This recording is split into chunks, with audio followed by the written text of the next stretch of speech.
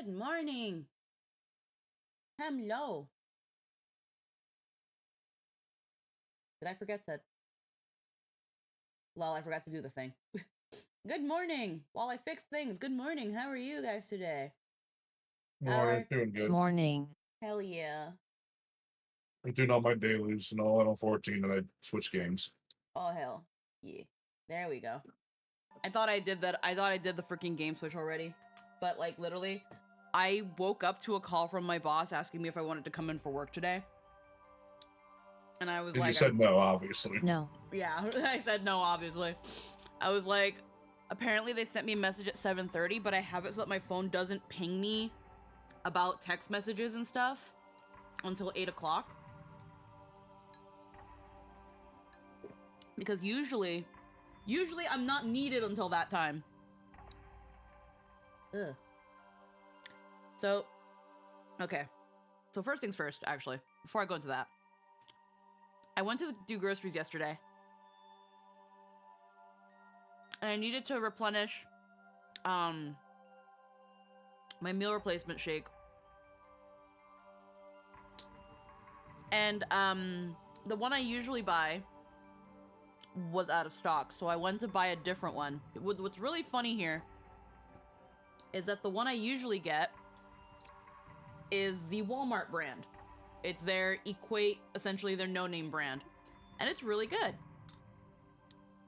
But they didn't have it. It was out of stock, and the chocolate one, I'm not really a fan of the chocolate flavor. So I bought... What brand is this one? I bought a brand called Boost from Nestle, I guess. I actually didn't even know Nestle made this shit. It's called Boost. And it has a horrendous fucking aftertaste. Like, it's disgusting, the aftertaste. Oh dear. So I'm just like, how is a brand name shit worse than what is supposed to be the knockoff? And costs $3 more. It's still drinkable, it's just when that aftertaste hits, I'm just like, ugh. Oh, I can explain that. Capitalism. Yep. Yeah, no, I know, which is more rhetorical, but I'm not going back to the other thing. Apparently they messaged me at 7:30 in the morning, but my phone doesn't ping me about anything until 8. If you need me before 8, you have to call me. Because if not, it's not gonna go. I'm not gonna hear anything. So I guess they called me at 10 o'clock being like, I figured out the thing I needed, but I still need break coverage. Do you think you'll be able to come in noon to 3? And I'm like, I'm really sorry, I can't. But thanks for waking me up. I felt so bad. I can imagine. I also woke up thinking it was Monday, which is also why I said no. Yeah, you would. You're you. I woke up thinking it was Monday, so I was like, I can't. It's Lynn's birthday. I can't go to work on her birthday. And then after I hung up, I was like, wait, what day is it? Like, not there. Not there at all. You're so pretty. Positively radiant. Where did the pills go? Did I already take the pill? I had some... No, I think I took them already. I had some pain reliever pills because I'm starting to get the first little inklings of cramps. And that tells me all I need to know. But, Oof. I guess I took them unknowingly and just immediately forgot. There have been little things today that have been happening that I can tell me. That also sounds like you. There are little things that are right now that I'm doing that I'm forgetting immediately. Like, I went to tidy up the kitchen a little bit, and I'm talking to Jester, and I'm about to put a fucking sauce. I'm about to put the saucepan in the oven when I'm supposed to put it in the cabinet, and I just couldn't say the word freaking...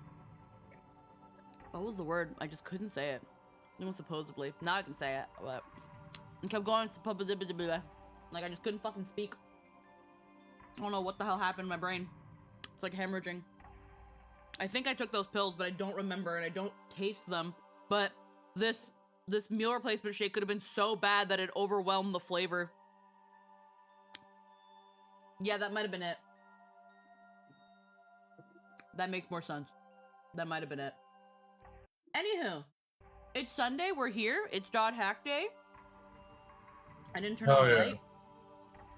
I don't want to turn on the light. I've got bedding in the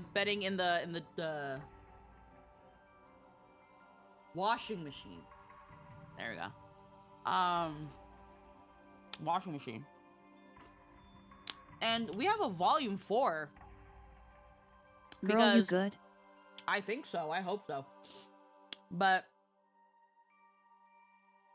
heckin' last week we finished the Sleeping okay? I thought so. I didn't go to sleep till like 3. But I was like, that's still about 7 to 8 hours. I should be fine. I think just being jostled awake was like being hard reset. Yeah, probably. I don't know what's going on. Let me turn on a light. Maybe it's like a bird where I think it's nighttime still. Yeah. Maybe I'm like a bird in that way that I'm like, wait, it's still Ada, hello. Hello. How are you doing, hun? Mwah. Listen, me too. Like, I am also a bird in that way. alrighty. So, like I was saying, we finished out the GU trilogy last week, but there's a 4th game. And as far as I'm aware, this 4th game came with the last Recode collection. What happens in it? I don't know. Does Haseo lose his shirt again? Yes, he does, from the looks of it. Yeah, now let's play some D Gray Man. Yeah. Looks like a really solid design. It looks like a really solid design, but he looks like fucking Alan Walker. Yep. We also married Best Girl Adelie. So we're taking that with us. We thought about doing the Forest of Pain. That would give us I'm doing good and made some ramen to eat. Hell yeah. We miss you, Ada. Mwah. Looks like Crown Clown went to Hot Topic. Ha. Like, I thought about doing the Forest of Pain, but I don't think it doesn't seem to get you anything but Tabby's address, and I don't give a fuck. There you go. Okay, convert volume to data. It's gotta be the And one we yes, completed. hello Ada, miss you. Did you watch Arcane Season 2? Honey, I didn't even watch Season 1. But that hasn't stopped people from messaging me about it. I had someone talk to me about it yesterday. It was like, have you seen anything of Arcane? And I'm like, no, I haven't seen anything about it. I haven't been too interested. And they're like, can I talk to you about it anyway? And I was like, sure. Yeah, you can talk at me, sure. What you should. Well, the thing is, and maybe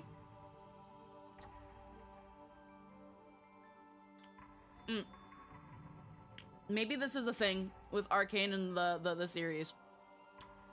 First off, and this is gonna sound really dumb, I already have a bit of a trauma response with League of Legends in general. I cannot play that game.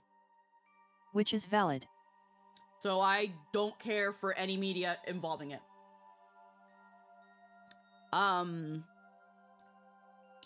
Like, I've tried playing League of Legends before. Early on, it wasn't that bad. But seeing how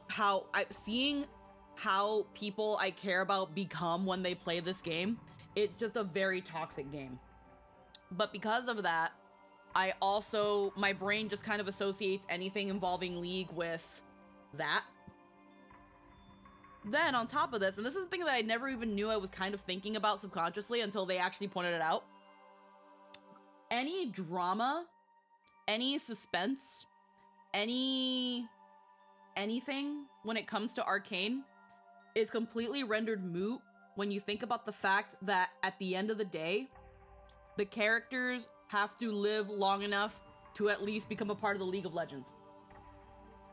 Yeah, also Arcane's canon now, so take that what you will. Not especially now that Arcane's canon. Any sense of urgency, drama, who lives and who dies, all of that is now rendered moot because they're in the game. So yes, but no. Yeah, I know it's a complicated thing because it's like, you know, it's a weird way to think about it. But when said person pointed it out to me, I was like, huh. It's just prequel rules. You know how it ends, but now how it gets there. Yeah. But because of that, I can also see why for some people they would lose the interest. Maybe one day I'll consider it. I've heard the animation's really good. I've heard they've done a lot with some of the characters, especially Jinx. Jinx, when she was introduced into League of Legends, being as deep as a puddle, as flat as cardboard, but she was crazy and everyone loved her and she was like the most popular character. They actually give her now they actually give her some writing and character for how she is. Turns out crippling guilt, which is I something recently I watched guess. it after being asked to for years. Didn't know part 2 was out, so guess people are going to be asking me about that one. Yeah. Yeah. The thing I like about Arcane is we get to see at least a few characters, like how did they get here, and I always enjoy that. Yeah. Seeing Warwick's origin is really cool to me because I like Warwick a lot. The new Warwick, the old one was kind of boring. New Warwick, I like that. The new lore. Old one was just asshole cursed by Soraka to be a werewolf because karma. Yeah. Because he was like a, but that's which is fine. It's just that was kind of boring. Again, this is to be fair. I haven't actually given it a watch, so I don't know if it's going to trigger anything. But my brain tells me it might, so I generally stay away. If I hear enough about it, I might consider it. Because even Jester has been like, do you think you'd want to watch Arcane? And my answer is usually, again, I don't really know. So. Yeah.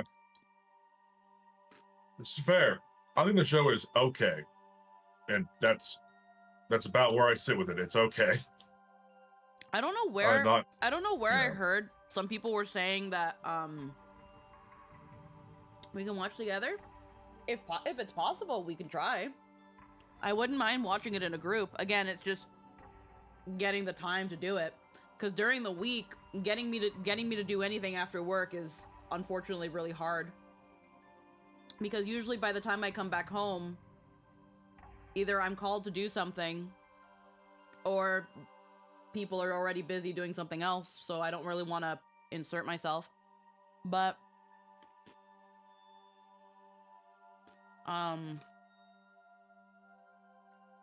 let's see what else.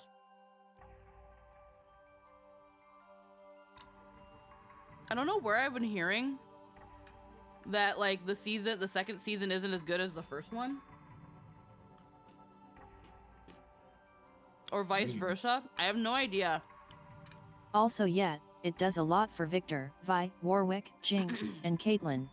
I don't think it's peak cinema that you have to see, but the animation is impressive and is solidly written. I'd give it an 8 or 8.5 out of 10. I would, 8, like high 8. Though I will say though, for me, I'd rather it focus on more than honestly Piltover and Zahn. I don't like Piltover and Zahn very much. They're really boring to me. It's kind of meh. It's cool, pretty, it's neat. I like it. It's just I'd rather see other places, like I don't know, like the Shadow Isles or Bilgewater or the fucking Bandle City with all the fucking Yordles. Just watch One Piece. You know. That too. Hope you feel comfortable enough to watch with me because the show artistically inspiring me.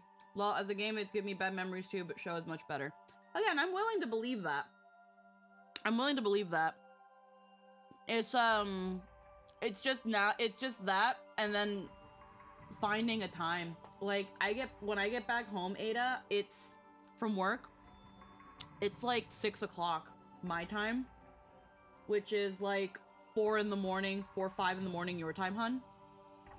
Probably even later, actually. Like right now it's 11:21. So that's I think it makes sense as the first place they went, just because Piltover and Zon has an automatic and easily established conflict while keeping the whole thing centralized to what is basically one location. yeah. Yeah, okay, that's fair. I was gonna interject with, well, if it's like conflict, then why not fucking Demacia and Noxus, or Ionia Noxus, and Noxus and Noxus? That's too big. That goes back even before the characters. Yeah, I know.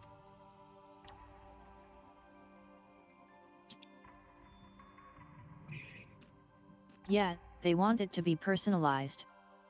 Mm-hmm. But yeah, that's when it comes to, I can see where what Arcane might be doing right by taking characters that, for all intents and purposes, should be more complex than how they're presented. But because of how League is, they're just not. And already, again, Jinx is a very, very popular character. She's gonna attract attention. Yeah. And then make it grungy, cyberpunk, steampunk looking. Yeah. That's already an aesthetic a lot of people are very down to fuck with. It was the right aesthetic at the right time. Yeah. Noxus and the boxes. Hey, Runaway, how we doing? Good morning, hun bun. The only other place I can think of that they could use, but would probably be way too broad, would be Ionia, because you can just make it an anime. Yeah. Or maybe the Freljord, but that's just anime but Viking. Yeah. Because the Freljord is just full of tribal conflict right now still. I feel like when it comes to animation styles, what would work for the Freljord wouldn't work for Ionia. Ionia, because it's so Asia-inspired. So I think Bilgewater and Ionia are the other two great locations. Well, everybody likes pirates. Oh yeah, but also it has Tom Kench, the best character. Yeah. I love Tom Kench. Just because they have conflict built in. Yeah. Like, you've got, if they take Ionia, they could easily make it an anime because of the inspired setting. If they're going to do the Freljord, I would say they'd have to go with more Justice League style animation. I wouldn't make it an anime. Yeah. Just because I think with the style of the characters that are mostly Freljord based, I feel like that's Western. That's more Western animation territory. Listen, Arcane is okay and all because it's a whole series based on something already established. Otherwise, without any context, it would barely get any traction. As a former player, yeah, fuck that, no. I think Next Arc probably had another place. I personally want to see Soraka. She's my favorite. Soraka was my favorite champion. I remember when I first started playing, I wanted to play Sona. But the people I was playing with, they were like, Sona takes a little bit of time to learn. So start with Soraka so that you can learn the support role. But if you're doing Bilgewater, because they want to ground it in personal stakes with big impacts, they'd need to make the central focus between Gangplank and Sarah Fortune. Yeah. Or they could have Graves and Twisted and Tobias Fate being absolutely not actually boyfriends, but definitely boyfriends on Funny Adventures. That's what they told me, Runaway. They told me it would take time to learn Sona. And to learn Soraka instead. Because Soraka, at the time, her starfall was just a button that you pressed, and it just rained the stars, and then like a couple weeks later, they reworked Soraka, and you actually had to aim her starfall, and I was like, well, now what? And they were like, well, Also, they're very dumb. And now they're like, well, they're like, I got full mastery on Soraka Sana by is doing the easiest starter support. Yeah, I know. I was told Soraka was. She was at the time. Yeah, she was at the time, and then they reworked her. Yeah, and then Sona became easy. All right, release But Soraka. So listen. In all fairness, in all fairness, with League of Legends, my history, unironically, full attack damage Sona for just doing infinite damage with banana to basic attack was the funniest shit in the world, and I bring that back. Soraka. And yes. I remember seeing the video of like full attack Soraka. It's so good. I at first I was like, I don't want to play. You do on hit Sana, and it's hilarious. And on hit Sona's even funnier. Yeah, at first I was like, I don't want to play Soraka though, and they're like, but you have to learn support, and she's like the easiest support to learn, and I was like, okay. And I don't know, she just super fucking grew on me. Well, that's what they told me. Okay, I didn't know. And well, that's because everyone at the time was wrong. And then then she grew on me, and then she ended up having the best Star Guardian skin and the best skins in general. Yeah. So I love her. She's my favorite now. Sana is literally all auras in one huge skill shot. Yep. It's very funny. Yeah. Baby's first support. When I was learning support, I was playing with Tarek, and then they reworked Tarek, and I loved it even more. You have to learn then support. I learned was the first sign of something bad. Yeah. Then Bard came out, and I fell in love with Bard because he's just so fun and jingly. But then Tahm Kench happened, and that was my main for like 4 years of me playing League of Legends. Yeah, I like Maho. I just always could play Tahm Kench. Also, what do you think of the? No, I'm just reading the chat. What do you think of the Maho Shoujo line? I love the Star Guardian skins. I think they're fucking precious and adorable, and are probably my favorite line of skins. Same. Followed by the Spirit Blossom skins. I really, really love the Spirit Blossom skins. Although my favorite Spirit Blossom... Actually, that's fair. My favorite Spirit Blossom skins are the men. No, that's why I like the Spirit Blossom skins, because it took men that were not sexy and made them sexy, and then took sexy men and made them sexier. Like, Spirit Guardian Thresh is illegal. That was a personal attack towards me. Yes, it was. Feel bad about it. That was a personal attack towards me, because what do you mean that's Thresh? Yeah. What do you mean I want to be thrashed by Thresh? Oh yeah, Thresh is one of my other ones too. I didn't like Thresh as much though. I would kill for an anime of that. I like Spirit Blossom a bit more than Star Guardian in terms of skins, but only a bit. Yeah. That said, I think the Star Guardian storyline is one of the best things League has ever done. I'm surprised they haven't done anything with Star Guardians yet, in terms of like, because they've already done anime POVs, and like, they already seem to have a thing going on. It's just they haven't done anything with it yet. I think there was also like a visual novel kind of game sort of thing, but I did not care. Because after a while, I think around the time the second batch of Star Guardian skins came out, the Star Guardian story is everything you wanted Sailor Moon to be and more. Like, when the Soraka skin came out, that was when I got it and then stopped playing the game. Because I just wanted Star Guardian Soraka. I think for a while I even had a Star Guardian Soraka keychain that, like, I had it for a while. I got it at a con, a long time. I had it at a con. I think it was when I think it was after I moved here. The Poppy human version and Lulu version was weird. It was different. Like, holy whoa, I actually care about the stupid birds. How dare. This crime will never be forgiven. I love Zaya and Rakan. They're so fucking cute. I love them. They are so adorable, man. They're unique, and they have paired animations. That's so extra that they didn't have to do, but it's so good for characterization. Yeah. They're so cute. It's God. Like, also way better marriage than Lucian and fucking Senna. Fuck that. They're way more cringe. My favorite characters ended up being Soraka. I like Sona, but she kind of went down there once others started going up. I like Soraka. I like Kindred. I like Zaya and Rakan, but I just kind of like their story. I've never actually played them.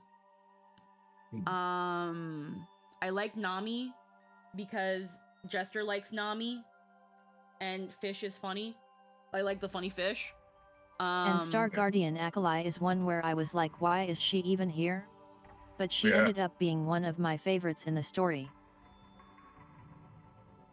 I don't remember who Akali is. Is she the one with It's the the six ninja. blades? Oh, no, that one. She's the green ninja girl. Yeah, the green one. Yeah, I remember now. It takes me a bit to remember some of the ones because I don't know them all. There's a lot. There's a lot that I don't know now. She's so cool in the story. Star Guardian Urgot when? And wholesome. Didn't we get fucking Pajama Guardian Urgot? Yes, we did. Yeah, we got Pajama Guardian Urgot, so it's fine. We that's got all. it, technically. That's all you're gonna get. Yeah.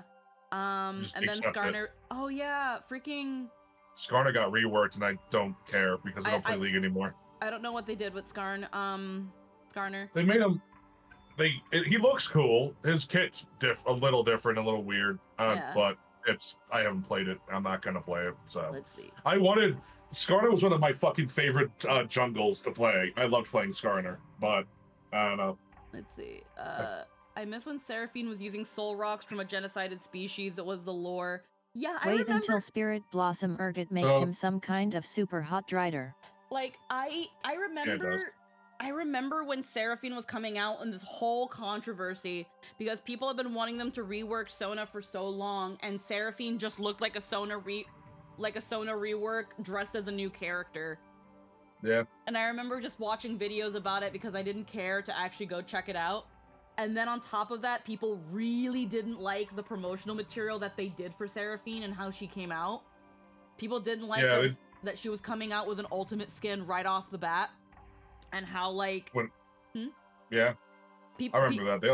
They also had a whole fucking Twitter account for her, that ultimate skin. They had a Twitter account, an Instagram account, and a Spotify. Which it's fine. Not a Spotify, a SoundCloud. I don't find that bad. That's fine. That's a fine idea for promotion. But it's for one character who just came out when there's a fucking list of musicians that should be part of this too. Like, it's just for Seraphine. And honestly, her kit wasn't even that good. Well, the thing is, though, the problem that was with Seraphine is that they released this champion and none of her promotional material has anything to do with her.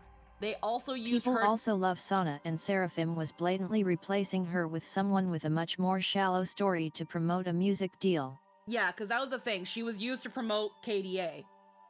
The imposter syndrome and depression struggle tweets of that account. That was something that people really didn't like. That, this was an advertising thing, a whole marketing thing. And you have someone tweeting about how they feel imposter syndrome, how they feel depression, this whole struggle of a young indie artist suddenly being noticed and breaking into the actual music industry. And going through all of that. Dark Star is part of Star Guardian. You get both. The Star Guardian line is cool, but as an as an edgelord, the Dark Star line is fucking sick. Sona is more akin of a classic musician, while Seraphine is an idol, so yeah, that's why. Yeah. Yeah. So listen, in defense of Dark Star, Eldritch Nightmare from in between of the stars is fucking awesome. I love the Dark Star skins. They look great for the monsters. When it's the people, I can take or leave it. Shaco getting a Dark Star skin, did not see that coming. I'll give him that. They got me with that one. No defense needed. They're amazing. Like, another thing that people didn't really like about Seraphine is the fact that she was from Piltover and Jean, looking the way she did. She really didn't fit Piltover's Star Guardian world is so cool, and I hate how good it is. Yeah. But yeah, so... Yeah, I would actually have enjoyed it more if she had a Zon skin to start off, because that would have been more interesting, like the punk rocker instead of the real world influencer breakout artist. Yeah. Whatever that was supposed to be. But yeah, no, Seraphine, I think in Legends of Runeterra, Seraphine has more lore. Oh yeah, no, I'm sure she does. But you know, we're talking about when they were doing it, starting it. Yeah, but the thing is though, the way she was handled while it still ended up working, it also got so much negative feedback that I think it's also why Riot hasn't done anything since. Oh yes, she has more lore. Her lore just wasn't part of her character almost at all. Yeah. Nope. It didn't matter. They made something marketable before they made the character. Yeah. That's what it really boils down to for me. My perception is they did marketing material before they put the person in the marketing material. And then I think something that some critics had pointed out, and at this point I wasn't too surprised, but I think it would have been cool if they did do it, was Seraphine's social media story was again about a young, plucky little indie artist getting discovered and again joining the big music industry with the big super pop stars.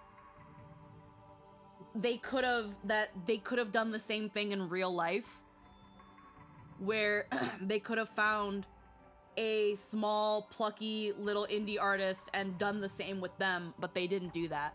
For Seraphine's singing voice, they in like the KDA song, they found some random Chinese superstar to do it.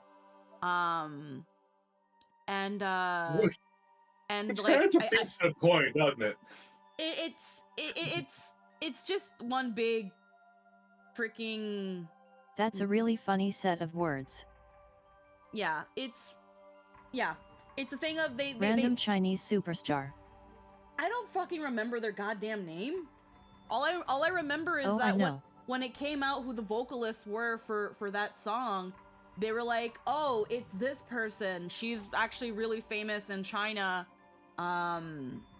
as like a singer and like other stuff, because like and celebrities in Asia, they just do like 50,000 things.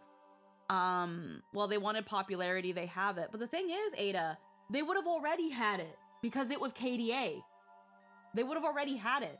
So there was, aside from we just don't wanna, or they didn't find anybody good enough to fit, they could have found an indie talent and then just put them to the top. Honkai Star Rail did that. And that's owned by Tencent, right? I don't fucking know, but I know that Hoyoverse did that. Robin's singing voice was just a small little indie singer. That really? Like, yeah, I can't remember her name. It's so good. I can't remember her name at the top of my head, but she was just a YouTube singer that did like original music and covers. And then I guess she was either discovered or the people at Hoyoverse were already fans of hers. I don't know. I've never heard the story of how she was discovered, but she was just like, I think now her YouTube has several like 100,000 subscribers, but she was considerably small. That's awesome. So it's like not like a big company can't do that. Mm-hmm. So, but yeah. They didn't. It's whatever it is. And then when Seraphine was released and all was said and done, and Riot made their big piles of money, they made one last post. But Hoyo does a lot of community outreach to find indie people making small waves that they could give a larger platform, which is both cool and also an incredibly smart business strategy, given indie actors are way cheaper. Yeah.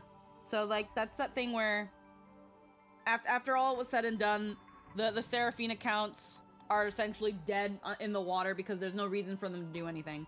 The last thing the Seraphine account Twitter posted was, I'm gonna go out into the world and look for things to be inspired so that I have things to sing about. And it was like, yeah, I'm out. That was the tweet. I'm out. And there were still people being like, we'll wait for you to come back, queen, and shit like that. People got hella parasocial with the account.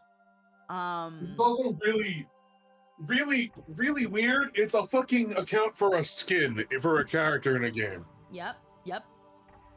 Literally, like her base character, it was a skin, not like the actual thing, which is just, huh? Yep. That's what it was. But yeah, League of Legends sure is a game. You can play. For as many stories that it has within itself that are very interesting, the game itself is garbage. I don't like when it turns the people I care about when they play it. I don't really like the experiences I've had playing the game, nor the experience of just being in the call while other people are playing it. Yeah. And as a result, I just don't want anything to do with it. There are times where I wish I could get over that, but usually I'm so disconnected from it now that I just look at the pretty art and I'm like, that's cool, and then I just move on. Yeah. My favorite skins are definitely Star Guardian Soraka. Their AU stories are the best ones, which is sad because they aren't going to do anything with them, but yeah, don't play it. Yeah, I like Star Guardian Soraka. I like Spirit Blossom Kindred. I like River Nami. I like Star Guardian Rakan and Zaya. Like I love the Star Guardian skin. Star Guardian Soraka and Spirit Blossom Kindred are so pretty and soft. Yeah, so I reached Love Diamond. them both so much. I reached Diamond when that division mattered. Now I realize how fucking bad I felt back then. I've said it before that Jester's a very, very patient and is a guy that rarely lets a lot of things get to him. And League of Legends was where I would see this man be like legitimately angry and frustrated. And like he, along with another old friend of mine, kind of like the reason Jester hates League of Legends despite how much he had played it was because it's a game where you can do absolutely everything right, but it takes one butt-fuck idiot to ruin the whole game for you. Because you could be doing everything right, but if you lose the game, you get demoted with the other assholes that didn't know what they were doing. If you've got a dumb fuck team, you can't just leave that game and save your ranking. Your ranked is such a garbage. Ranked is such a garbage fire where I keep getting demoted over shit that's not my fault, and I hate it. Yep. I think I saw Jester reach Diamond like twice, a couple times, because he would rank up very, very well, and then he would just have bad game after bad game after bad game, and he would get so irritated that I would ask him, like, I was just like, you don't have to do it, but can you just... Yeah, I once upon a time played at a diamond level, but I didn't even like the game, wasn't having fun, and was spending a ridiculous amount of time being miserable just to get a badge I'd have to earn again later. Yeah. I stopped caring as soon as I realized that experience was the entire point. Yeah, that was that thing where I would tell Jester, I was like, you don't sound like you're having fun with this game. A game is supposed to be fun. You're supposed to look forward to playing it. And I've been listening to you play for the last hour, and you just sound more and more miserable as you do it. Why don't you just stop playing? And the only thing that got him to stop playing League was team fight tactics. Which, funnily enough, I would also see him get a little bit irritated with. So when I would tell him, this is just like when you would play League, he was like, actually, it's not as bad this time because XYZ. But he eventually stopped playing that too. It's also not all online games. League is uniquely terrible in this regard. Yeah. Yep. The thing is, I don't understand and how I to play, can write but a dissertation on why. I know that Dota 2, I don't know how to play it, but I know it's better than League. I played a little bit. I'm not good at it. I've heard Smite is better than League too. Yeah, Smite actually, when I was playing, it was way long ago. Smite was also very fun, but the MOBA that got me to just take a step back and be like, I don't give a fuck anymore, is Heroes of the Storm. Hi, Runaway. Heroes of the Storm, which is a Blizzard game. I got to play Deathwing, so I'm happy. But that's not the point. It was more in Heroes, you can do everything right, and someone can't really fuck it up for you because everyone levels at the exact same time. So there's no way to outscale unless your entire team is actively not playing the game. It's also objective based. It doesn't matter how many kills you get. If the objective is not focused, you will lose because the other team will do the objective. So I think they did that better. Also, map rotation. You need more. Please, let's put more maps in your fucking games. Holy shit. Jesus Christ. Dress to Impress I is missed- more fun than fucking. I keep I hearing miss about fucking Twisted Heroes Tree of the Line. Storm is great in terms of stress reduction. It's Yeah. still a MOBA, so it's still super stressful, but making you stressed out and obsessive isn't the core design philosophy. No, it's way more about just have fucking fun. There's no itemization that you have to memorize and change with meta. There's talents you can pick, builds you can make. Just go do the thing. Just have fun. It's more fun. I don't know. I don't play it enough anymore. It's a Blizzard game because that's kind of why I don't do it. But it was good. It was fun. And that it's sad that it took Blizzard to get me to be like, man, I'm so much better. Okay, Google, tell me of this thing. What? Dress to Impress is a Roblox game where Oh, it's exactly what it I sounds like. imme- You have yeah. No, I've immediately lost all interest. It's Roblox. Sorry. Look it up. Hard no. Yeah, it's literally just a Roblox game that's become a big thing where you have a certain amount of time to scrounge up an outfit and essentially win first place. And I saw a game theory. When I was doing groceries, I was watching some game theories about it. Apparently, there was like a Halloween update, and there's a whole ass fucking lore that involves that involves like Agamemnon and the gods and fucking the immortality and human sacrifice. I hear Roblox has a lot of lore, but also I don't care. Huh? Tweaks? Actually, Well, Ada, it was actually really interesting because I didn't expect something like that. First off, Halloween update, you can I'm kind of vain usually as hell, and you need to let me be pretty or piss off. like when it comes to like Halloween updates, that's usually when people like to go balls the walls with thing, and that's fine. But the game being what it is, I heard it's also crazy competitive. Like people get really competitive and Dress to Impress, and it's really funny. Okay. Listen, my motor plays Roblox. And she has told me the stories behind it because she's like, oh, I'm going to bond with my students and this little thing, Dress to Impress. And I've heard her say things I don't think like a person of her age should say. And then one day she explained to me exactly that thing that you're saying right now. Those were words you just said. Yeah, those were truly the words of all time. No, it's not everybody just exaggerating except kids. Yeah, it's no, it's the funny. kids exaggerating. No, Roblox is not funny. It's a fucking abomination. Meanwhile, I'm here like, hey, but Honkai though. No. Oh no. man, I don't know how. TLDR, don't play League. I just don't like gotchas. I rather just get the thing I want to get without having to just slot machine it. That's just me. I don't like those kind of things. That's the thing. One thing. Actually, no. Let Runaway speak first while I try to drink this thing that's disgusting. One thing is that like everybody needs like something that they can like do while the other things are refreshing or while you're taking a break of something. That's usually the reason why I heard people play League so much, because it's always there. Yeah. Like, for example, for people who play gachas, they have to wait for their stamina to come back. For people who go out and play other games, like, more complete games that are not online or live service ones, they play even an inhuman amount of hours, and eventually that goes out. But it's a game that is constantly updating. That's why, like, stuff like Roblox, Minecraft, League, if even like stuff like Apex or stuff like that still stays is so relevant.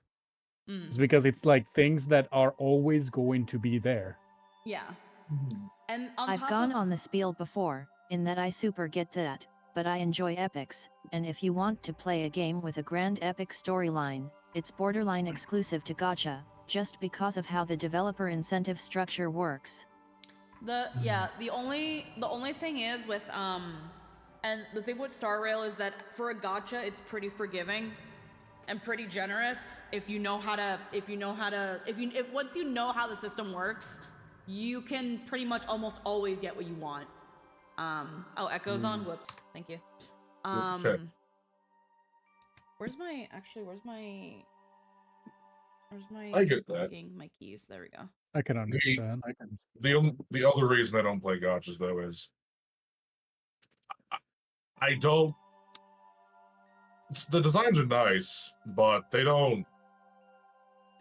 I like I would play more like the Blaze Blue one because I like their character. Like they have more. I don't like playing twinks. That's it. I just don't like playing twinks.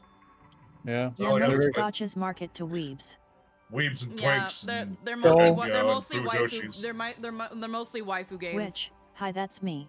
Yeah, which is fair. It's to each their own. I would play Zenless more because big monsters, big people in that. It's mostly titty girls. It is mostly titty more girls the though, titty but also girl, bear yeah. with a fucking chunk of metal that swing around. The Big bear's funny not bear. playable. Fuck. There's no point for me even thinking about The playing bear's it. not playable. Why the fuck not? It's big 0 funny out of bear. 10. The bear is playable. Yeah, Is the Ben bear Big. playable? Ben Big. Yeah, Oh, okay. it and he actually has an animation with the boss, which is the little like orange hair punk shorty. I never hear people Coletta. talk about this fucking bear. Because nobody uses him in the sense of like, oh, he's Yeah, not you can that get strong Ben bigger. because No idea because if he- he's good.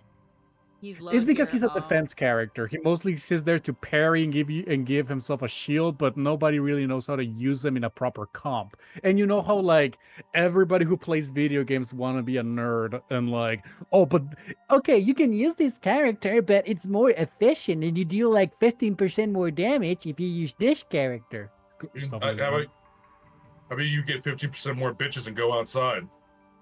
You know, 50% more pitches sounds a little bit like, hey, I got somebody's leg. Does that count?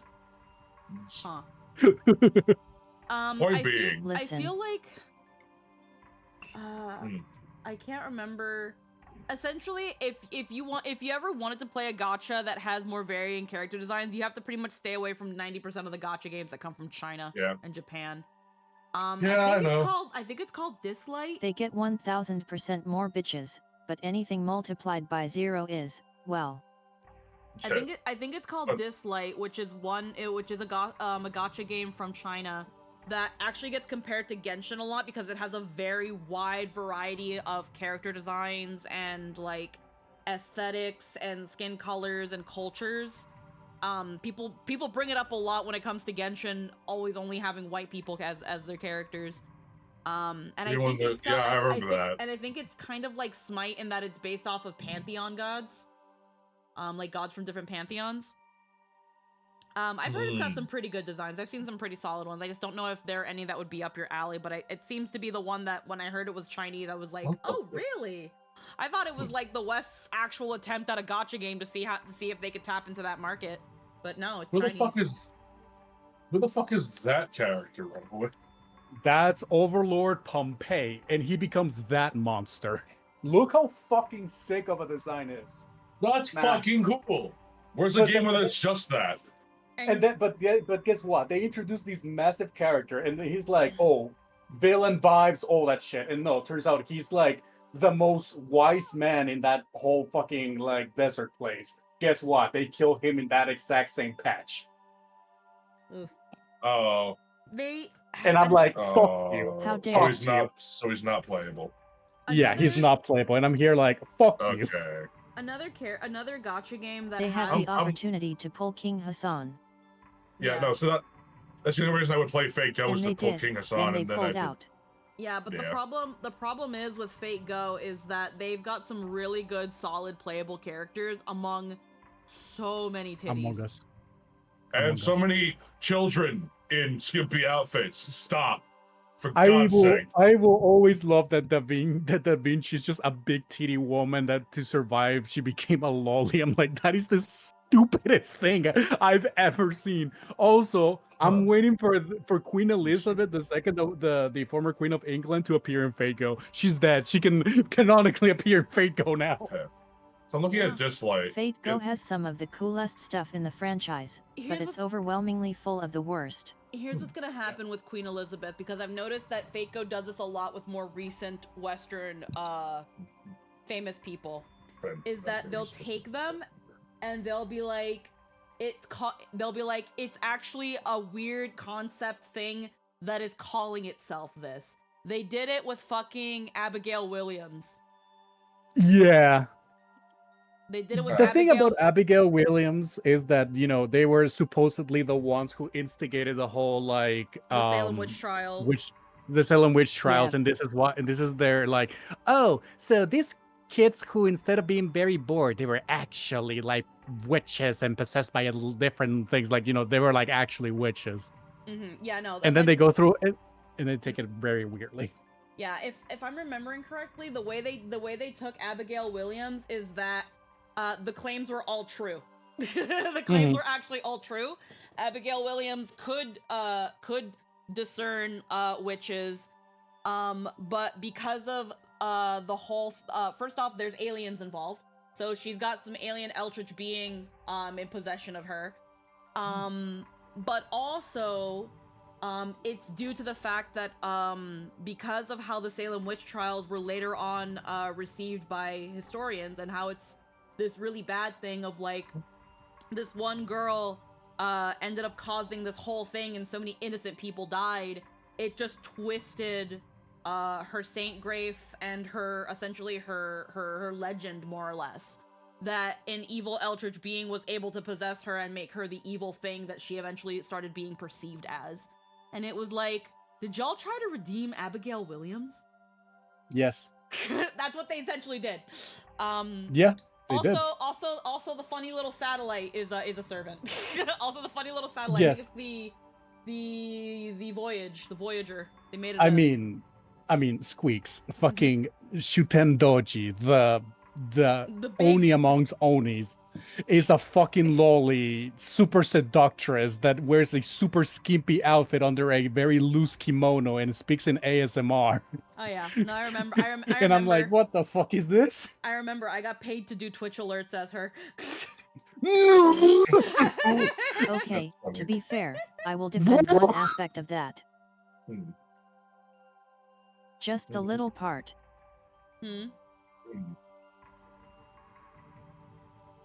Can you go back to talking means about little drunkard. Yeah. Okay. I do remember that it was that. That's why they went with that. But yeah, Onis have Onis have funny names like that. There's shit in I looked into Dislight. I can dig with some of these designs, and I get some of these are more. Some I didn't expect to be the thing they're supposed to be. So I expect them to be small, but being a lowly seductress is still inexcusable. Yeah. Yes. Yeah, the lolly seductress. Stop doing that with lolly characters, you fucking degenerates. Like. Yeah, it's because, you know, in Asia they do not have that much of, like, you know, if it's media, if it's fiction, you can go ahead and do whatever the fuck you want. Even if people there, it's not like everybody there is like, oh, it's part of our culture. We say no. Even there, people like. Yeah, even you know, there, shun them and all that. Yeah, even there are some people that don't really like that shit and will speak out against it. But the usual conversation ender is, it's fiction, and that's usually how they defend it. We can discern fact over fiction, unlike the West, because the West makes more hoopla about it. Who has one of my favorite designs in anime, but it's not Tomo, and the lore is gross and extremely insulting. Yeah, no, there are some characters in there where I'm just like, why did you gotta do me dirty like this? Like, I was really sad with what they did with Artemis. When I first saw her, I still think they did Elizabeth Bathory dirty, even if they made a Carmilla to kind of offset that. Elizabeth Bathory is still stupid. They made Paris a literal Paris from the Trojan War a literal scapegoat. They made him a Shota, like a sheep themed Shota, and the idea was that like because everybody was like, Paris is the reason the Trojan War happened, it's all his fault, and it tries to absolve him of that and makes him the great sheep, the great scapegoat, which is why he's a sheep. But it wasn't Paris's fault. Yeah, it was because Paris gave the apple to Aphrodite. It's because the three of them made some random dude choose. Yeah. It was me, Barry. It was Aphrodite's fault. If I'm remembering correctly, what it was saying was that like what Paris should have done was not give it to anybody and choose not to give it to anybody, but because he was forced to make a choice, the Trojan War happened, and that history just kept that history ended up just blaming him for everything. Yeah, we know it was truly the hubris of the gods, but he was the one that chose a goddess, causing everything to happen, because Aphrodite promised him the most beautiful lady, even though it was already married. It was the fucking wife of the most temperamental king of Sparta to ever exist. Yeah, the point is that it absolves Paris of the Trojan War by also saying that he shouldn't have chose anybody, but because after at the end of everything, he's blamed for it, he's considered the great scapegoat. It's pretty much saying the Trojan War wasn't his fault. Okay. That's the point of the sermon. Okay, I'm getting it now, and you know what? I think that's funny now. I get it. I think they have Vincent van Gogh, but he's a little boy. Yeah, Vincent van Gogh is a little boy. I don't know. He's a little boy with sunflowers because of his painting with the sunflowers. Vincent. Paul Bunyan is a lolly with a little dumb bowl. I've seen that. I like the little blue bait. I like the blue, the little thing. I don't know why it's a little girl. Okay, Van Gogh's art. Okay, so his second form's actually Starry Night, and that's actually not. If it wasn't just a Shota, like these would probably be fucking awesome. These are okay. Yeah. Thomas Edison is just an American Lion Man. Yeah. I'm sorry. Thomas Edison. Look up Thomas Edison. Yeah. Thomas Edison. I love how we were supposed to be playing Dot Hack, but we're just talking about gotchas now. I'm down for this. What the fuck is this? Look up Nikola Tesla now. and with the pretext that they hate each other. Yeah. Listen, Skull, you're asking about fake designs. Oh my god. Sometimes Nikola Tesla has the better drip. I'm not gonna lie. Yeah, I know. With Thomas Edison, he's actually the butt of a lot of jokes. Good, because he's a fucking asshole. Yeah, and that's why they made Nikola Tesla a fucking Chad. I love Oni. Y'all know I love Oni. Making Tomo specifically an Oni undermines everything she ever accomplished in regards to earning respect for women, but literally making her superhuman.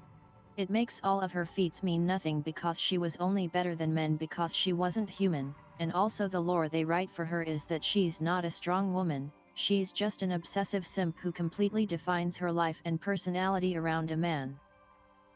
Yeah, they do some characters fucking dirty. I'm trying to find another one that they did dirty that I was like, but her design is incredible. I'm so mad. They did do Princess Anastasia. She's a servant now, but there's not much to her. I could be wrong in this one, but I think they ended up mixing. I think Rasputin is in it too, or they mixed her up with Rasputin to make it complicated. What the fuck's this shadow demon thing going on here? Then there's the Count of Monte Cristo, which I'm really sad about that one. I really don't like the design. I don't like the Danganronpa artist. Wait, that's Rasputin? I thought he was like a human that was part of the church. Yeah, I don't know what they did with Rasputin. He looks like the guy. I don't know. I just typed in fake Rasputin. Yeah, it's Kire. Oh. Yeah, no, because they do this sometimes too with fucking servants, where I don't know what the reasoning is, but essentially it comes down to they only have so much pseudo servant. Yeah, they're a pseudo servant, so they'll put them inside a pre-existing character. They did that with Ishtar and Eshkigal for Rin Tosaka. They did that with Parvati and Kama with Sakura. Angria Manju inside Shiro. They also did Muramasa inside Shiro, which I was really sad about too, but I understood why they did it. They put somebody else inside the other blonde bitch from Fate. They put I think she's just pronounced Shitonai. They put something like that in Eliasville. Yeah, no, they have pseudo servants, and in the case of Rasputin, they put him inside Kire Kotomine. Which is what I'm getting from this is a choice. Yeah. So to wrap up this diatribe we've been going on for an hour, just to capstone this, I think King Hassan has the best art. We're moving on. That's what He he is, thought. he is definitely a huge outlier. There's actually a couple. I can't remember what they're called. They're from. I think they're from the early Lost Belt stuff. But they're a series of servants where they're just called assassin of this, assassin of that. Not the red and blue, not the red and black ones. Of the Apocrypha. No, not the apocryphal one. They appeared in Lost Belt. I have to freaking. I'm actually Pretender. Yeah, that's another class. Foreigner, Alter Ego, Shielder. Hold on, I think I'm looking for. There are a series of them. Sometimes I just go into the Fate Go wiki and I just look at the servants. They have some incredible monster designs, and then everything to do with the Camelot arc is great. Lu Bu's horse is its own servant. Yeah, I know about Redmane. That's Redmane. It's so cool. Redmane, yeah. It's so cool. Redmane is badass, and it's a centaur thing. Ada. Hi, Ada. Mwah. Andromeda is its own servant. Europa, Odysseus. Listen, the only servant I care for in Fate Go is Katsushika Hokusai, and that's it. I don't know who that is. Anyway. Ivan the Terrible. Ivan the Terrible is a servant, and he looks pretty cool. Ooh, here you go. I posted it in like the chat or whatever. This is Hokusai. Kukulane Berserker actually looks also pretty cool. Oh, Ivan looks so cool. Wait, that's sick. He's a Dark Souls boss. Hello. Motherfucker looks like he just picked up Soul Edge. Never said Ada was here. She just, they just got in here. Yeah, I didn't really hear you because I have trouble with my microphone. And, yeah. Hello. I thought you couldn't get into Discord call. I thought you were gone forever. Ada doesn't care that I was excited to see her. I know how it is. It's all about Squeaky. Hey, I didn't hear anything. I just got problem with my thing. The accent came out. Oh, here's another one, Anthony. Look up Minamoto no Tame Tomo. I thought you were gonna say Minamoto Musashi, and you were going to be. Alright, what's this thing? Ooh! His shoulder pads are huge! He's a fucking mecha samurai! Let's go! Hold on! Squeaks, that's sick as shit! Squeaks, I thought you were going to say Minamoto Musashi and you were going to piss him off. No. Wait, what did they do to Musashi? I can't remember what they did with Musashi. Wait. It's just a fucking another saber. Oh yeah, that one. Yeah, the fucking saber faces. The saber faces are so disappointing. At least they got two swords. They got that right. I'd hope they would. What are you guys talking about? We're talking about Fate Go designs. Fate Go has a lot of really good designs, but it also balances itself out by having a lot of Are missiles. the swords the same length? Fate Go? Fate Granddaughter. Let me take a look. Are they the same length? They might be. It's hard to see. Hold on. They seem to be the same length, yeah. Well, what are you gonna do? Almost had it. Almost. So close yet so far. Yeah, Lynn, if you want to see a good rendition of Tomoe Gozen, I recommend Najo Taizan, because goddamn, I love that fucking design so much. One thing I didn't understand is why is Blackbeard like a shitty servant? Otaku. Because actual Blackbeard is like an actual Giga Chad. Edward Teach, right? Wow. Yeah, Edward Teach. Yeah, I don't know why they actually made him a pedophile. He's a huge pedophile. No. Wait, that's Bluebeard, who was an actual real-life pedophile in reality. I know, but Bluebeard was already Gilles de Rais, and they did make him. They just made him an avid child murderer who calls it art. Who went crazy after the death of Joan of Arc. But Edward Teach, they just decided to make him a pedophile for some reason. I don't know why. Yeah, because he's an otaku. He's a straight out otaku. Like those is like.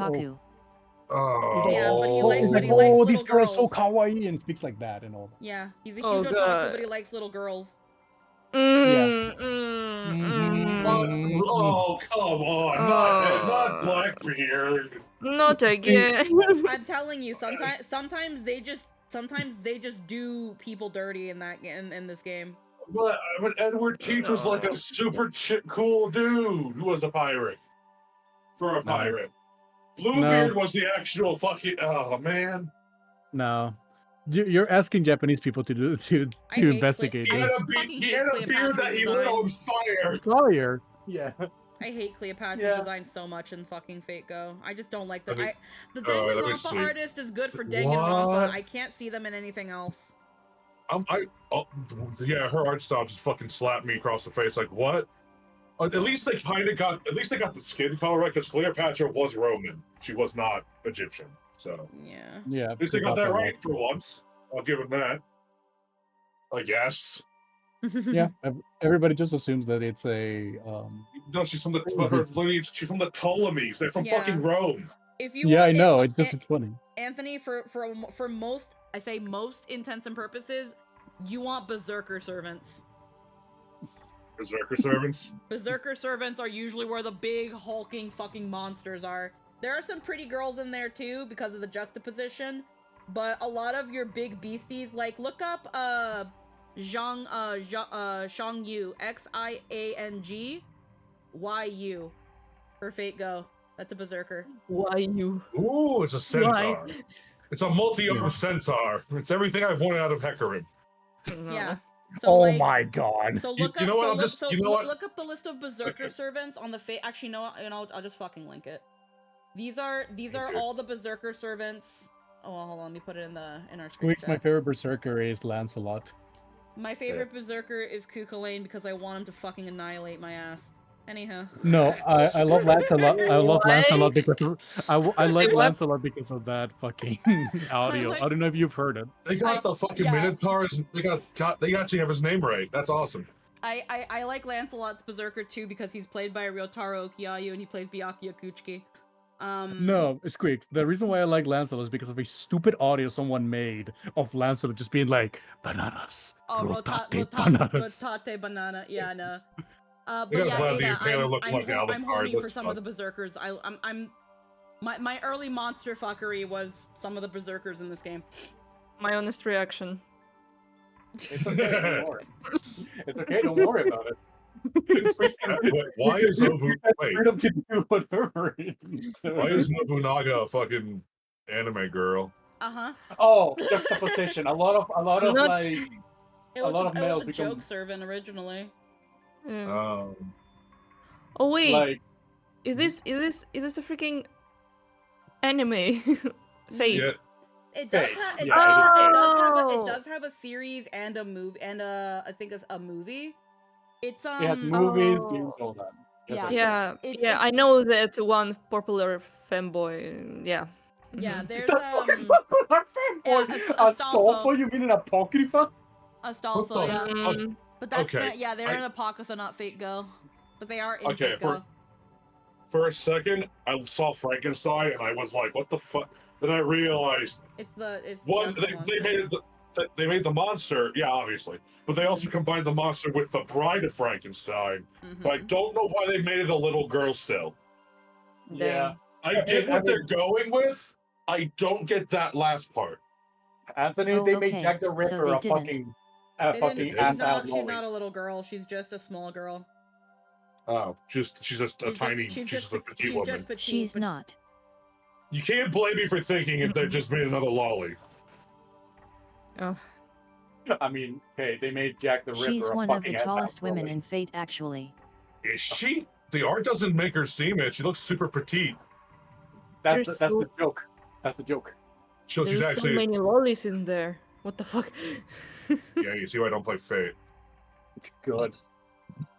I didn't know there was a game, but now I don't really want to. They used to be. No, the games. games are like visual novels, right? And then they got this gotcha game, and then they made animes and movies. It's a turn-based gotcha game with visual novel storytelling elements. So there is there is a lot of like character from different cultures, and they basically anime boys and girls and stuff. Yeah. Yeah. Some of them I'm they going they to turn investigate. into Oh, some of them they turn into monsters and stuff. Like Mhm. depending on their lore and what class they put Whoa, them in. whoa, whoa! Wait, God damn it, there Emerald. is a freaking Dobrynya Nikitic. Yeah, What the fuck? Yeah, there's just look up Russian Fate Ghost servants and you'll find a decent list of them. I think one of the most recent ones was Anastasia. Oh no. Dobrynya Yep. Nikitic is just a girl in a bikini. No. Yes, That yes, might be yes. a summer. Welcome to that might be Fate. that might be a summer Welcome skin. to Fate. Yeah, that might be a Welcome to summer Fate. themed skin. And here's the thing too. Here's another thing. When it comes to the initial picture of them, because as you evolve the servant, their picture changes. They have at least 3 phases, and usually the 3rd phase is usually either the coolest or the more fan But yeah, servicey Fran one. is around 5'8", which is Fate is very tall. Yeah, They Same are height as all Medusa. awful. I would definitely recommend. Oh wow. I would definitely recommend looking into their wiki pages and seeing how their character design evolves as you use them. Because there are some that start off like, are you fucking kidding me? And then end up looking pretty okay. No, Yeah. it's just but- all over just All just bikini. another Don't- bikini. Okay. Don't Yeah. do not, Get do not- do Anthony not some go. actual art of Fran. God fucking. Emerald got me with that. I looked at the second stages, and the big armor monster is actually just a big titty elf girl. Oh, of course it was. Yes. You know, Yes. it would be fun if it was at least a muscular woman, but no, it's not even that. It's Yeah. nothing. Yeah. Again, I Fako. hate it. Fako is at the end of the day another gotcha game. It's gonna mostly have pretty girls. What the It'll fuck? essentially have some pretty cool character designs going for it. But if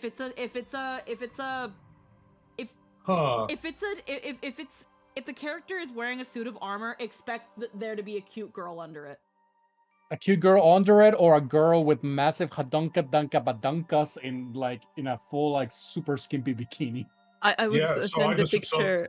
so they just Sorry. recommended me bar guess. So yeah, you're right. Nisha I just, is based on his artist Final Fantasy character. I'm sorry, I interrupted you. Go first. Oh, no, I just want to say, like, there is a picture I'm going to send the Dobrynya Nikitic from the game, and Dobrynya Nikitic portrayed Unless by it's King the Hassan, animation in which case from the Russia. armor never comes off. Like, They are the armor. There is no man, only Hassan. Yeah. Wow. Like, Jesus Christ. like yeah, Listen. it's a big man. Yeah. Listen.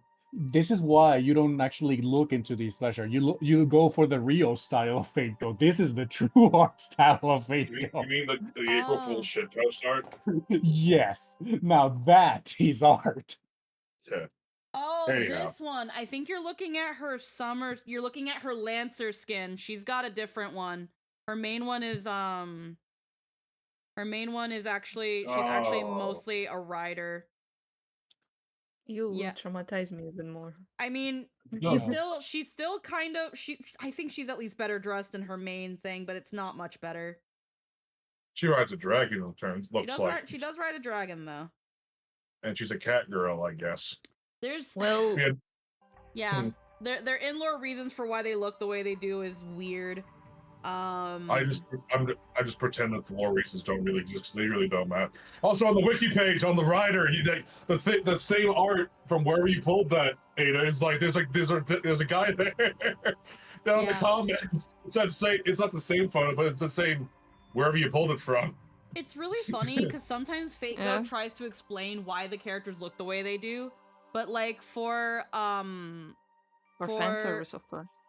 For Yeah. Dobrynya, there actually is a paragraph here. According to the stories in which the character appears, Nikishi is a man, which this Nikishi confirms. However, in this manifestation, she appears decidedly female.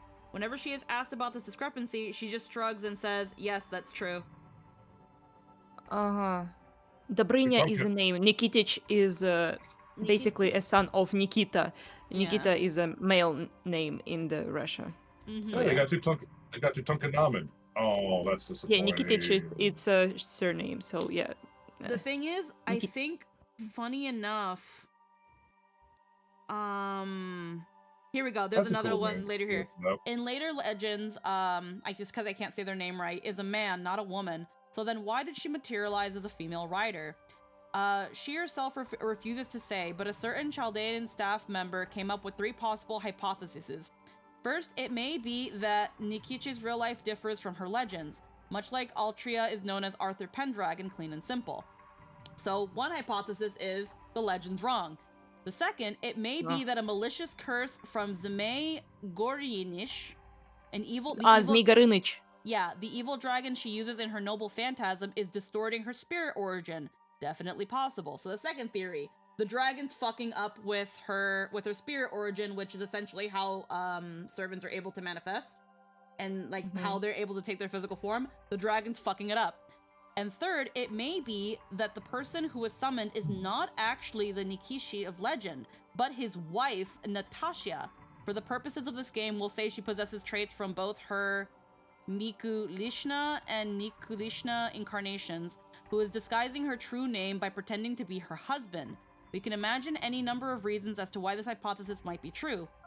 For example, Natasha might have worried that her young and courteous husband would be hugely popular with other women were he to materialize.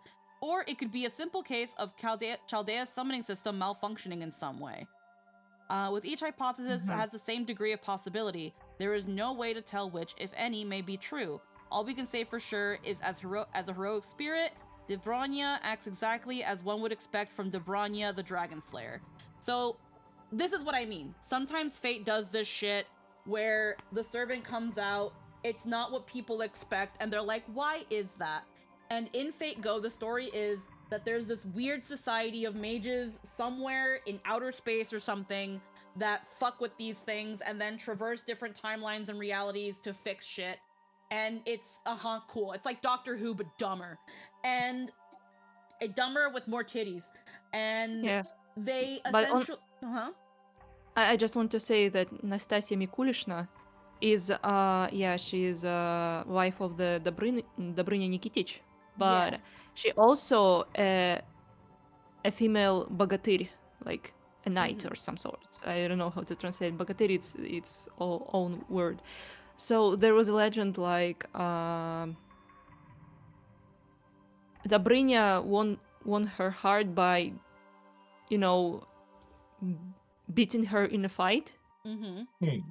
Yes, I heard something like that on TikTok, so I'm trying to recreate it.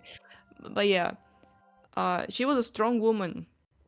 They could have just done Nastasia Mikulishna in the first place. She's really a popular persona too. Yeah, it's hard to say why they did that. The only thing I can think of, and I'm not gonna say it excuses it, is that there just wasn't enough of her to base a servant, so then they just tied it with a more popular cultural character. And then, because again, that's why they're saying maybe it's his wife taking on his name, because that has kind of happened in Fate Go as well.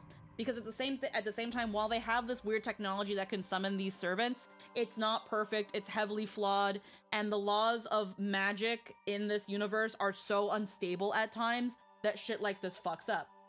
Everyone knows King Arthur as a man, yet it's a woman that comes out, and it turns out that the reason it's always been a woman is that she was pretending to be a man so that people could take her more seriously because she was also very young. Or you have in the case of when the servant Orion came up, everybody knows Orion as like a really big hunter dude, but when you summon them, you get this really big titty lady with a little teddy bear. And you actually learn that the really big titty lady is actually the goddess Artemis. And the reason, and Orion is actually the little dumb teddy bear she's carrying around. And she turned him into this teddy bear because she's obsessed with him and she loves him and she doesn't want anyone else to touch him. And she is the divine goddess hunter of the moon. There is a later on in Orion, he's this big hulking man, but like, again, she calls herself Orion, but she's actually the goddess Artemis. They do that a lot with some servants where it's like, wait a minute, this servant was supposed to be a man. Well, actually, it's a woman because it's a wife or a lover or a daughter that is taking on their name. Something in the very first D&D game that I say D&D game, but it was homebrew, was the Fate campaign. And my character had summoned Lancelot. We thought it was Lancelot. Turns out it wasn't Lancelot. It was Elaine, it was Elaine. I can't remember her last name, but she it was Elaine from Arthurian legend, the lady that when Lancelot rejected herself, she died. And the story that the DM ended up doing was that Elaine, wanting to see Lancelot again, decided to renounce her princesshood and become a knight so that she could at least fight alongside Lancelot and be with him, even if they couldn't be together. And because of that, she ended up donning, after figuring out what happened to Lancelot, she ended up donning his armor, or armor like his. And I thought that was pretty cool at the time. That it was like they took this lesser known or more so glazed over character in Arthurian storytelling and turned them into something a little more, while still being able to give them Lancelot and not giving me Lancelot. So I thought it was interesting, and I thought it was pretty cool. And FateGo and Fate in general sometimes does things like this. It's just, especially with FateGo, it can be really hit or miss. In the case with this Russian character, I don't know why they couldn't just make the character, other than they just didn't want to. But the way they explain it in lore is that the dragon fucked it up. It was actually, she was just a woman the whole time, or it's his wife. But because of that, they at least reference the wife in some way. But then the only downside there is she's actually pretending to be him because she doesn't want people to take her husband. Yeah. And that's, again, that's that kind of shit where it's so hit or miss. They do it with Kiyohime too, where they make her a huge yandere, when in the end the reason she was the way she is because a man jilted her and she wanted revenge. Sometimes fate cooks, and sometimes they create white Gilgamesh. I love Gilgamesh though. I've been typing on the wrong system for the past 15 minutes. Nice. Oh no. You do that Explains a lot. You do that sometimes. Oh no. But yeah, FateGo! I got out of bed to send pictures. Lol. I'm gonna use the bathroom. They made a lot of South American servants white, which is cool and great. Yeah, I don't like that they did that either. For whatever reason, they made. Here's the thing: as someone who is at least Latin American, South American, and is like, has some indigenousness, at least in my father's side of the family. While there are no explicitly Peruvian servants, there are some, like. Wasn't there a story of the nameless knight that bested Lancelot and was discovered to be a woman named Elaine? A different Elaine, since there's like 5 Elaines in Arthurian legend, but then they never show up again? Now, here's the thing. It's possible that Deco combined that as well, but the Elaine that my servant was, I think it's weird that things white in any anime or Japanese, the thing, now, again, hold on. Hi, Deco. First off, hi, Deco's in the chat. A second thing is, when it came to the Elaine that my character summoned, from what I'm recalling, again, she was the princess. I've never been able to find the story again, so I don't know if it's real. I just feel like I remember it. Yeah, I don't know if that one came into play. All I know is you're talking shit. Yeah, no, I'm talking about Reyna and Elaine. Where like the servant was like called themselves Lancelot. Elena Vestalot, yeah. Yeah, there we go, Elena Vestalot. Yeah, where she after Lancelot rejected her, she was like, "Well, I'm gonna go be a knight anyway, and so I can be with Lancelot, even though I can't be with Lancelot." And you got some grainy. You got some grainy in your voice. Do I? Is my reverb on? No, I don't think it is. Oh. Has it been? It could just be me. I don't know. Yeah. Yeah, that happens on Discord sometimes. Okay, yeah, it's just you. Yeah, it's just Discord. It's just her. But yeah, Elaine was and just in Discord. Basically, whenever we were doing it, I'm like, oh, there was this one like freaking person that I saw in a Black Knight story that a lot of people refer to as Lancelot, because Lancelot in a lot of different takes, because they're a self-insert anime character, was also the Black Knight. And so whenever I found that one thing and I found that the name of the person was Elaine, there are several different Elaines in Arthurian history. So I took Elaine of Astolat, who was another underutilized Elaine, and I basically combined them because there was two Elaines in the Black Knight / Lancelot stories. Lancelot's crazy. Oh hey, though I'm not crazy and it was that. Yeah. Or you Lancelot's crazy because they have so many self-insert OC moments throughout all of Arthurian history. But there Well, are yeah. two different Elaines in a Lancelot / Black Knight story, so I just Literally shoved them 100% together. of his moments are that. Yeah. Yep. Well, he Every is literally single someone's OC do not steal. author.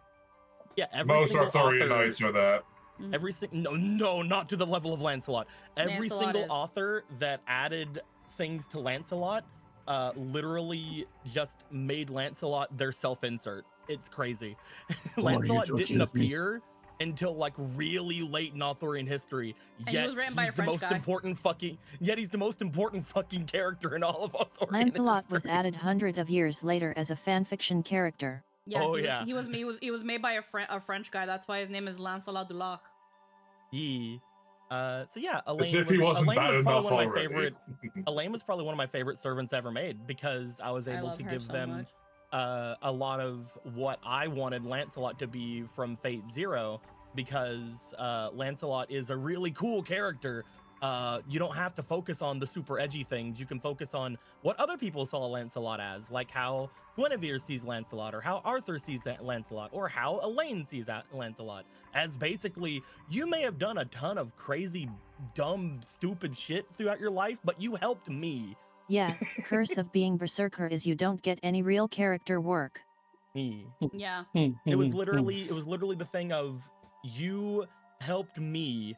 I don't know about all that other shit. All I see you as is my fucking savior. So hi, I like you. We should have soft tacos later. You're my friend now. I love her so much. She was wonderful. I loved her. Yeah, I gotta run away, but I wanted to talk about Elaine of Astolat because they're one of my favorite things. Did you guys know I did a bunch of Fate games? Do you guys know I'm doing a Fate game pretty soon? It's great. Yeah. Oh no! Yeah, no, I I actually Also, actually Anthony, really I posted Fran art because she's one of my top 3. the games that Deco hosted that were Fate games, I actually very much enjoyed. Aww. I'll blurb a little bit about them, and then I actually have to really use the bathroom, and then we'll finally play this game because we played it an hour and a half ago. We've just been yapping, but I don't mind. I love yapping. There were 3 campaigns that Deco had done that were Fate. The first one, Go to the bathroom. I played essentially my first game. And my first time, like, really creating a character to roleplay, I played a pretty princess mage lady whose family worshipped the moon.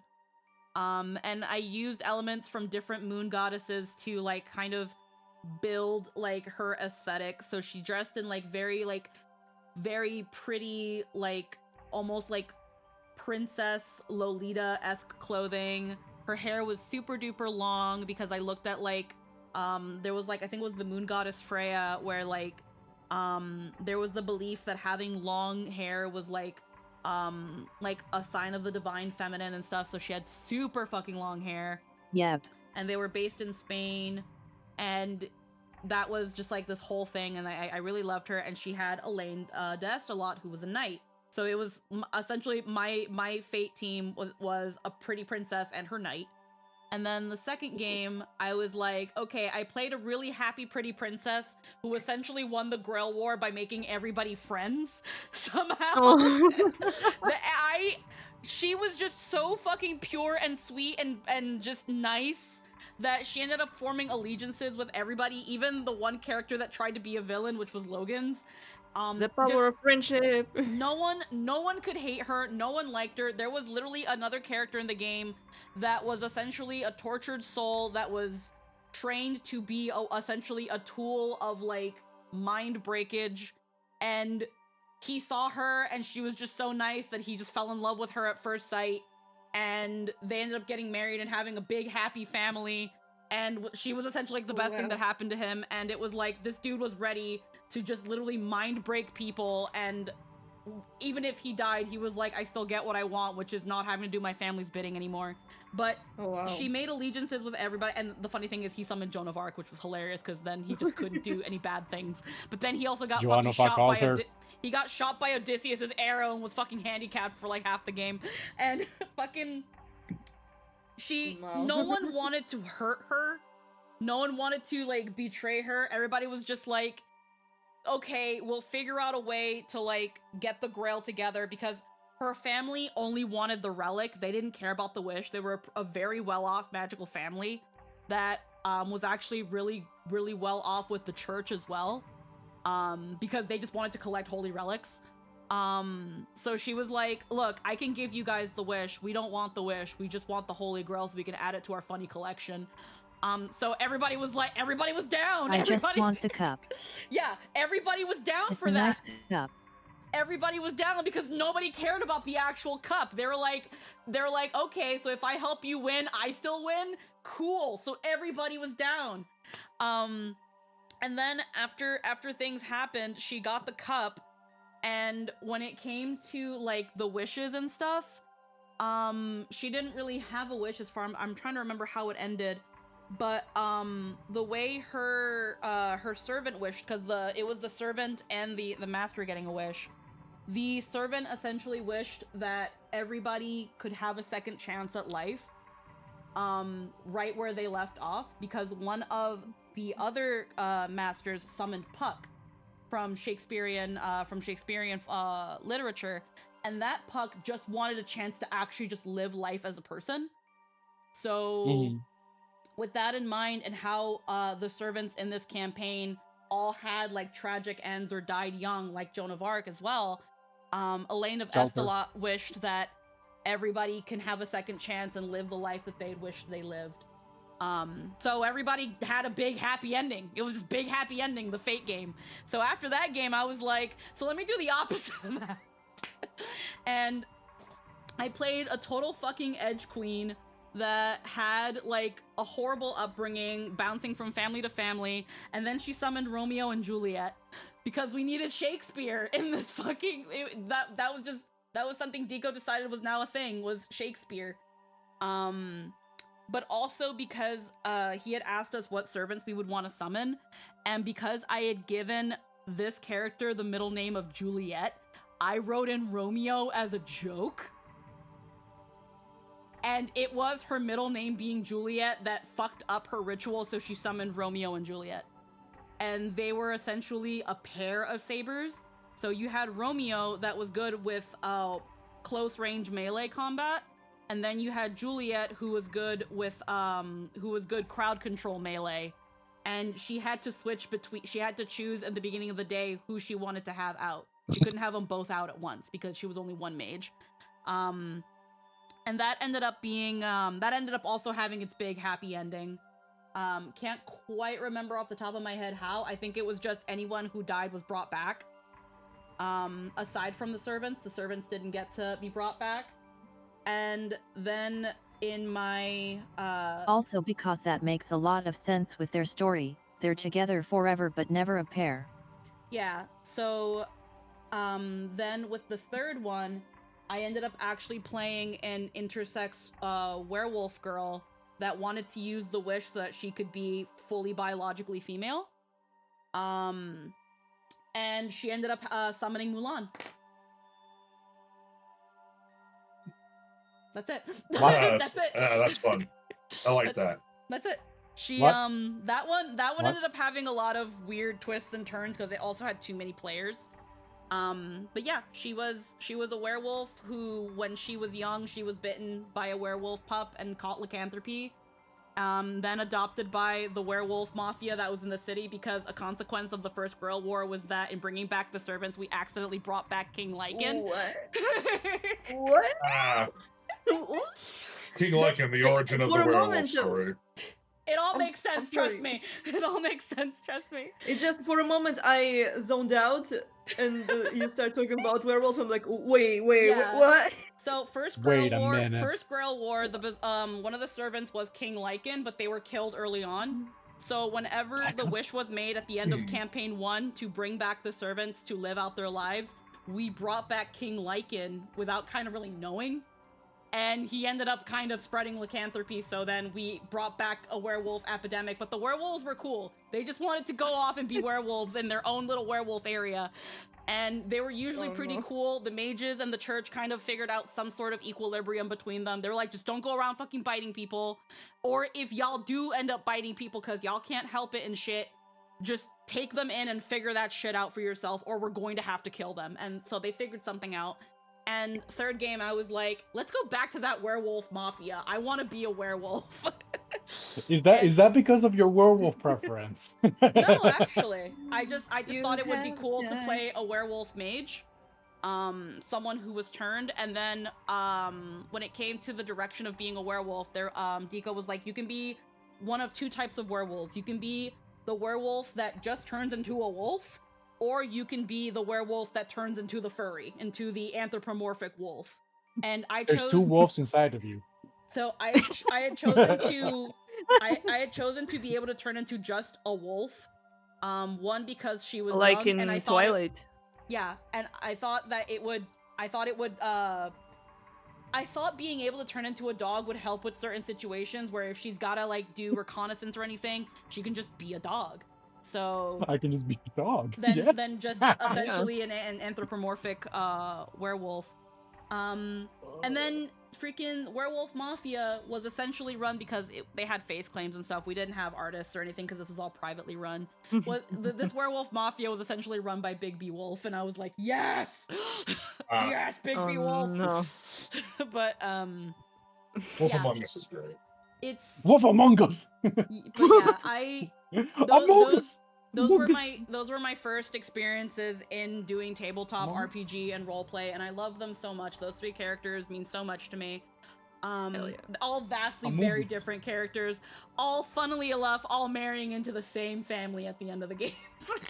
Wait a minute. That doesn't sound... Fun fact, I have the current game set up similar to my old game, so technically werewolves exist with some slight changes, lol. Well, here's the thing, and this is the last thing I'll say, and then I'll go to the bathroom. So, when I mentioned in the first campaign, my pretty princess character ended up marrying the guy that was willing to kill everyone or die trying. They ended up having a big happy family, and this big happy family was one of those three big mage families in the general area. And they ended up having, again, big happy family. My second character, because these are all in the same timeline, my second character ended up marrying the grandson of my first character. So she ended up marrying into the family, and she had a lot of really bad family issues, but she ended up falling for him because he was just a fucking dork. Like he was like a punk rock dork with a heart of gold, and he was so fucking sweet, and I love Harley so much. She ended up marrying him. And then third game, my werewolf girl ended up being in a relationship with that character's grandson. So it just kind of kept happening. All my characters just ended up in this family, and it was like, how does this keep happening? It's because you're into werewolves. That's what it is. Well, no, because the family that kept getting married into has nothing to do with werewolves. My werewolf just ended up marrying into this, or ended up being with somebody that was in this family. There's two wolves inside of you. One is gay. The other one is also gay. Yeah. Just I guess there's both wolves have a thing for brooding pretty boys with angel motifs. Let's go. With angel moon motifs. Let's go. Let's do it. Okay. I just hate everything you just said right now. Go to the bathroom. The big family was called the Angels. Anywho, I'm gonna be right back. I gotta use the bathroom.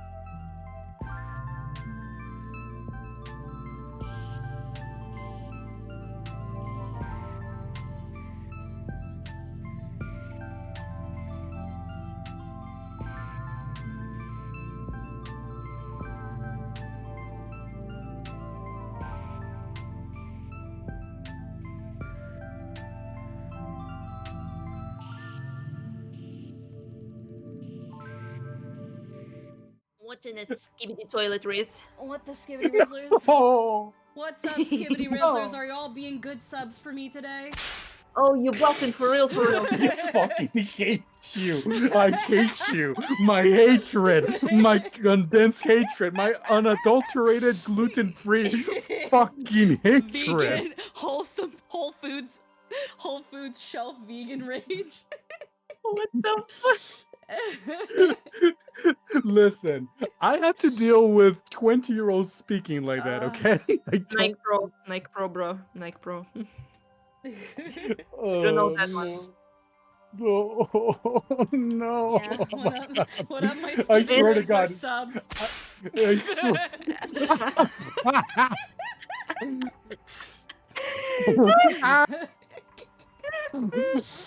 I made a dumb joke yesterday at Nat 19, and then Segi gave me this whip crack SFX, and now I'm just gonna ride this bit until I forget about it.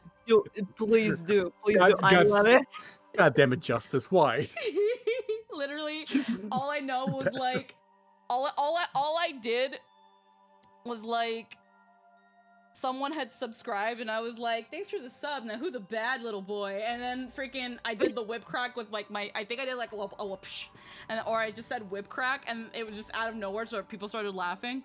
And then Justice was like, you need a whip crack, and then he played it, and I was like, yes! And then he gave it to me, and I was like, no, I'm gonna use this. Squeeze me when I get you, me when I I fucking can get get you. you. Yeah, now This is my until I forget, if I get a sub, I'm gonna be like, oh, thanks for the sub. Now who's a good little boy? I'm losing my mind, going insane. Me when I get you, me when I fucking get you. It's also because nothing about my design would make you think that this makes sense, but it's funny. No, it makes sense.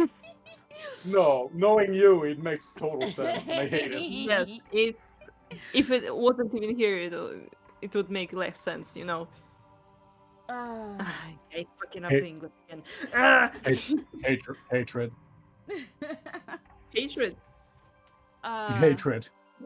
Hatred.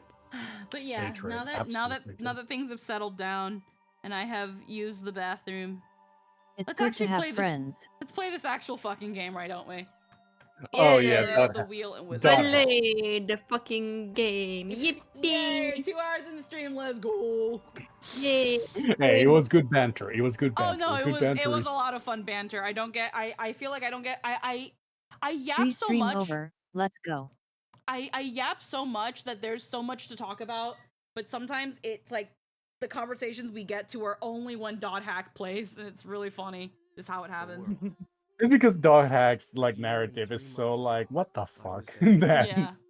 A year, 3 months That's ago. where I met Ovan. Oh yeah, this is. Oh yeah, right. The intro. of This is like, hey, we know you just played like all the games, but here's a quick recap for people who just wanna play the fourth But one. then there was Yeah. the incident in the Hulgrans Cathedral.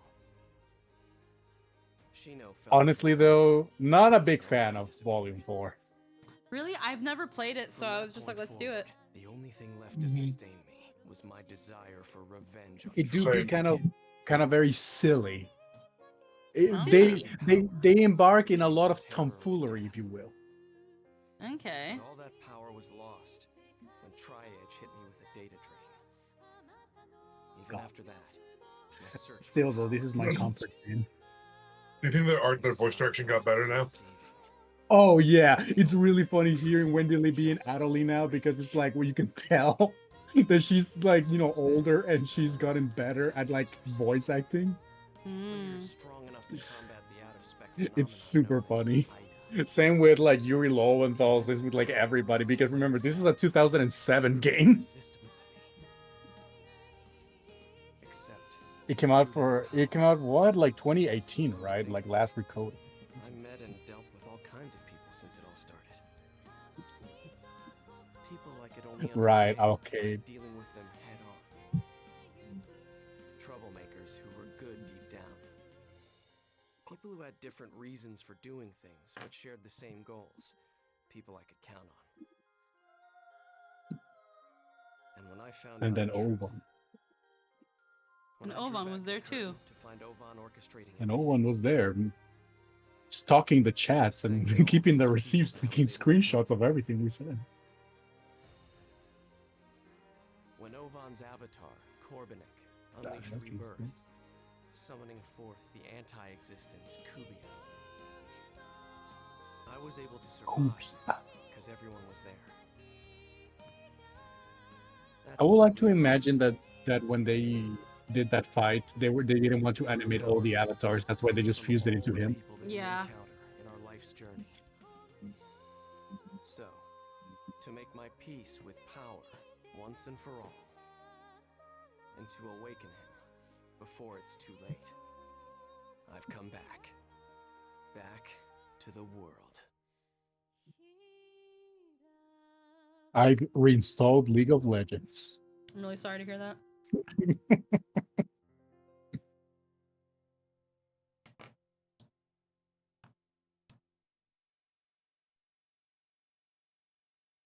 I haven't had that game on a computer since whenever, again, Star Guardian Soraka came out, and then I stopped caring. Man, Yeah, good. it's been forever since I last logged into the world. The desktop's just like I remember. They've stopped doing updates? Well, whatever. What I'm looking for, I'll find inside the world. Time to log in. Time to log in. Alrighty.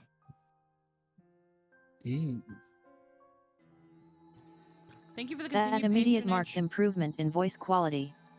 Yep. Yeah, already sounds more mature, but again, this is also because like over a decade has passed. Thank you for your Yep, continued over a patronage of decade. the world. We regret to inform you that data has been corrupted due to a server failure. We ask for your patience while we investigate the situation, and we sincerely apologize for any inconvenience this may cause. Additionally, service for the World 2 will be discontinued as of December 31st, 2018. We hope you will enjoy playing until then. Server failure. And they're going to shut down the service? I have to hurry. I better log into the world.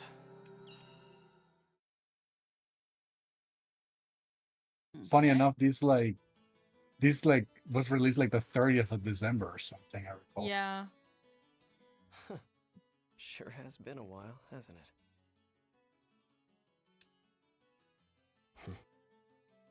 But I don't have time to drown in nostalgia. Huh? Not good. Oh my It's more god, the unstable models than I have expected. emotions now. Yeah. Holy shit. They fucking blink and I their should input face the area varies. word at the Chaos Gate.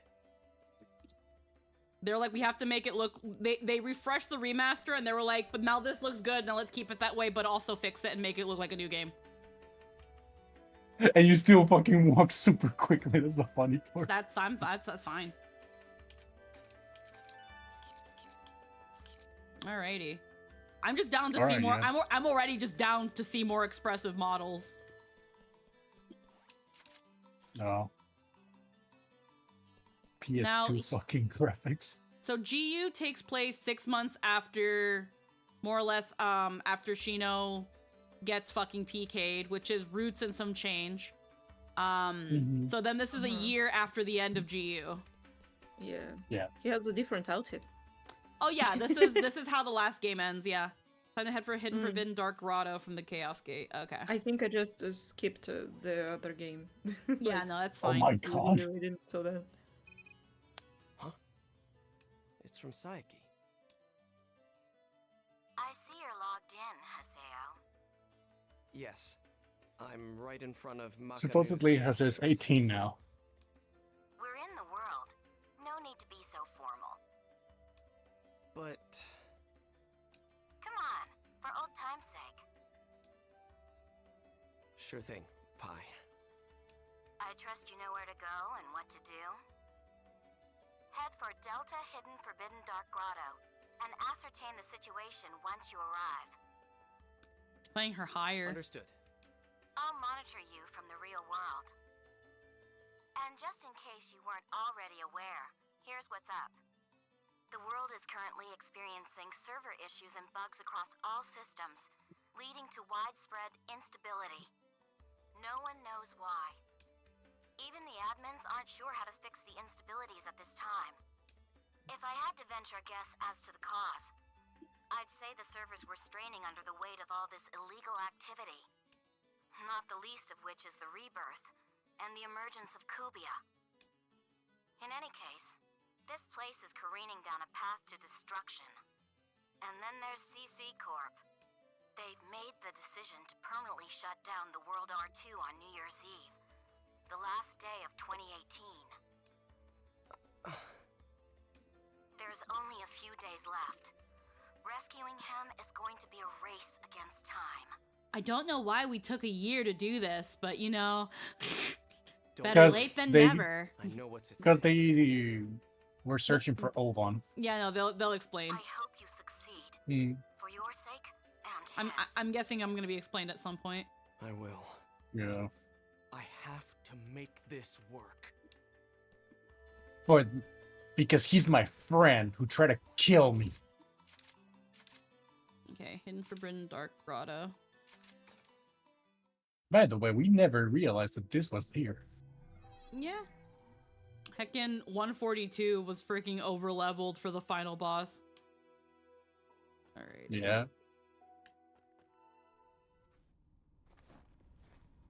Ah, yes, the Ah. choppy fucking animation. That's an This interesting is the newest direction. lost ground unearthed by Nab.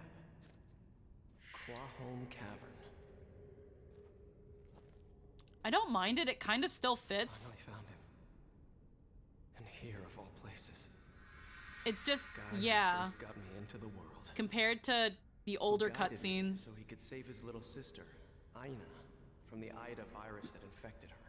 And then he activated his avatar Corbinix Forbidden Power, Rebirth. The man who reset this world. Ovan!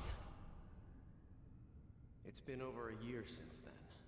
But Why did you say it like that? Masato Indo still lies in a coma in the real world. I'm going to smash that ice to pieces. And wake you the hell up! I don't know, what's... Oh, that's a sound effect choice. I'm trying to think, what is this cutscene gives me a vibe of something else that isn't dot hack. Judgment! It's like they forgot how to do the other kind of cutscenes. Damn it! Because this is definitely 3D. With more 2D accents. But they're trying to make it more 2D, while the other one was like fully embracing the 3D-ness. So I think that's what it is. They're trying to make it look like anime by giving it that 24 frame per second movement. Damn! I don't mind it though. Can't even scratch it. It has got eater vibes. Yeah. It's Bandai Namco after all those times that they learned.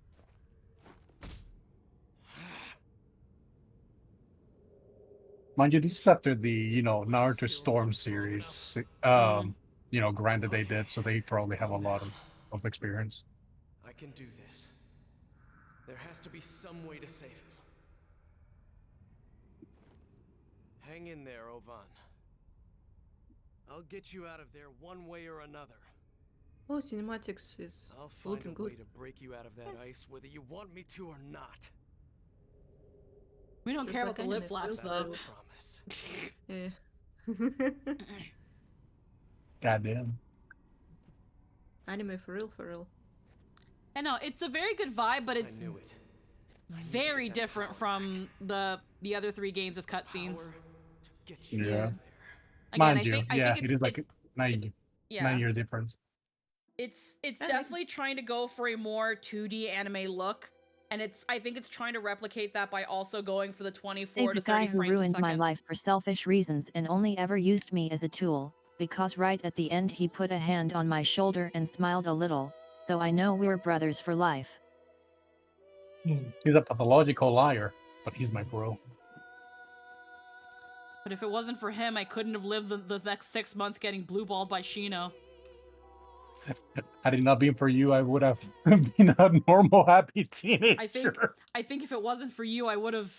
I think I really needed that in my life. I really needed. I needed to get blue-balled for cocked 6 and months. blue ball by an online e-girl. Haseo! Haseo! It really is you! Look how Hey, guest different bar. he sounds. Look how different he sounds better now. Yeah. Hey, look. You're all here. Shino sent word to us. She told us you were coming back. Haseo, we have all been here waiting for you. Ah, fuck. Yeah, okay. Haseo, you can't just log in and not tell anybody. Alcade? And Hi. Shino. Welcome back, Haseo. We've all been waiting for you. Why haven't you logged in a year? I got a job. Yeah, like You actually. didn't have to inform everyone. Of course we did. Everybody has been really worried about you, Haseo. Come on, Haseo. Let's go to the central square. Yeah, come on. When they found out you'd logged in, everyone just kind of gathered around there. I'm glad they brought Define- everybody back, though. Define everyone. In terms of the voice actors. Mm-hmm. I'm Okay, yeah, no. So far, I'm really glad that they brought the old cast back, because they could have easily just recast everybody. But I think because of, like, the cast they had at the time, because even back then, the cast was a very 2000s cast. They were already pretty much in a lot of shit. This was still probably, for everyone here, one of their earlier roles. So it's still, like, something that they would have been like, yes, I want to go back and play this character. Oh no, Yuri Lowenthal said that it was really weird voicing Haseo so much because now he has to like voice him being more mature. Mm-hmm. He said like after I being can't like believe it. Everyone angry came or here so to much, see. it's weird. It's Yeah. weird. This is just a much more chill Haseo. I should say hi to Yeah. all of them. He grew out of his teenage angst. Yeah. Now he has a young adult angst to worry about. Yes! Well, yeah, he's a Alright. 19-year-old. Am I glad to see you, Haseo? Yo, been a while. How you been? We still You don't want to know, give physics to same that old, fucking same old. ponytail. You, Like a stick is in big there. news, I hope. CC Corp is shutting down the world. Can you believe it? We've all had so many good times here. Don't worry, they'll just make a new one and make it Yeah, a subscription-based we wanted the game. adventures to just go on forever.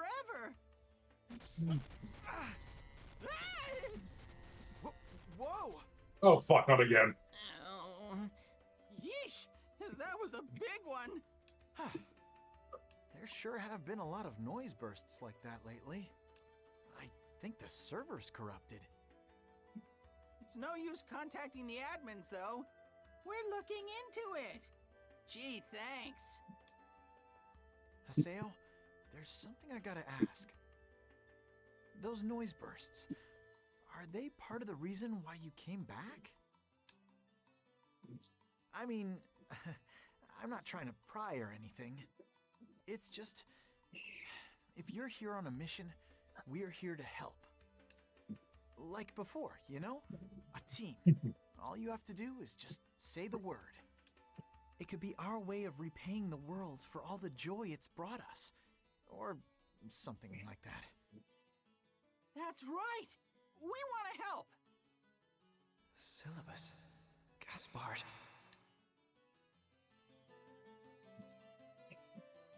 Oh, Okay. Kaede. oh hey. She sure was someone that was there. It's been a long time. I still love that you can marry her. That is so random that you can just marry her. Yep. What? So, at the end of the game, after you beat the final boss, you're given a card that you essentially can give to if you've got maxed out bonds with the other with the female characters. You can go and marry them like you can in any online game.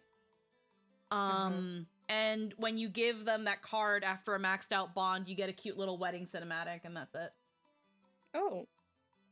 But it's so random that you could just marry this one. Like, yeah, because she barely really contributes anything to the plot. She's just kind of following around this kid that helps you out.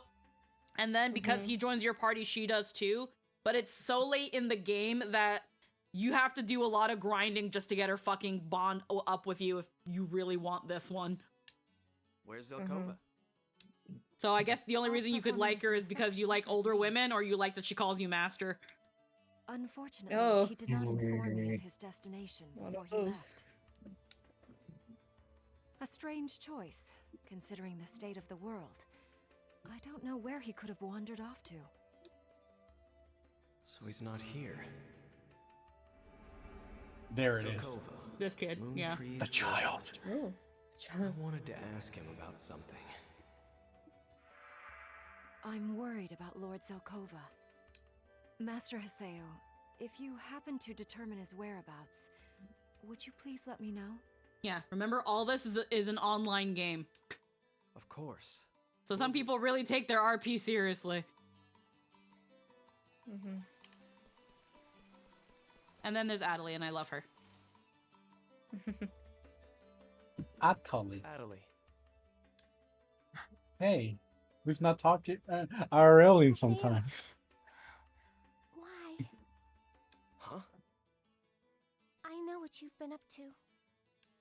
Ever since last year, you've been trying your best to save him, haven't you? When you logged into the world today, it was to come and save Ovan, wasn't it? Hello. Then, why? Hey, what's up? Why? Hello, Hello, Richard. Richard. Good fight for it. What's gotten into her? Why didn't you tell me earlier? Why don't you feel like you can trust me? All I want There is it to is. help you, Haseo. There All I it want is. Is to be there for you. Wait, I'm sorry. Really? Ah, Just let me explain. Why didn't you call me? You never called me. Looking at side piece place this I whole sent you time, 3 trying to figure out messages how to find Ovan. every single day. I told you, Oh right? no. Pi's name in the real world is Psyche. Earlier this year, she quit her job at CC Corp and transferred to NAB, the Network Administration Bureau. So I kept bugging her until she got me a job there as well. I mentioned that too, right? Anyway, I finally discovered Ovan's location. Just this morning, in fact. It literally is. I got a job. Yeah, For real? I got a job. Honestly, didn't have Yeah. time to contact you. I got a job, or the losers. others. That's all it was. I don't have time for this You anymore. told Shino. Shino's taking care of Ovan in the hospital, in the real world. Honestly, I didn't even want to tell her, or anyone else for that matter. Things might get really messed up again. I didn't want to put any of you guys in danger, and have you suffer for it. Haseo. So you were trying to keep it a secret. Damn it. Good job. fuck, You fuck. know what normal Fuck. people say when they're in trouble? Oh dear, help! I'm in trouble! If you need help, you ask for it. It's common sense. In real life, online, wherever. Well, don't you agree with me, Haseo? Well, Yo, did they really just do a? Oh, that was you. That wasn't you. No, that wasn't me. The second one Okay. was. That's incredible. The second one was me. That's why I was like, wait, did they literally just throw in a vine boom? No, Yeah. honestly, okay. Yeah, they do. Okay, so first off, I'm proud that my girl's popping off here being like, bitch, after the ending we had in the last game, you just decide to fuck off and not call? Yep. You told Yes, Shino yes, and Pi it's true. for what you've been doing the last year. What about You- me? He pretty You much just fucking literally, left the cathedral. he literally pretty much just said, so after I decided I wanted to go find Ovan, I ran off with Pi. I ran After off. you chased for me in the cathedral. Yeah, so pretty much the canon here is, despite their ending where it seems very clear that he's choosing Adelie, and then my own choice in marrying Adelie, he decides to run off with Pi in the real world, What? platonically, Yep. of course, Yep. so that they can Yep. go look for Ovan, because she quit her job, got a job somewhere else, and he was pretty much following her around, annoying the crap out of her so that she could give him a job so that they can go find Ovan. now that they found Ovan is now that he's back. Shino's been taking care of Ovan, which that makes complete and total sense. She's in love with Ovan. He's very clearly over Shino. Yep. But despite this, the reason Shino only knows is because she's taking care of Ovan. Because she's taking care of Ovan in the real world, she kind of has to be privy to what the fuck's going on in their search for Ovan in the world. So I get that.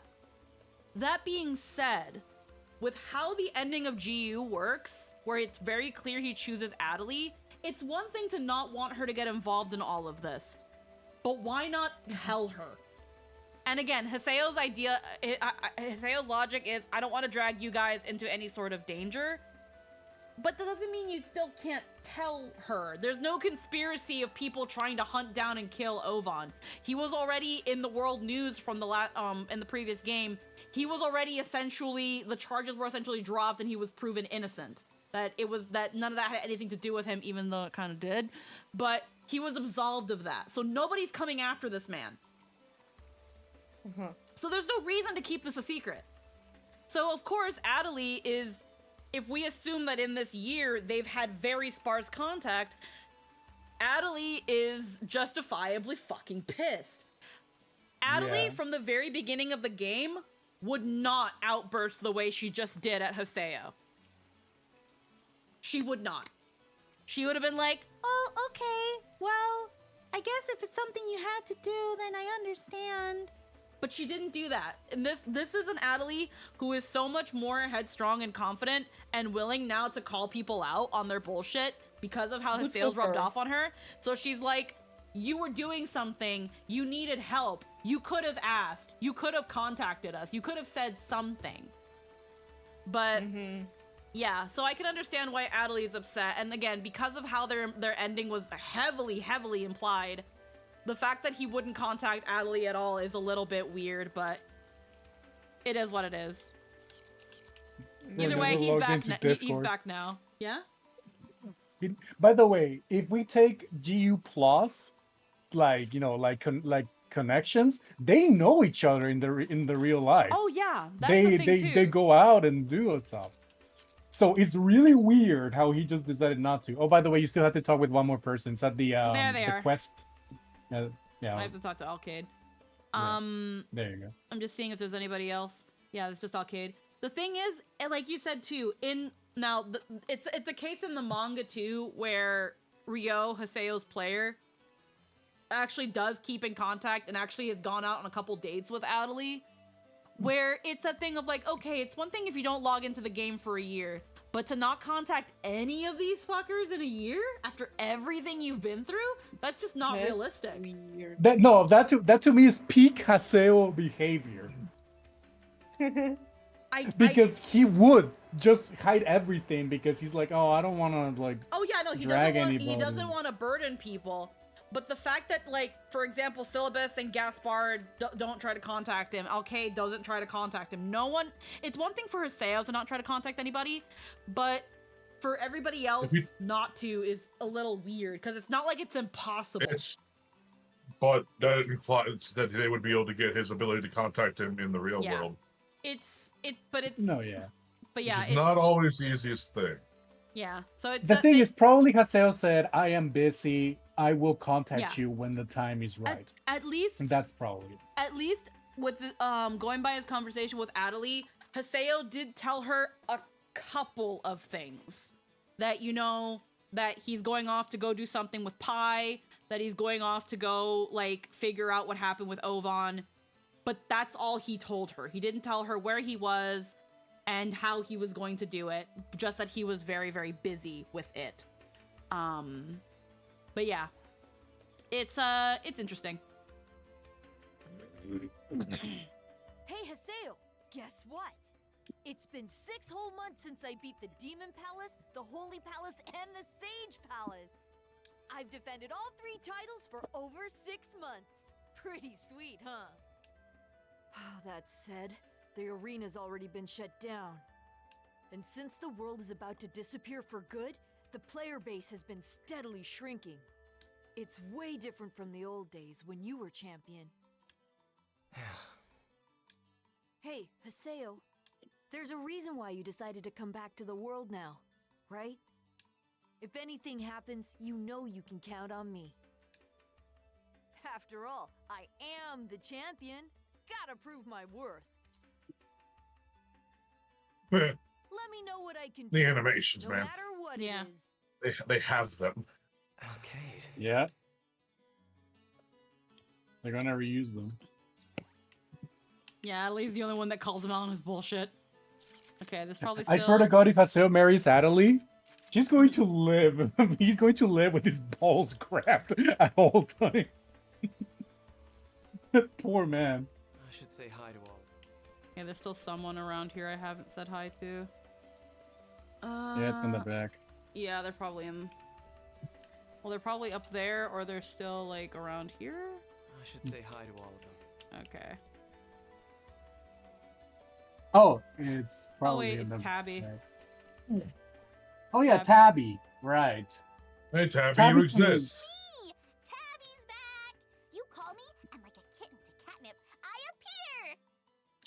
What? Yeah. It's just cat puns. She what? She's a cat girl. She makes you cat always jokes. talk like She- that? yeah. Mm-hmm. Now that I'm here, you needed to worry. Did you always talk like that? Welcome to her entire character. Yeah, her character is I'm a cat girl. Let me know when you're heading into an area. Beautiful. Listen, my headcanon for this is because she's a nurse. She's finally mentally snapped. Oh no, she's quadrobin, alright. She's reached that point in medical school. Everyone's still just the same as ever. I love how you don't really No. get... I find it really funny how Tabby doesn't really ever appear in the game till after you've beat it, where she's like, hey, I'm here! She knows. And it's like, oh, okay. I'm trapped in a high-level dungeon. I've been here the whole time. Can you go rescue me now? I couldn't do it. Like that's the whole thing. They all quit because like the Shino situation, the old one disappears and Haseo being a massive prick. Yeah, so like any semblance of the Twilight Brigade that was left was like, we're done. I gave it Though in everything the I had. OVA they return. I couldn't break Ovan out of that ice. I pressed my buttons really hard, Shino. What? I use the gamer lean. Hey yo, hey yo. It's an online game. They're playing with headsets and a controller. He may not actually want to wake up, you know. What? He likes being in his coma. Just Oh no. maybe he doesn't want the story he Why created to come there to is an like end. a reskinned Atoli? Wait, what? I'm Oh, saying why her. is there she's think about reskinned Atoli? Well, think about it. It's an online game, and sometimes people's player characters look similar, aside from color palettes, because the character creator can only go so far. Also, it's really Yeah. easy to save on resources. You either make 8,000 different models. Yeah. The thing in this case is the fact that Shino and Adelie look similar was actually a pretty big plot point. Because Haseo was really into this one. So then when she gets PK'd and falls into a coma, and he eventually meets Adelie, despite him really not liking Adelie at first, and her just being generally clingy, he decides to kind of let her do her antics and stuff, and develops a bit of a soft spot for her because the initial similarity between her and Shino. But because of how different they are in personality, he eventually learns to Snap at like her. yeah, he snaps at her a lot because her looking like Shino yet being nothing like Shino, which is something that's not her fault or her problem. He realizes that he's an asshole. Yeah. And eventually he learns to see her as her own person and not just someone that looks like the girl he used to like. But and then on top of that, they have like the whole epitaphs, those big beings inside their avatars. Adelie's used to be Shino's. And then when Shino gets into a coma, it goes to Adelie because they look the same. They look the same. Yeah. Fully Okay, now agree. I got it. Now I get it. It just it's all coming together. Yeah. Oh yeah, it's all coming together. Also, they're like super different personality-wise because Adelie is very- like It's very like, oh, I want peace and I want everybody to get along and we're all happy and all that, but gets depressed super easily. And Shino is more the aloof, cool type. Yeah, Shino is essentially like when he met Shino, because he met Ovan and Shino at the same time. Ovan was the guild leader being like, we're gonna go look for this really super special awesome thing, and this is my sidekick Shino, and Shino's personality was, I like Ovan. No. And again, yeah, It was she's the style cool. at the time. She's cool, calm, aloof, mature. And originally her outfit used to be white and her hair used to be pink. When Ovan started acting differently and not being the usual Ovan she was, in a way, she then changed her character colors to this, which then also shows that in the world you can actually change the appearance of your character over time, at least color-wise, because this is also the class. So Shino and Adeli's class is called a Harvest Cleric. It's a healer. And yeah, she becomes this one. She still stays relatively the same, and then she falls into a coma. But Haseo liked her because she was a more mature, cool, calmer woman that he kind of looked up to and admired. Whereas Adeli, she's more emotional. She's got trauma. She's got confidence issues. And a lot of issues. She's got a lot of growth to go through. And again, it's Haseo initially comparing them that eventually leads him to see that they are their own different people and actually learns to like and admire Adeli more than Shino. Because with Shino, he seemed to more like the idea of Shino than who she was. Whereas with Adeli, he learned to like her and see her. And that's why I do not ship him with Shino. He does not love Shino. He loves the idea of Shino. Yeah. Makes sense. You were born out of that. I can't. I'm going to find a way to wake Ovan back up. I swear it. Shino! How did you teleport there? Be right back. Oh, by the way, she changed those two colors to match Haseo. Nice Ovan's encased in. Who, outside the game spec. Because Haseo used to have like black and silver, and then she became black and silver. Would that be enough to break through it? It was like a way to piss off Ovan too. It's like the whole thing of like, look, I'm into another guy. Look, you're losing me. I am going to see Yeah, it was. Yeah, it's very toxic. Ovan was being weird and wasn't being the Ovan she liked, so she tried to do that to kind of prove. That's toxic as fuck. Oh no, Yeah, Shino is low key pretty toxic. And Yeah, the thing is though, she knows this. She knows this. She knows this. Like for example, in the very last scene of the third game, when she comes back and she messages Haseo, she's like, hey, I'm over here if you want to see me. It's been a long time. He immediately goes back to the church and they have like a moment where they stare at each other awkwardly. And then Adeli comes in the door and she's like, and then Haseo's like, wait, what are you doing here? And Shino's like, oh, I contacted her too. And Adeli's like, so it's cool that you're back, Shino. Now you two can go off and do whatever you guys are gonna do. I don't know why I'm here. Be happy, bye. And then she runs off, and Haseo for a moment wants to go chase Adeli. And then he looks back at Shino because he's like, oh shit, Shino's right there. And Shino's like, hey, Haseo. And this is where like I imagine her kind of like twirling her hair in that like that high school manipulator sort of way, but she's not that bad. She's not a bad person. She knows what she is. She's like, so Haseo, do you want to remake the guild with me? Just you and me. We can go look for Ovan together. Just you and me. Just us. And Haseo looks at her and doesn't say anything, and she just looks at him and she's like, Haseo, can you be honest with yourself for once? And you fucking bitch. And then he looks at her again and he's like, you're right. And then he goes for Adeli. And then he goes after Adeli. And they have this really cute moment because Adeli, like, she runs off and she looks like she's gonna cry. And then she looks behind her and she sees Haseo behind her and then she starts crying, but she's so happy. Because and then he left her on read for a year. And then he fucking leaves her for a year.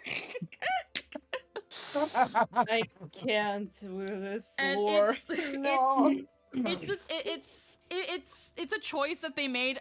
I know that Haseo would have done it, but it also kind of irks me with how they really the story so obviously leaned Haseo and Adelie, and so far this game was just like, but let's kind of not care about that because, and this might also be why, because despite the story leaning heavily towards Haseo and Adelie, you can still choose whoever you want to marry at the end of the game. You don't have to marry Adelie. You can give the card to Shino. You can marry Shino. You can marry Shino, and because this is like Catherine levels of fucking toxicity. It's Catherine fucking levels of, great. It's Catherine levels I of love stupid. it.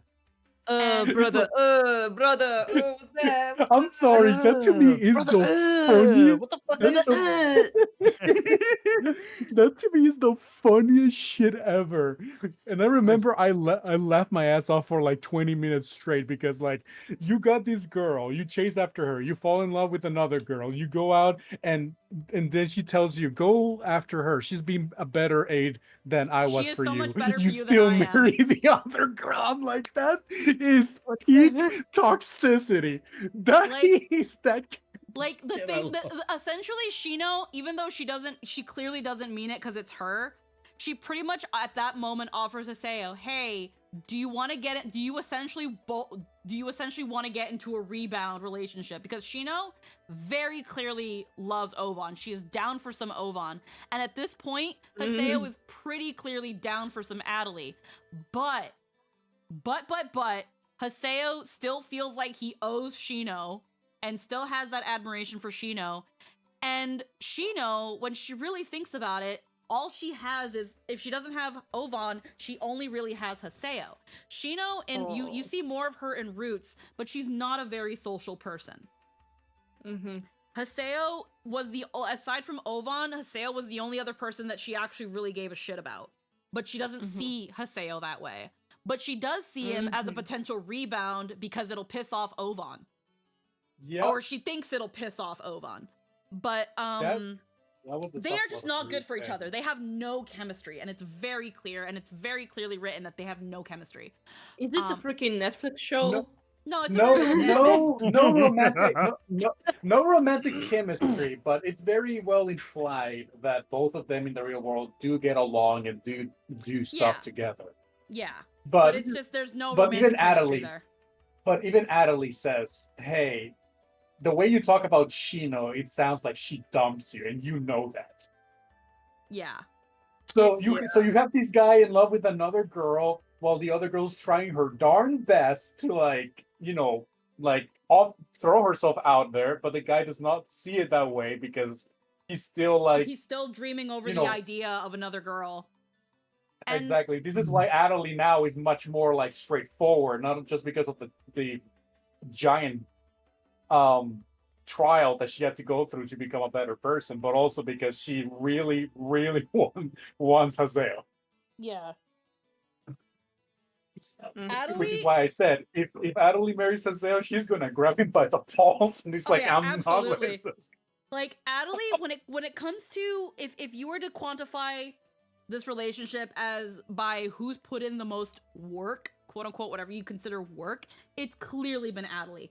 She has had throughout the game has met Haseo halfway, and as she started understanding how he is and somewhat growing in confidence for herself, he rubs off on her and she starts calling him out on some bullshit.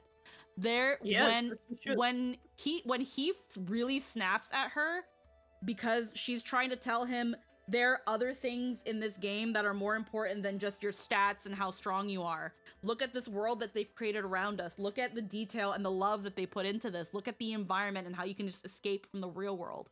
And Haseo's pretty much being like, you're stupid. None of that matters. Who fucking cares? It's a game. All that matters is your stats and getting stronger. And pretty much being like, oh my god, I can't believe I deal with you after all this stuff. And she's like, so you've just been fucking dealing with me because I look like Shino? That sounds like a you problem, buddy. And pretty much tells him, she should. Queen.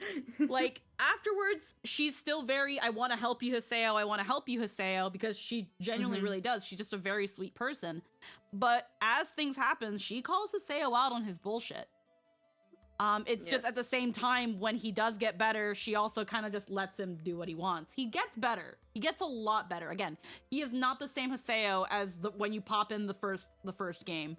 But she worked this project she has been working on. The Haseo we have now are the fruits of Adelie's labor. And one of the reasons months. And the reason I also cannot ship him with anybody else is mostly because of the fact. I'm sorry, Italy just fixed. She fixed him. Yeah, she was the one who fixed him. Yeah, again, they mutually both fix each other. Yeah, they mutually fixed each other. It's just Adelie definitely fixed Haseo more than the other way around. At least I believe so. Again, a lot of Haseo's isms rubbed off on her, and that's why she's able to speak her mind more. Because he even told her, "Do you not like XYZ? Do you think this is wrong? Why don't you say anything? Why do you just deal with it?" So again, they've worked on each other. They've built each other up. They've, called each other out on their bullshit, and they've both become so much better, stronger people because of it. And I fucking love that when it comes to my relationships and with fictional characters, and just in general. I love characters and couples that build on one another and bring out the best potential and the best version of themselves. And because of that, I cannot really ship anybody else with Haseo, because everybody else who deals with Haseo, they either like him due to what Adelie has done with him, or they hate him because Haseo before Adelie was just insufferable and annoying. I think I just don't think that they deserve Haseo like Adelie does. I can't ship him with Alkaid because Alkaid is too much Disc 1 Haseo without the angst. And I see them more as a sibling dynamic where Haseo sees his older self in Alkaid and kind of wants to help her lead herself out of that while still letting her be her peppy, young, energetic self. But I also, Alkaid is a tsundere, and I do not care for tsunderes. Here's the thing. Alkaid is more of the ship of hey, let's put the two outgoing people together. They really bounce off each other very well. And you can tell Alkaid really cares about Haseo in that way. And Haseo would eventually with time do that. But the thing is, Haseo and Adelie have done so much for each other. It just bounce off better. In a way, it feels more rewarding. There's two pieces of their story that really show. For example, the first one is in Volume 3, there is a quest where Adelie invites Haseo to search for a lucky animal. In the first game, Adelie tells Haseo, "Don't kick the rare animal. It doesn't matter the loot. It's really mean alive. of you. It's alive and it's mean to hit it." Yeah. And then in Volume 3, they find the same animal, and Haseo's like, "Oh, you're gonna tell me not to kick it?" And she's like, "No, kick it. Go do it." And then Haseo is like, "Okay, what was the point of all this?" It's like, "Oh, it's because you seem really bothered, so I want to do something for you." And Haseo just looks at her, is like, "Did Adelie always look this cute?" Yeah. Haseo, no, nothing, no, nothing, no. Yeah. And there is a manga called For Coma. There is a special chapter where Adelie decides to make a new character, and she's no longer a harvest cleric; she's an assassin. And her name is Pico.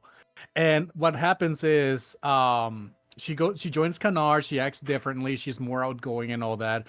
And they say, let's like, okay, well, have Haseo take you to somewhere so you can train and level up. And Haseo takes Adelie to the same place she took him and said, "This is one of my favorite areas." Yeah. And it's like, I'm sorry. If you're telling me, Haseo goes and marries somebody else after all that, fuck you, no. Because one of the first places that she took him was this really big flower field, and she was like, "This is one of my most favorite places in the world. It's so pretty. I love it. I love the lore of this area." And when Haseo first sees it, he's like, "It's a flower field. It's not real. Who cares? It's just stupid. I don't see why this is your favorite place." And again, this was Volume 1 Haseo. Volume 1 Haseo is a neg. Yeah. And again, that's where she talks about hey, this game isn't about fighting and stats. Sometimes you just want to get away. And some people can't experience this offline. So it's really cool that we can experience it in this sort of way, and it's beautiful, and you can just stop and admire what's around you, these things that we don't take, that we usually take for granted. So the fact that over time he has learned to love and appreciate just what's around him in the moment just shows how much Adelie affected him and how much he's grown from her. So the fact that Adelie is one of the characters that most people fucking hate baffles me. She is like one of the most it's simply because of, like, you know, the relationship and Adelie's character throughout from volume 1 to half of volume 2.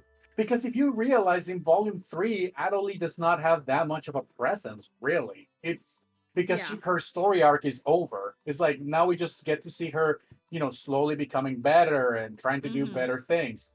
But like everyone always sees Adelie as the annoying, clingy girl that has like issues and is always the damsel in distress. When after the events of volume 2, halfway, she said, Haseo tells her, you have to stand up for yourself. Like, we will help you too when you need it, but you have to be strong by yourself. It starts with you. It's Dot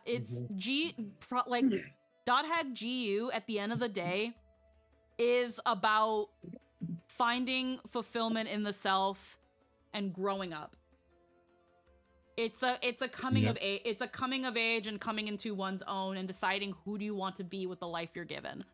And again, a lot of people that come to these online games, they all have a lot of problems. They all come for one reason or another. With Adelie, she was someone who was severely abused by her peers, very, very bullied. And by her parents as well. Yeah, her parents were generally neglectful. She was suicidal. She learned about the world through a suicide board. Oh no. And I remember that. And the person that introduced her to the world was a manipulative, sadistic 5-year-old, not a 5-year-old, a 10-year-old acting like a grown man. That emotionally took advantage of her and made her dependent and clingy on him too. The reason she got attracted to Haseo was just something about him just kind of called to her that she felt like she needed to show him how great the world could be.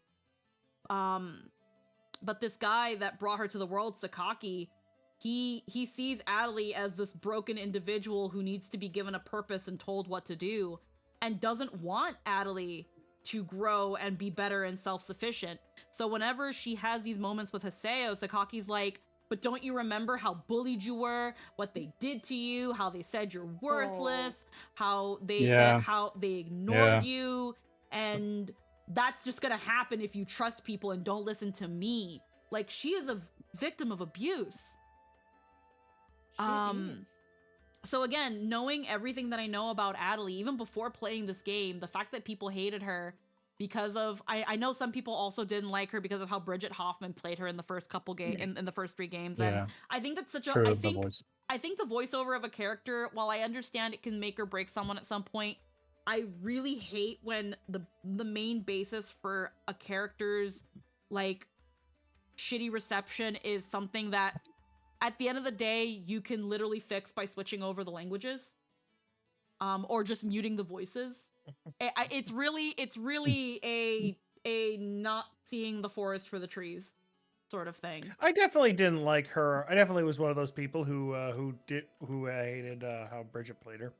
I was definitely one of those people when it first came out. I saw what people didn't like about it, but I didn't let that stop me.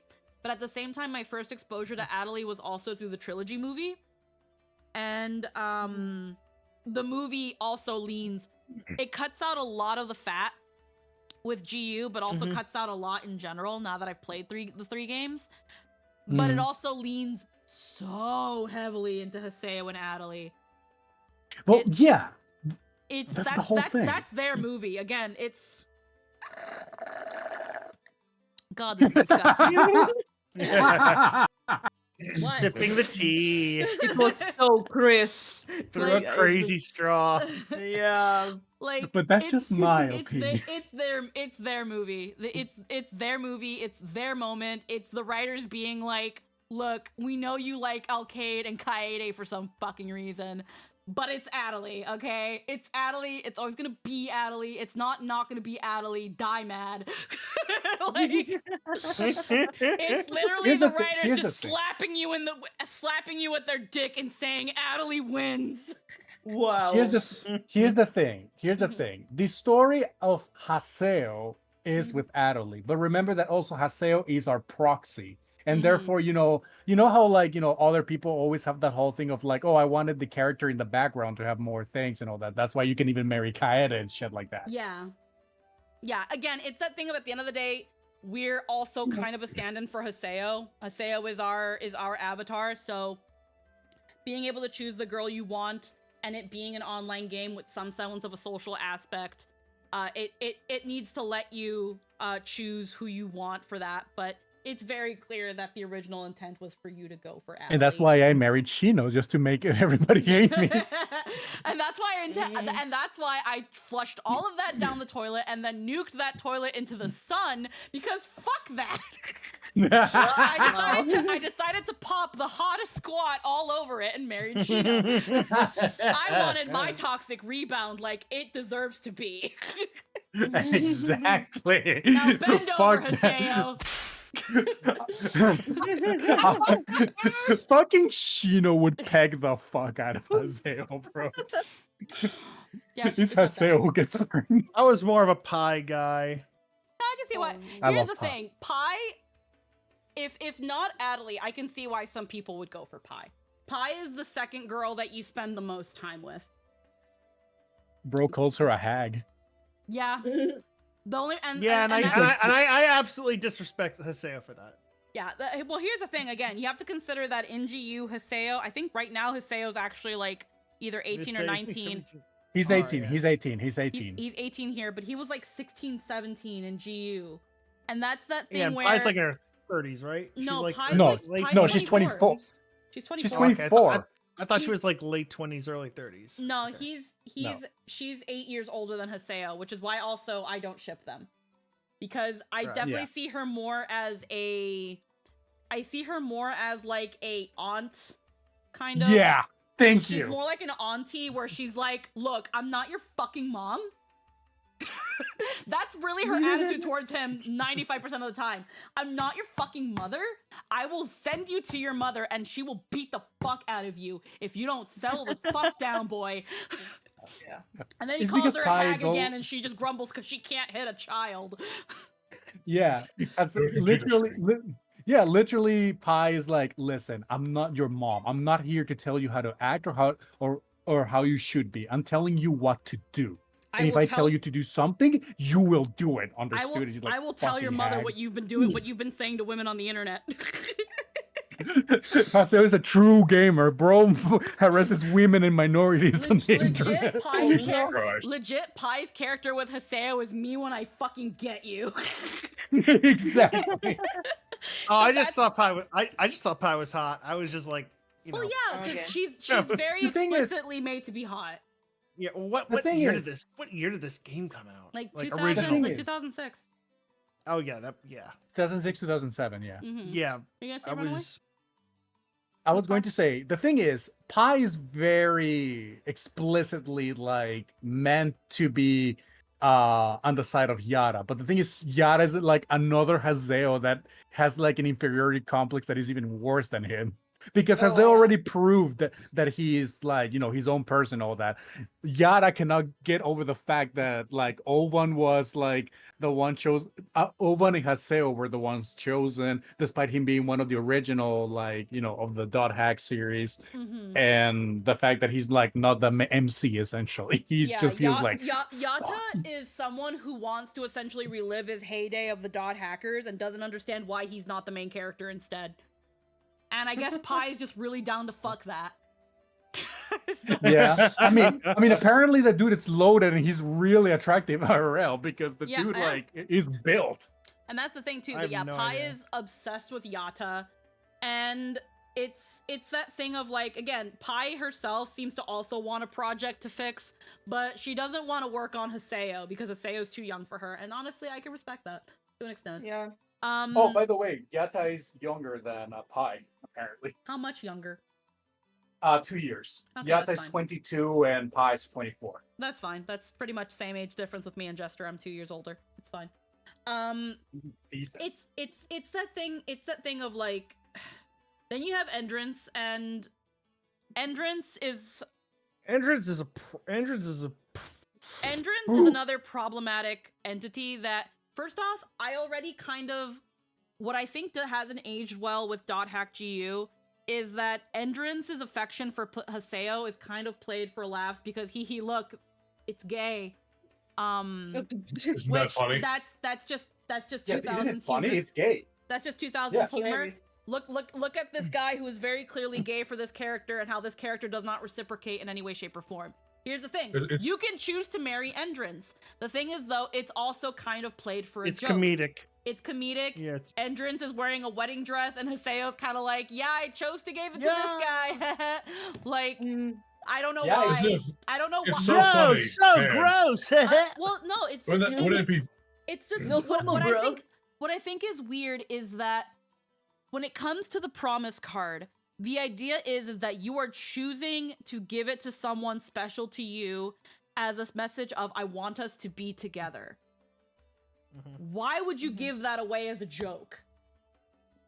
I feel like if they were going, it's comedic. It's the funny ending. I guess, but and again, at the end of the day, it's 2000s time, so that's just where Japan was. But I feel like it would have been interesting if, despite how they played Endrance's affection for Haseo, they decided to play it straight, where he was like, no, I'm gay. I'm going for Endrance. Yeah. But the problem... It's funny because when you do the Endrance wedding, Endrance does all the talking, and then there's Arcade. There's Arcade, Shino, and Adderley's on her knees just crying in despair. Shino's just like, oh my, oh wow. And Arcade is like, Yeah, okay, that's pretty funny. Yeah, again, because they thought they were going to be the ones chosen. They So absolutely play it for laughs, where it's just like, oh, okay. And yeah, no, Adderley is the one that takes it the hardest because Adderley's like, how? How did I lose? Yeah. Yeah, it's and then yeah, Endrance is pretty much just wearing a white version of his outfit with the bridal veil. And then there's like a thing where he's like looking at Haseo lovingly, and like Haseo has like a little sweat drop, and he's just like, yep. When it comes to Endrance shipped with Haseo, I guess this is what people would call toxic or doomed yaoi, because I want to say more I'm toxic gonna put it in than the antisocial doomed. corner. Yeah, I think I would probably consider it more toxic yaoi, because the thing is here that Endrance is someone who is very clearly mentally not well. Yeah, I was gonna say, like, he never really got over the whole. He never got Mia better. thing. He just found something else to fixate on and obsess with. Yeah. When it came to his previous character, because he originally appeared in the first 4 .hack games as a kid named Elk, who was a 13-year-old boy who essentially made a friend in the game called Maha. Mia. I thought it was Mia. Yeah, Mia. I'm Yeah, it was sorry, Mia. Maha was the name of the epitaph. Mia, who was essentially a cat girl, the actual like cat girl, not a nya cat girl, who was just someone that, you know, lifted him up, said he was worth people's time, because again, a lot of people in this game are abused or neglected in some way, shape, or form, or lonely, and they were very close Think friends. female Beerus. Yeah, female Beerus, essentially. But the problem is, he's that guy? Yes, he is. Endrance is Elk. And what happens is, due to plot stuff, Mia ends up dying. Because it turns out she was never actually a person. She was a digital entity, and she ends up dying. And this destroys Elk. Because he pretty much loses his one true friend. Eventually, time passes. 8 years afterwards, we're now in GU. Endrance is around, actually wait. Yeah, about 10 years passed because Haseo was originally like 5 years old when he was playing Sora, and don't worry about it. 7. Yeah. 7. So yeah, about 8 years passed, and Endrance is now a grown man, plays the world R2, makes a new character, and finds a cat. And calls it Mia. It becomes the thing he's obsessed with. It needs him. He needs it. It becomes the only thing he lives for and cares for. He becomes really good in the arena. He gets a bunch of fangirls. He doesn't care about them. He only cares about this cat. So Haseo comes in. It turns out this cat is actually a really bad plot Ida thing and his epitaph. So he cleanses it. Endrance is an epitaph user. His epitaph is Maha. It's in the form of Mia. So that is a bride for whatever reason. Yeah, his BFF Jill from 8 years ago is actually a virus, but also his epitaph. So essentially, she is a part of him. Whatever, don't worry about it. But she's gone. She's gone again. And Endrance is like, I have nothing. There's no purpose for me. What do I do?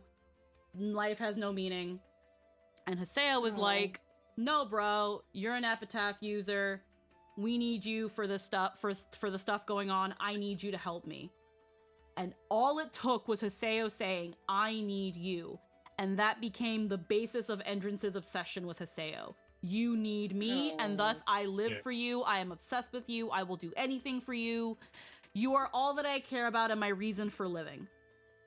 This is not healthy. This is funny enough, ironically enough, for how popular Endrance is despite this. This is what people blame Adelie of being. Yeah. Yeah. It's just that like Adelie tries to be more normal about it. Endrance is just full on devoted to Haseo. Because Entrance is a joke, you see. It's also kind of, it's also, let's be real, it's kind of misogyny. It's also kind of misogyny. Because it's really funny. But hey, Squeaks, no matter what we say, no matter how much we, point out also the scales are funny both to bad. think about. Yeah. I need you to recognize this guy lost his cat and then dedicated his life to staring at his screen while he goes AFK in an ice zone. Yeah. Okay, but I was gonna say, no matter what, arguments we can say in positive and in negative, the worst fucking ship in this whole game is Haseo x Sakubo. Fuck that. Absolutely. Haseo x Sakubo Fuck that. Is the worst fucking pairing. I don't know why you would want to marry. Well, I don't know why you would want to go for these actual children. The 8-year-old. I saw that. I was like, wait, you can do that? Why? You can marry Saku or you can marry Bo. Yeah, Bo is a little boy. Yeah, I saw that. I was like, what the fuck? And just for the context for Ada, Sakubo in the game appear as twins, but then it turns out that Saku is actually essentially for all intents and purposes, the imaginary friend that Bo conjured as a coping mechanism that eventually became dissociative identity disorder due to his guilt from his actual twin that was going to be called Sakura being born still. What? Yep. Yeah. What? Yeah. You didn't know that? That's not a game of happy times. Ada doesn't know. Game? It's a very complex thing. Yeah, Ada I doesn't thought you know were familiar with the dot hack stuff. No, that's why we're No. recounting things. Oh, okay. Yeah, so Bo was originally supposed to have a twin named Sakura, but when they were born, she was born stillborn, so she died. And as he learned about that growing up, it became a guilt complex, and then due to, again, like everyone else in the world, was either lonely, bullied, or neglected. In this case, I think neglected and abused, ended up kind of imagining he started imagining who his sister would be if she was alive. And it ended up being kind of like an imaginary friend, and then developed into dissociative identity disorder in that he would assume the identity of his sister had she had been alive. His sister is a cunt. She's bratty, she's a tsundere, she's loud, she's obnoxious, and Bo is very sweet and soft-spoken and just a gentle boy. She will also throw weights at your computer screen. Yeah. So Just because. It sounds like kind of bipolar, if it's correct Yeah, word to but use. Yeah, bipolar is the right word. The thing is, Saku is bipolar. Yeah. Oh wait, no. Yeah, no, not bipolar. Yeah, Saku is bipolar and also a tsundere because eventually later on she warms up to Haseo because during game 3 there's an issue where Bo starts becoming a little bit more independent because he sees Haseo as a big brother and he's like, Haseo is so strong and capable and confident and I wish I could be like Haseo when I grow up. And Saku, his imaginary friend who is now her own identity in a way, in his mind is like, hey, he doesn't need me anymore. So I can just disappear now and he can just move on and become a normal kid because you've helped him be better. Now the healthy thing is just be like, yes, that is correct because you don't want that's just the correct thing to do. Yeah, the game makes it like it's the wrong thing to do. The game presents you with an option because she starts emailing you and she's like, hey Haseo, I'm thinking of going because I think you guys can handle this. And you can either tell her, yeah, go, we don't care. Or you can tell her, or you can tell her and say, no, Bo needs you. You're his sister. He is also able to be more confident because he knows he has you. You shouldn't leave him. He'll always love you. He loves us, but he loves you the most. And when you start actually seeing what is going on, in fiction they call it Gemini syndrome when it's the same person with two different personalities that are treated as different people. It's that thing of like, Bo is not okay. This is something that needs to be... He needs to go see a professional about this. Bo needs help. So, and of course, this is not a choice that should be left to random people online. But the fact that this isn't addressed in the way it should be is a little bit problematic and has not aged well. It's apparently, again, a little bit problematic. I decided to lean forward towards Haseo telling her to stay, mostly because I had heard, I don't know if it's true, but I had heard that if you tell her to go away, it's later implied by the ending that Bo doesn't get better. Bo declines mentally, and due to now being now this other personality having left him, succumbs to the abuse that he experiences at home and eventually commits suicide. I was going to talk to you about that. I decided true? to go. I decided to go do a save because I have a save of last record. And if you tell her no, essentially what happens is it's not that he declines and gets suicidal and all that. It's not that. Okay. That's it's not true.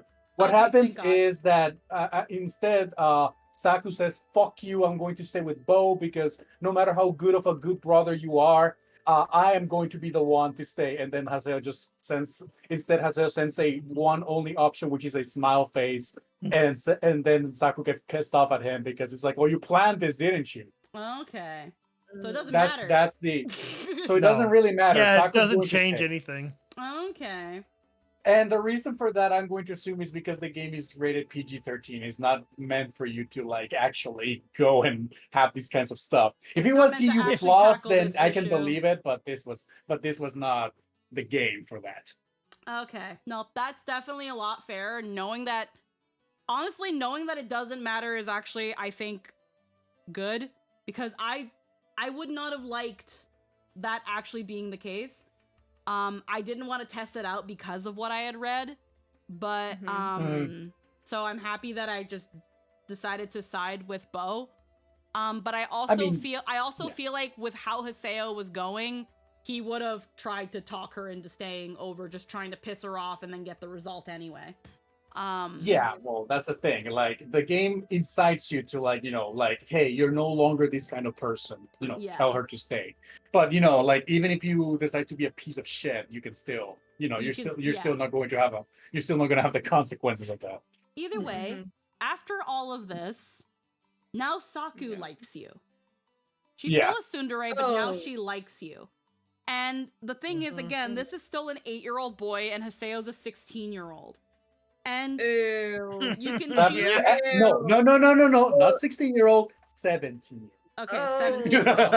Yeah, Still not better. throw in 1 extra year. Better. So either way, it's better when you, because he's more when- conscious. So now, when you choose to in-game marry them, I can't speak for Bo's wedding thing because I haven't seen it, but I'm guessing it's generally quote unquote the more wholesome choice because Bo is someone that already likes you. He's a nice boy. He sees you as a big brother, so I guess you can marry that. Why? I don't know why. But I don't whatever. know. And then with Saku, she's still playing her tsundere bit, and in the cinema, in the little picture that they show, he's giving her head pats and she's being a tsundere with a grouchy face and blushing. It's very clear that Haseo sees them as children. So why give me the option to marry them? I don't get it. I'm posting those in Antisocial Corner, by the way. Yeah. Look, the bow one is that. Yeah, I don't understand why this is the choice that they chose. But yeah. The bow one, it's just again, I don't see anything romantic here. I see like a dude and his little brother and stuff. They definitely play it differently. Then you can marry a fucking girl that has a boy body and it's an 8-year-old. It's very weird. I remember when I first saw this, I was like, wait a minute, I don't think this is right. Again, these are the kind of things where it's just like, fucking take who you want, I fucking guess, but the game very clearly wants you to aim for Adelie, and yes, good, Adelie is best girl. Which is why I took Shino to piss off everybody. What I find really weird, but I understand, but it's whatever, is Tabby, the cat girl that we saw a little bit ago. You don't get her member address until the very end of the game, where, like someone previously mentioned, she's just been stuck in a hard dungeon the whole time while everything's been going on. And then she's like, hey, Haseo, do you want to help me? And you go and do that, and then you get her member address, and then I guess you grind her out until you can marry her, and that's it. Also, Tabby does not really like you. She obviously has the hots for the other member of the Twilight Brigade, which she calls the... What is it that she calls him? The teacher? I don't fucking know. Not Ovan. I don't know. No, it's not Ovan. It's a guy with glasses, with like googles and a hood. He calls him teacher or something like that. Oh, Sensei or something. I know exactly who you're talking about, but I don't know their name. I just know that an old friend of mine had them an old friend of mine had that as their icon all the time. I know who you're talking about though. Yeah. Yeah, basically, they had those for two are the ones. Those are the ones who really are a ship, and also they're the only ones who keep in contact, because when Shino was comatose, Oban was missing, and Haseo was just being a massive cunt. They were the only ones like talking. They were apart.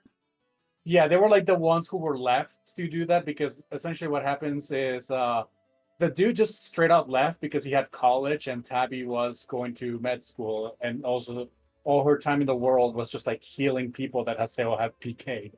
Yeah. It was yeah. So honestly, the fact that you can marry Tabby with that in consideration, with that context, it feels like a rebound. Another rebound. It's like, fuck you. all the other pairings when it comes, aside from Adelie and maybe Pi, but Pi you can also interpret it as potentially a rebound. Yeah. None of the other pairings with Haseo were good. I'm sorry, real quick to answer Runaway. Are you talking about Sasaki or Sasaki? Yeah. Or Sasaki. Is that his name, Sasaki? Yeah, Well, whatever. I just remember him as teacher.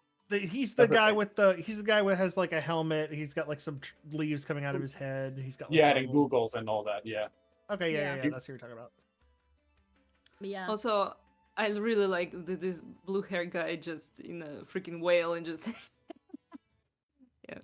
Yeah, no, Endrance is very, very pretty. He's played by Liam O'Brien. He moans in your ear 95% of the time. Oh. That's why it's a choice to marry, yeah? Now for the girlies. Yeah, no, Endrance is... I can't even say that he's a very sexualized character. He himself is not... He's a man slut. He himself is not sexual. Like, he himself is not a sexual person. He is just very clearly like the sexy man of the game. He's just also very gay for Haseo. Yeah. He's a troublesome homosexual, if you will. Yeah, it's toxic. It's toxic yaoi. But I'm yeah. sorry. That word makes me laugh all the time.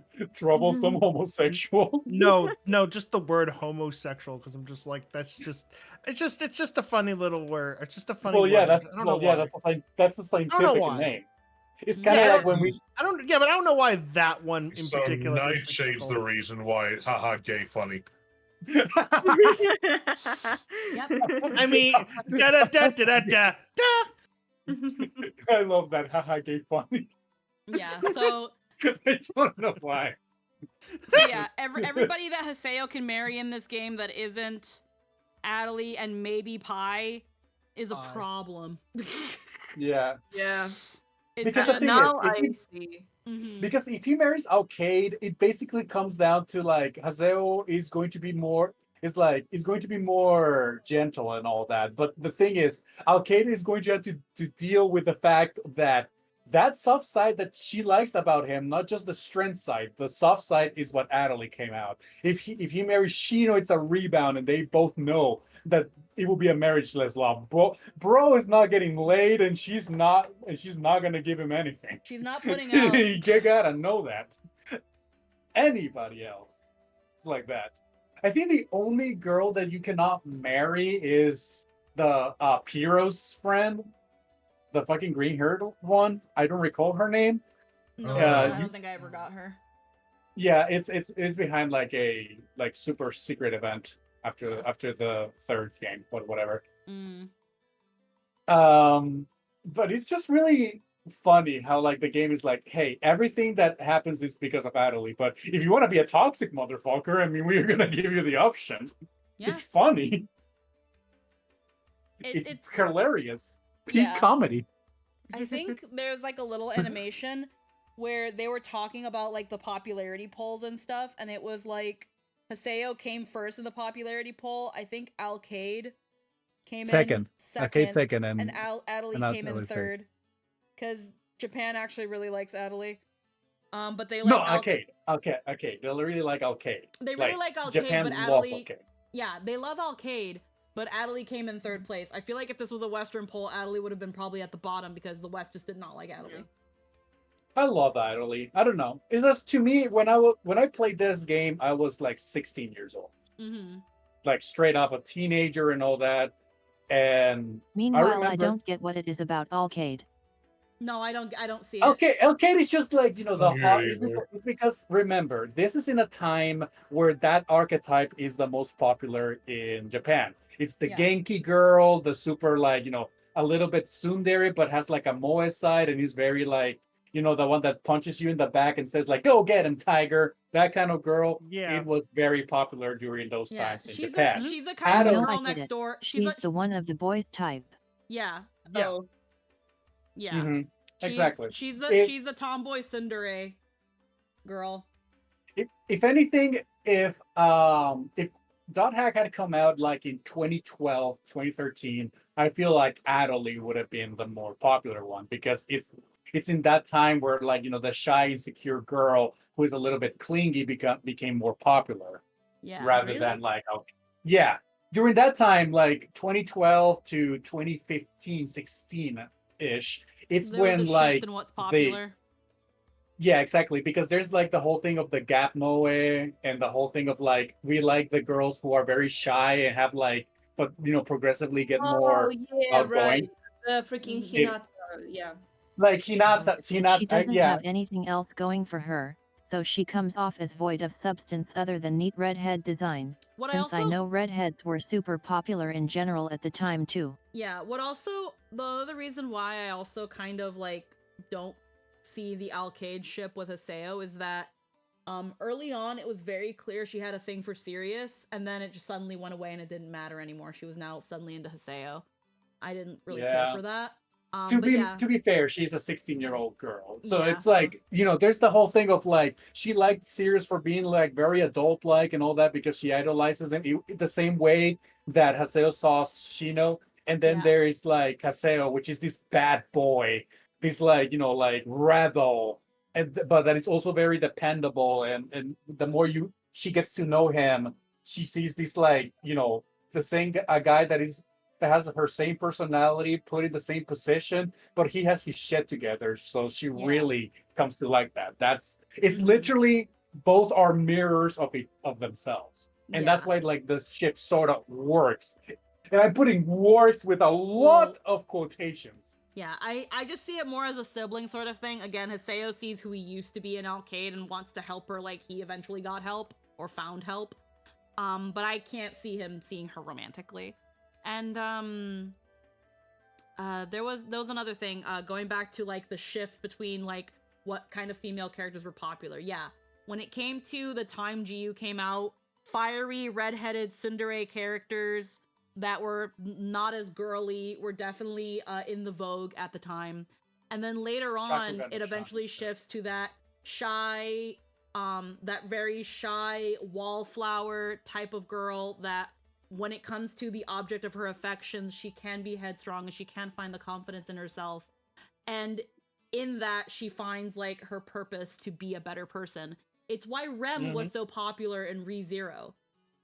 Rem is not that different from Adelie, and I don't even have to watch ReZero to know that. Adelie would definitely be a lot more popular had she come out later on. Yeah, that's what I say. Yeah. But anyways, Shino left, and Haseo has been there, just wondering. Ina's in the Hillskirts Cathedral. He's been processing that. Another yapathon. Another yapathon. Sorry. Another yapathon. Now that having played the original 3 games, having seen the movie, and having read the manga because I own it, this is a very, very enjoyable story. It is a little convoluted and complex in some ways, but the games make it generally easy to digest, and while it can be kind of cyclical with its take a break from the plot and go do tournaments, at least it gives you that time to process what just happened. Yeah, I don't think it's a bad story. It was definitely pretty complex for its time, that in a way that not a lot of stories are as much anymore, for better or for worse. I love Dot Hack's story. Like, G is my favorite video game of all times. This won't be pleasant, but I gotta do it. Like, oh right, you get to hear Ina's voice actress now after all this time. I mean, no, we heard her. We heard her in Volume 3. No, but you get to hear her now after like a decade later. Oh yeah. Okay, yeah. I was also gonna say another thing that like a criticism that the Dot Hack franchise got, and it was mostly with Dot Hack Sign, which was one of the first anime entries, was that I want to say a kind of a bad faith criticism, was that they took a series about an online game and made it boring. And I don't really agree with that, because first and foremost, what the Dot Hack series is a character study. Into people and what brings them to places like the online space, and why is it that they act and behave and become the way they do and be. Oh yeah, that was me. I found it boring. Dot Hack Sign's premise was person gets trapped in a video game somehow, and a bunch of the other characters react to this by trying to find out why that's the case and how to get them out. It's the Dot Hack Sign is the reaction of a bunch of characters based on a single situation of one person that eventually unravels into a conspiracy within the online game. But because it's set in an online fantasy game, there's not a lot in terms of fantasy fighting. It's just a lot of the characters talking. Yeah. So if you were younger back then, you could see how this series is boring. But yeah. I think Dot Hack Sign is one of those series that aged very, very well. I agree with that now, yeah. Because it tackles the thing of, why are all these people here? They all come from so many different walks of life. You've got an office worker, a teacher, just a teenage girl, a famous prolific writer that now, due to, toxic family members, is now fucking in debt and broke and dealing with essentially abuse. You have, again, victims of abuse, people suffering from serious mental psychosis. abusive families, bullying, prodigies that are seen as like, you know, that are just children and see the world as a place to be a power trip. Haseo appears in Dot Hack Sign, but not as Haseo. He appears as like an almost 10-year-old boy playing the character Sora, and all he does in the game is kill people because it's a game. He funny. Isn't it funny when I make you mad because I killed you in the game? Because who Haseo was beforehand was a boy who lived with his father, and while his father was working all day, he was only able to be in school and online games, so he wanted attention, and he found it by being a little shit on the internet. Yep. Yeah, until he fucked with Skate. He's MR lol random, but he's actually good at the game. Yeah, he's crazy good at the fucking game. Because aside from school, that's all he had to do. That's all he poured his time into. And then he fucks around just enough to find out. And it's crazy. And it's something that affects him so greatly and traumatizes him that he ends up forgetting about everything. And then ends up coming back into the world, hosting the avatar of the thing that killed and traumatized him. Yes, Escape the terror of death. It's such a crazy, expansive story. It's not that hard to follow. It just takes a bit of time. And again, it's the characters reacting and choosing how they're going to go about the situations that are put in front of them. And again, it's just also set in an online game as to why people are brought into these situations, what brings them all here. That Sword Art Online doesn't tackle. I'm sorry. Sword Art Online It is does boring. not. No. Sword Art Online is just... I feel like when people dismiss Dot Hack because it's just characters talking, they're watching the show for the wrong reasons. They're playing the games for the wrong reasons. Sword Art Online is just, wouldn't it be cool if the world was an online game? It doesn't even try to until the one arc everyone says is the best, even though it's the shortest. Yeah. So it's a thing of Dot Hack, while was pretty damn popular in Japan, didn't do as well in the West because Mother's Rosaria is the best one for that very reason, and it's only 4 or 5 episodes. Yeah. It's really funny because I guess eventually when you really think about it, the reason Dot Hack didn't do as well in the West is because we Westerners have to have keys jingled in front of us with flashy battles in order to keep paying attention. Jingle. Yeah, you just gotta... I think there was a couple of reasons. Keys. It was a little more than that. Dot Hack Sign was clearly meant for like adults. Young adults to adults. Yeah, I know. It should not have been put. It should have. It should not have. It was mismarketed heavily. Yeah, it was mismarketed. Because Americans have to. It was mismarketed heavily, and then it was also when it didn't. It was originally in a somewhat earlier Saturday night slot. And then I guess when it didn't get the ratings it wanted to, they put it in a dead slot. It would play at midnight or 1 a.m.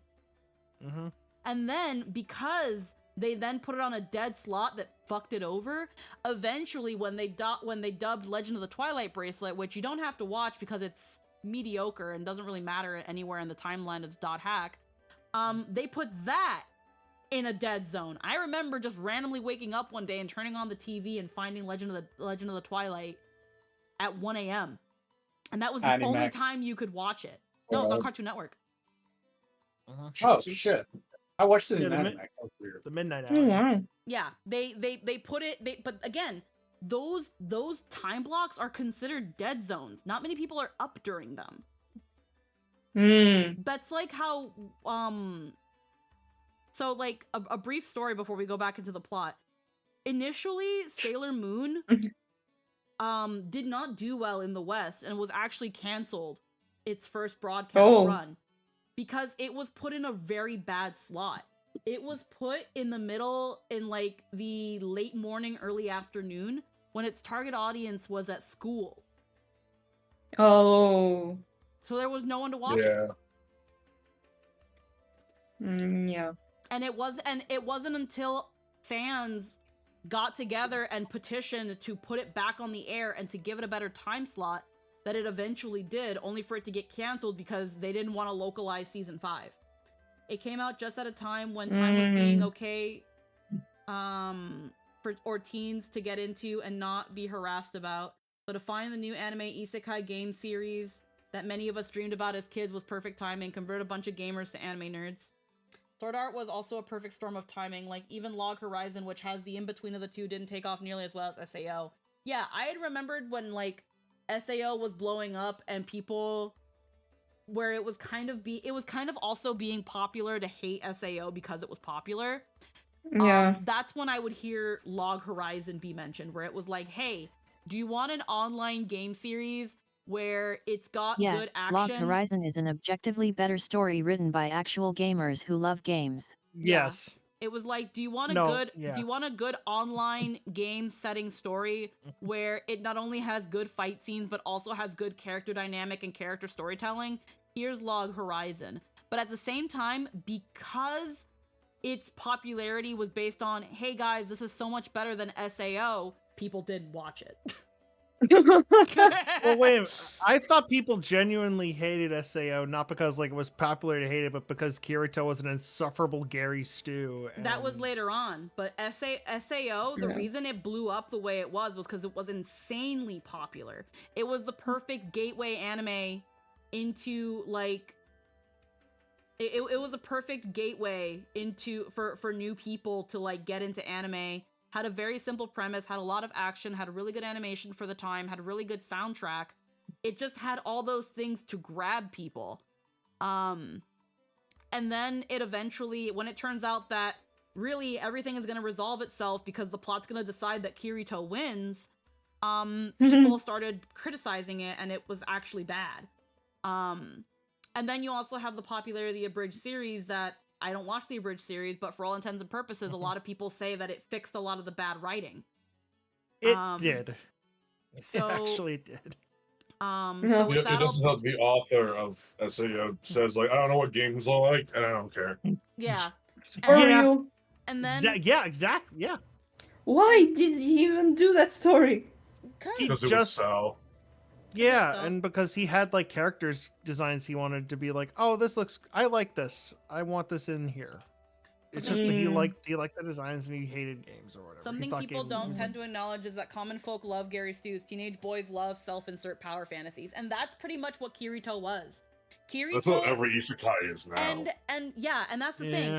If you now hate the direction of isekais where all the protagonists look the same and boring, blame Kirito. Because Kirito looks boring. Kirito looks like your generic, run-of-the-mill Japanese boy, and that is just very easy for people to project themselves onto, and that is popular.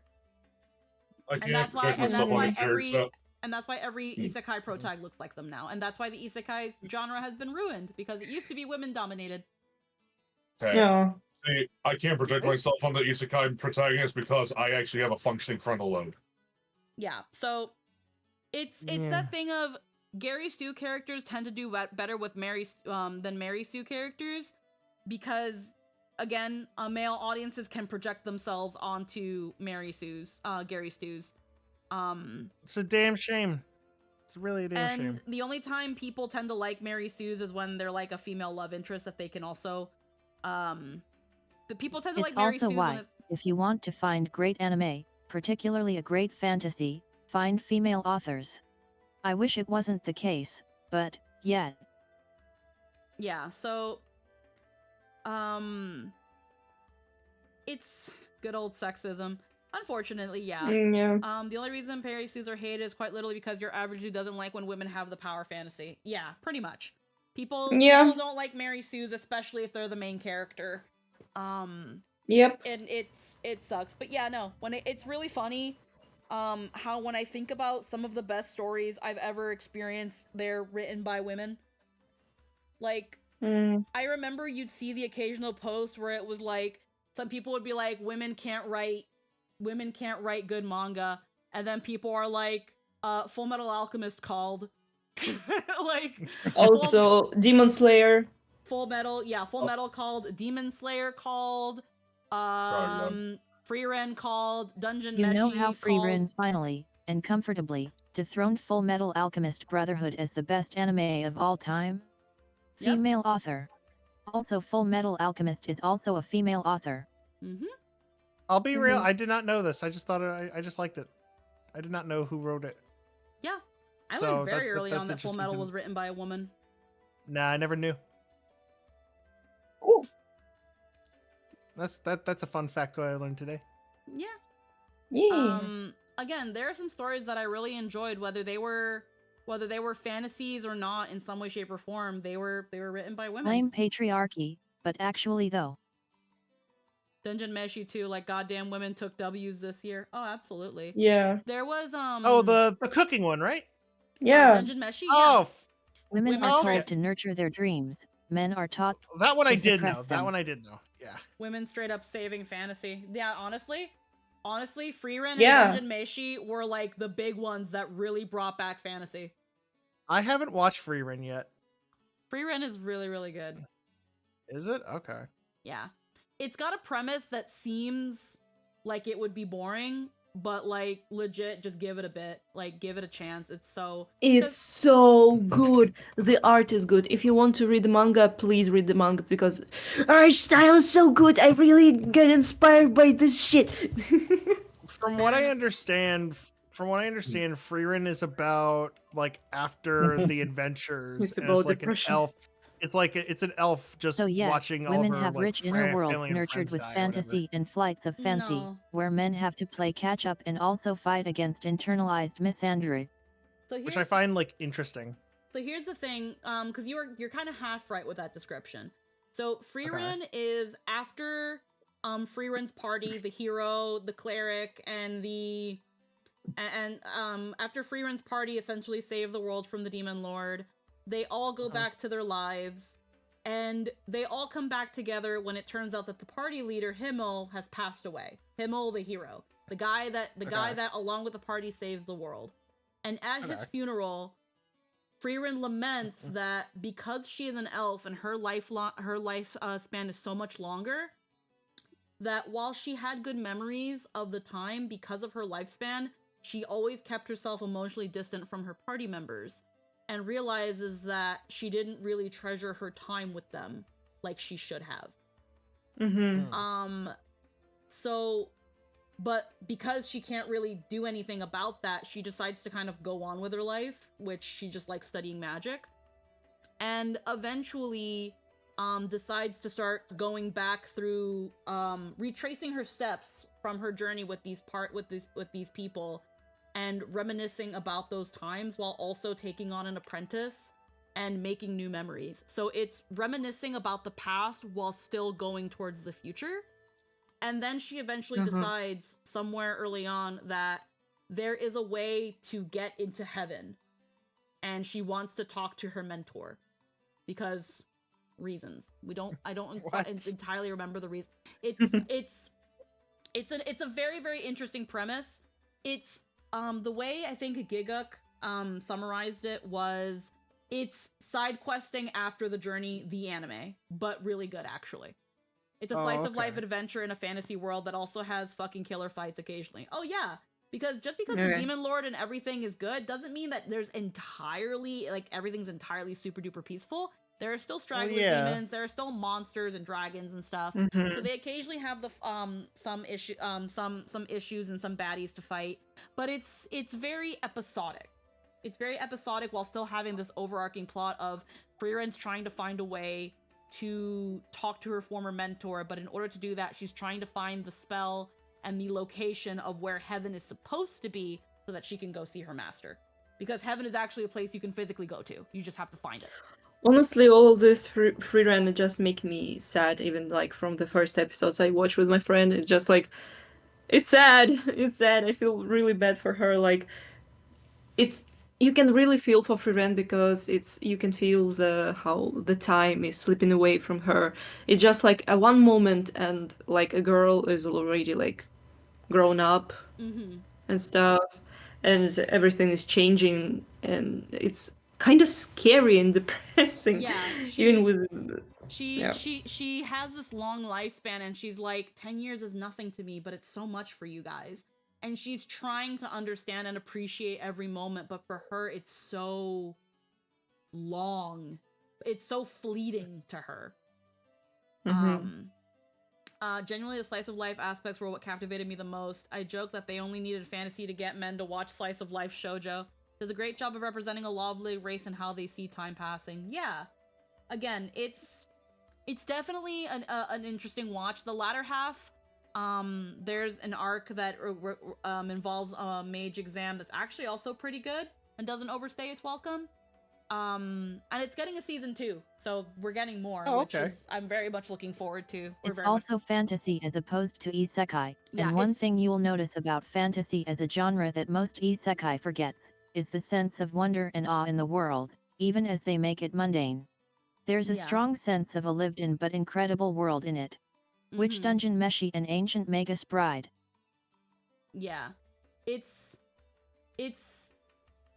really good. It really kind of brings back the wonder and what people enjoyed about the fantasy genre. It gives, and this is without me having watched Lord of the Rings, it gives Lord of the Rings. Yeah. Okay. I'll have to watch. I definitely want to watch. It's like Lord of the now Rings, because- but the books, because the books go to the after. Yeah, it's like Lord of the Rings after Mordor. and Lord of the Rings before Mordor, because there was a lot happening in every era. It gives the Lord of the Rings, it gives the Hobbit, but like it's just come be in this fantasy world and just be with these characters.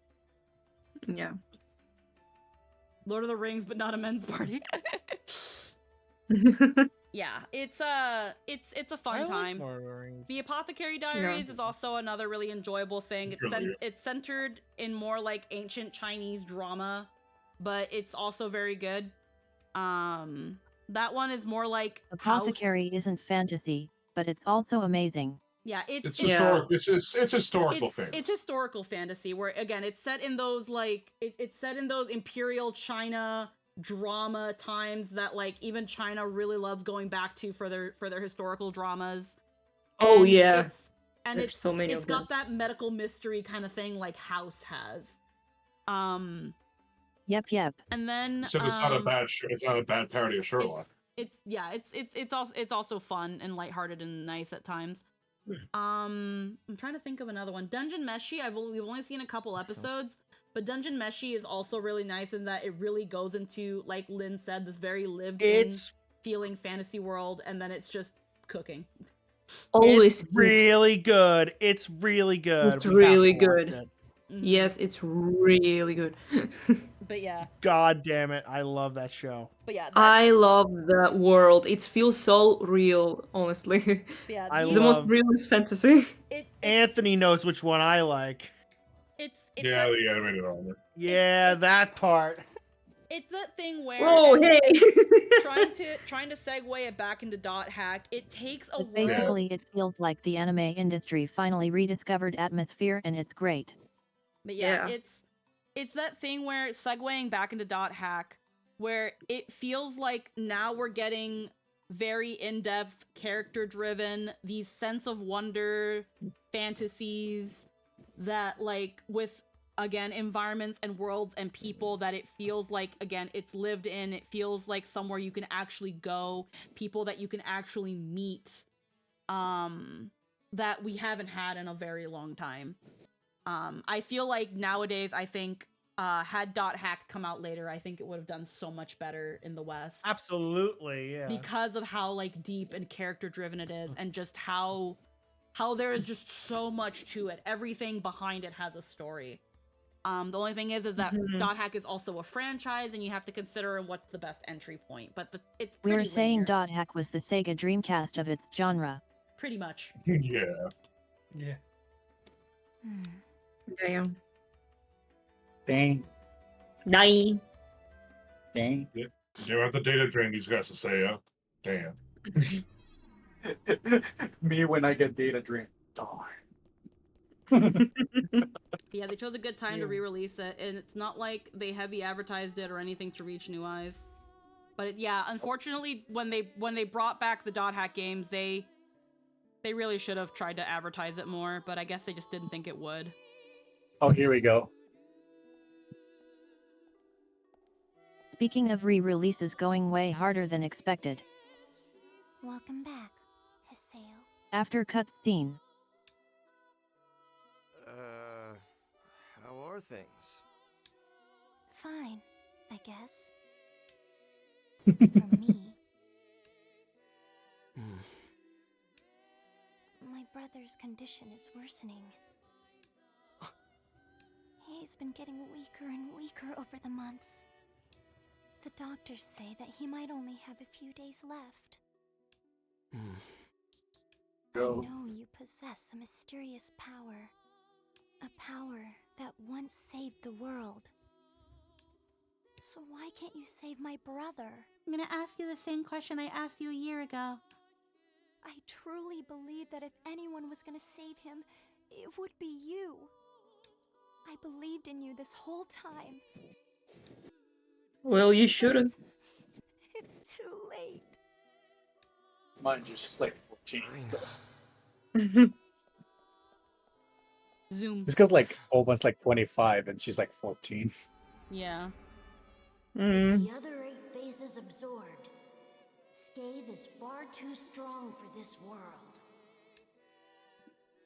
He's likely to summon the anti-existence all on his own.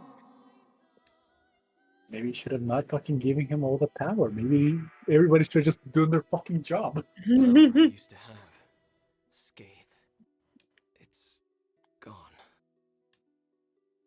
Oh.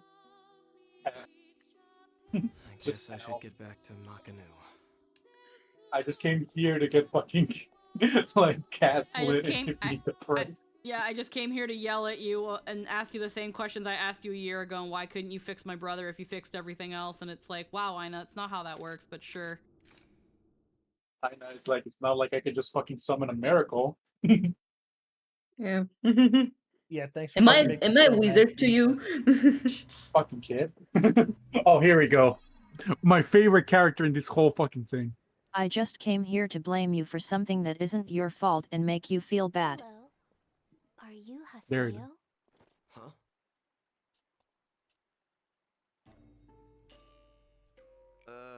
Looking for me?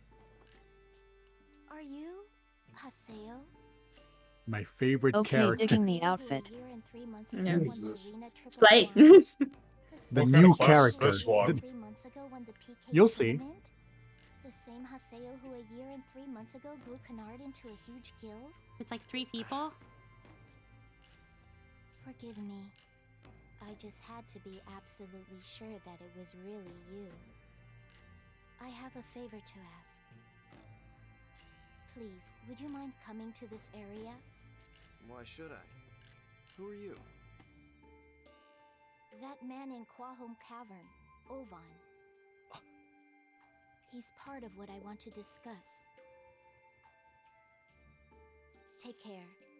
I hope she's 70 and an old otaku gramps. It would make me so happy. I don't get it. How the hell does she Hope so know too, about Lynn. Ovan? And beyond that, Yeah. how does a normal PC even know about Quahome? Quahome. I guess I should Quahome.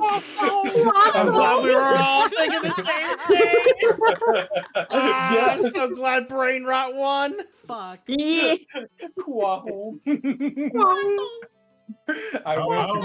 How many retakes do you think they needed for that line because of that? This was I in hope 2018. a bunch. This was 2018, so Going alone the might brain be rot best. was not there yet. Selective And also this was companion. like probably like recorded like in 2017, so Yeah. Wait, this game is in what? Where did it come out? this original one 3 volume 4 games. came out in Okay, sorry, go on. No, I was gonna, no, I did. I thought you meant the original games. The original games came out in 2006, 2007. This one came out in 2017. Oh, wow. Yeah. Yeah. Wow. Oh yeah, these Yeah, right. fuckers. These fuckers are here. When I heard this was coming back, I remember I did not have any money, and I went to do essentially like the equivalent of a lemon stand, just so I could get money to buy this because I needed to know. Oh no. And the whiplash and the relapse I felt when I was doing all this. Tabby, tribal I remember grappler. when I found out, I was like, wow, they're really coming back with it? Azure Balmung. It's because it was like the 10th anniversary of the game, and it was and GU it is the most popular of the franchises of the Dot Hack. Yeah. And Terrace, Matsu, Yata, Can't Bring Zelkova, Shino, Bordeaux. I don't even mean to be creepy. I just love the idea of an old traditional gentleman passing his days opining on youth and indulging in the fantasy of being a polite shrine girl. That would be so fun and wholesome. That's funny. I like that. That is hilarious. Peak comedy, absolute cinema. Me when I'm 70 and I become a shrine little girl. I'll be Cagliostro from Grand Blue Fantasy. Rebel Grappler, Gauntlet. Yeah, the tribal gappler. She's going to like grapple you. The tribal Nyappler.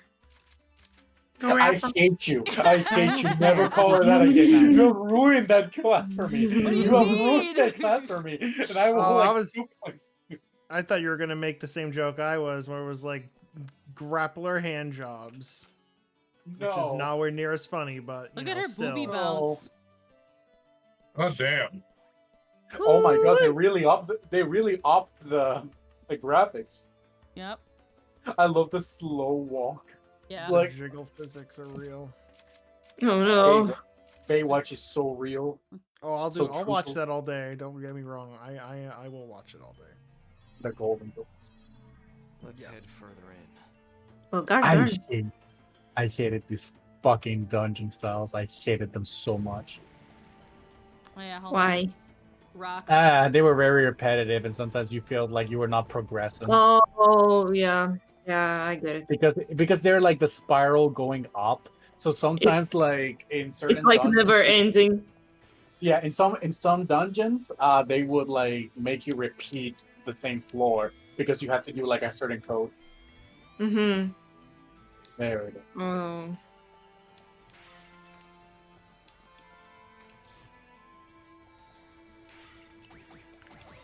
Chincho! I swear to God, they should have made this into plushies. Honestly, They again, didn't? Dot Hack just was not marketed as well as it should have been. It did really like, well I in swear to Japan, God, but it it could have been didn't- marketed so much more. Yeah. It If they deserves had more given me this- marketing. If they had given me this, I would have bought them. I would have bought like 3 of them and then the Kim Chow. They But could yes, have speaking easily. of re-releases that got a lot of traction. Well, Xenoblade well- Chronicles X launched with Nary a Whisper when it first came out, but it was just put on the Switch after the Xenoblade name actually garnered a strong following, and the advertising is doing some mad numbers. Yeah, it's that. Well, it's here's- that. Huh? I was about to say, well, here's the thing. Don't we know a certain din that we could just be like, hey, I would like to commission this as a plush. Well, that's not the point. The point is that they could have made Chim plushes and Grunty plushes as because at the end of the day, it's like when it comes to marketing, you have to think about merch as well if you're an established property. And Dot Hack was something that had its heyday and its popularity that there just wasn't enough merch for back then. The 2000s. I'm still mad at Hoyo for not marketing a Sparkle plushie. Oh yeah, no, they really should have. Where is it, Hoyo? Well, here's the funny thing. There's no Sparkle plush, but they did make the origami birds, and they made an Aventurin one. Oh yeah. Yeah. The thing is, at the end of the day, back then, when it came to merch, the most you can get from a franchise was maybe like posters, prints, buttons, and in the West was even worse.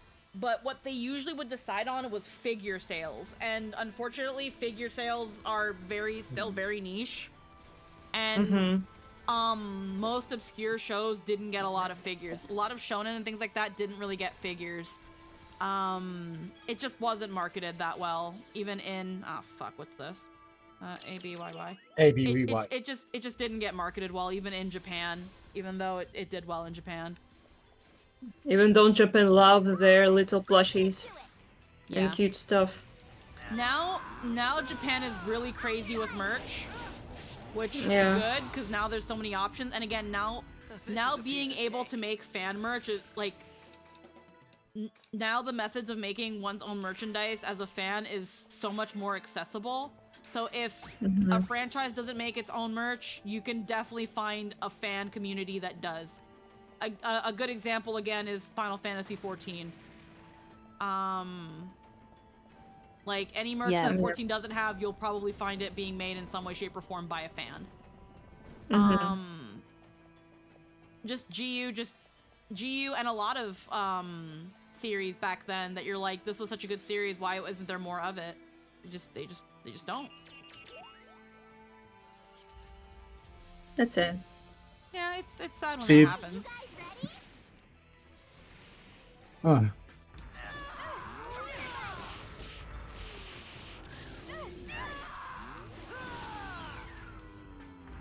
I didn't even break a sweat. Alrighty. I'm here like waiting. Speaking of plushies, I'm waiting here for Zenless to release their Banui beans. Yes. I haven't played Zenless in a bit. How's it going?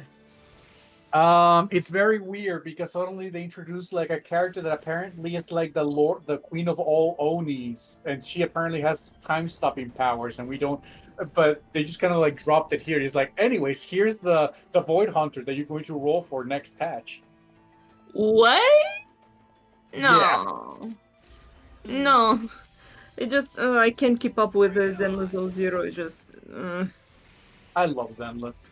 It's like I have a special day for Zenless Zone Zero to play it, really like long time, and then kind of forget about it until something happens and I'm again here. Don't worry about it. Yeah, because I'm here grinding in Honkai Star Rail, trying to get like my guys up to an acceptable maxed out level. And I'm still waiting for Skrillum. Still waiting on Skrillum. I want my robot guy. I want my robot scientist. But I mean, Herda's coming up soon, right? So. Which had Herda? Like 3.0. Adult Herda. Yeah, adult Herda. No. Yeah, she's probably not gonna come up till 3.0. Yeah. So, and we're still in 2.6, so it's not gonna be for another like three patches. Technically 6 patches, because each point something is 2 patches. So it will probably drip marketing for 2.8 should be sometime in December. Which then we'll probably see in... Oh, we were getting a 2.8? Well, drip marketing usually comes out a couple weeks after the patches come out. So like we got 2.7 drip marketing before 2.6 came out. So 2.8 drip marketing might come out maybe sometime in December. Which then means that 2.9s might come out somewhere in January, 2.8 coming out sometime in February. Or 2.8 will either be late January, early February. We're not gonna probably see 3.8 until like 3.0 until like summer. Oh. Probably sometime in just spring, like that. spring or summer is when we'll probably see 3.8. 3.0. Sorry, I keep saying 3.8. Will time will fly just like that, and that's what makes me upset. Because like at the same time, I'm really, I can't wait, but at the same time, I really don't want don't want another year to pass me by. It's that thing of like, again, right now the second half of 2.6 came out for patch. And we're supposed to be getting 2.7 sometime in December or sometime end of this month. And that's when Sunday comes out. Fugwe will be coming out probably because it's like 20. I mostly each patch mean is that like 20 version days. 1 only went to 1.6. Yeah. I don't know. Because I just finished maxing out my what's her name? what's her name? I'm blanking right now because I'm playing Gundam. Yeah. The new imaginary character.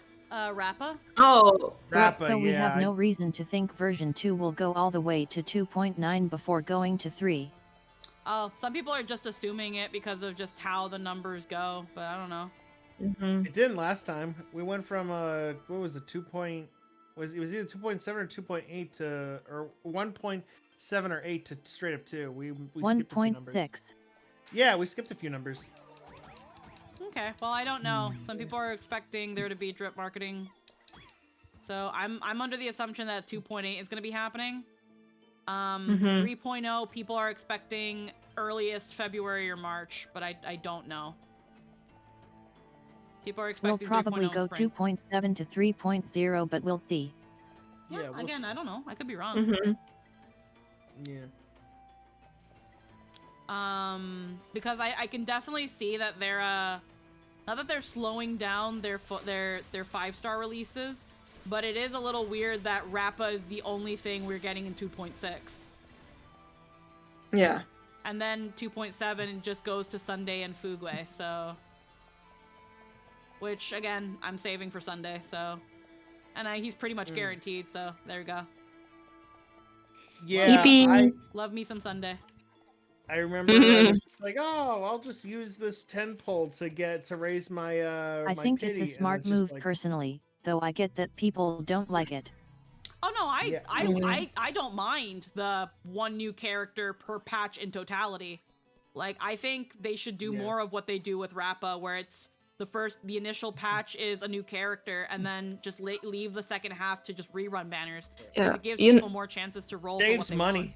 Yeah. You want to slow down your character releases after the initial spurt, so it doesn't get too big too fast. Yeah. Did I leave? Honestly, I really like the Rappa. I didn't want to pull for her at first, but after passing the story and stuff, I'm like, no, she's fun. I'm gonna get her. Mine was complete accident. I just used my my 10 tickets to just raise my pity. I'm just like, there's no fucking way. Because I was at 0 pity. I was at 0 pity. And it's just like, well, there she is. All right. Yeah. Again, Oh, yeah. I lost the 50-50 to with Fei Xiao and got Himeko, and then I was like, well, I heard Sunday's coming out in 2.7, so I'm not rolling anymore. Hell yeah. I'm saving very large sums to make sure I get Herta without any question. Yeah. And Sunday is gonna be apparently a very good power for Jingyuan. Again, Jingyuan's getting a power up in the form of Sunday. Yep. So, I mean, personally, I don't need Sunday to make Jingyuan powerful. I already have Jingyuan up pretty good. I've just got to max out his traces, which I'm almost done. Apparently, Fugwe is supposed to be very good for a break team. Oh, okay. What I just kind of thought was weird is that we had just gotten a Fire Nihility and now we're getting another one, but she's supposed to work pretty unique to, again, she's going to be good for a break team. Going to be very good with Acheron, apparently. Ooh. So they say, so don't take my word for it. Fucking shit. I want to have enough to be able to go full on hard pity twice on Herta and her cone, and otherwise there's at least 2 other characters I want later, so just have to hold. Yeah. What other characters are you thinking? Because I don't know what characters are.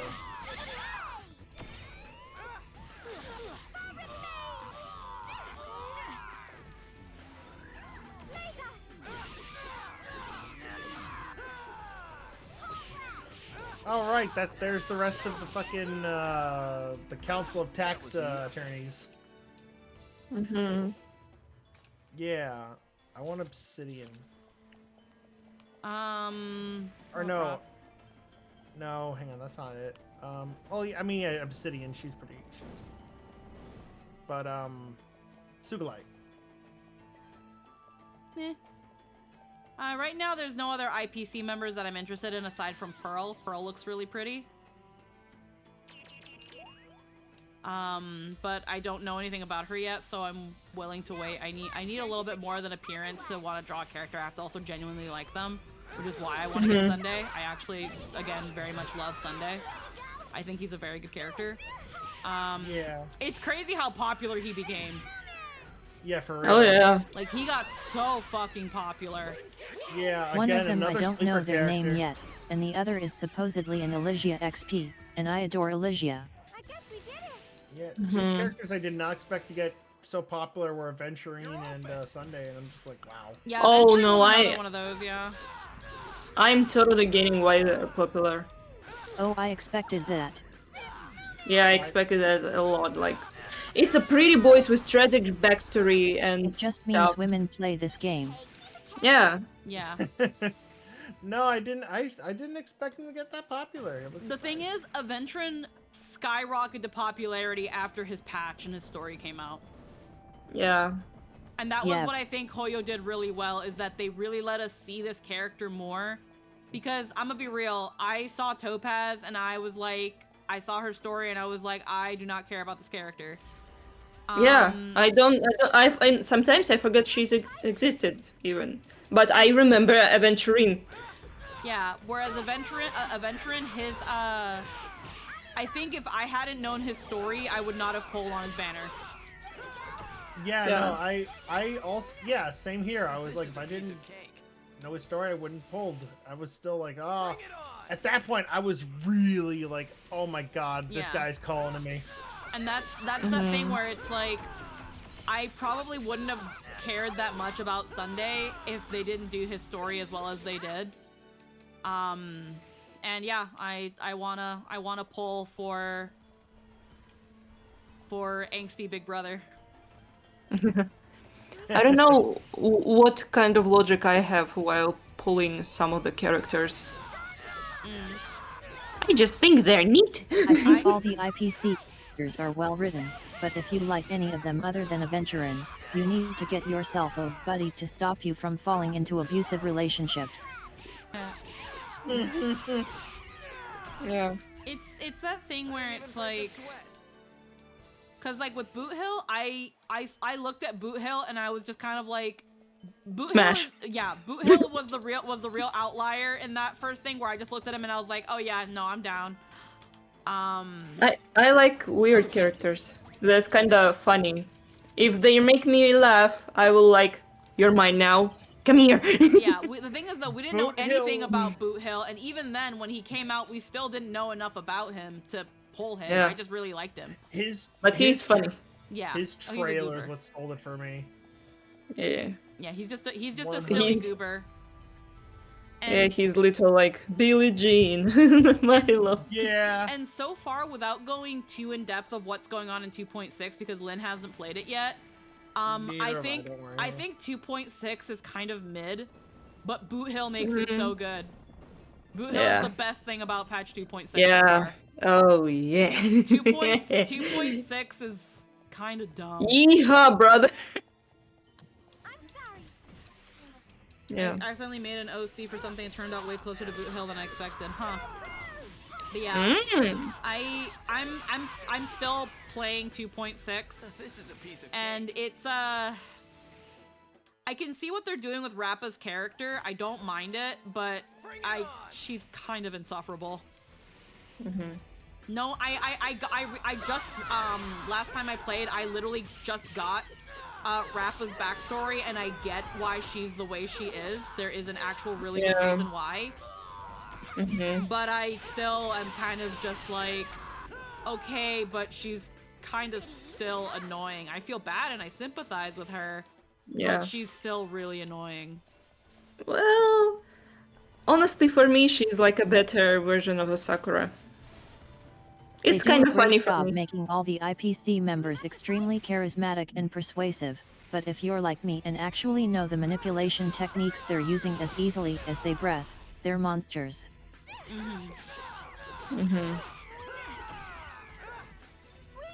Oh yeah, I'm still gonna collect them all though. I'm gonna collect as many as I can. Some of them are pretty random because the fire healer girl, honestly, I got her by the pure luck. I didn't even think I would get her. But she's now, now she's a a really popular healer to use because she is dealing a lot of damage and she heals a lot. So I'm like, yeah. oh, mine, come with me. No, yeah, Lingsha is an erudition character that calls herself an abundance. She is definitely a better Gallagher, while also being an erudition character. It's really, really funny. Yeah.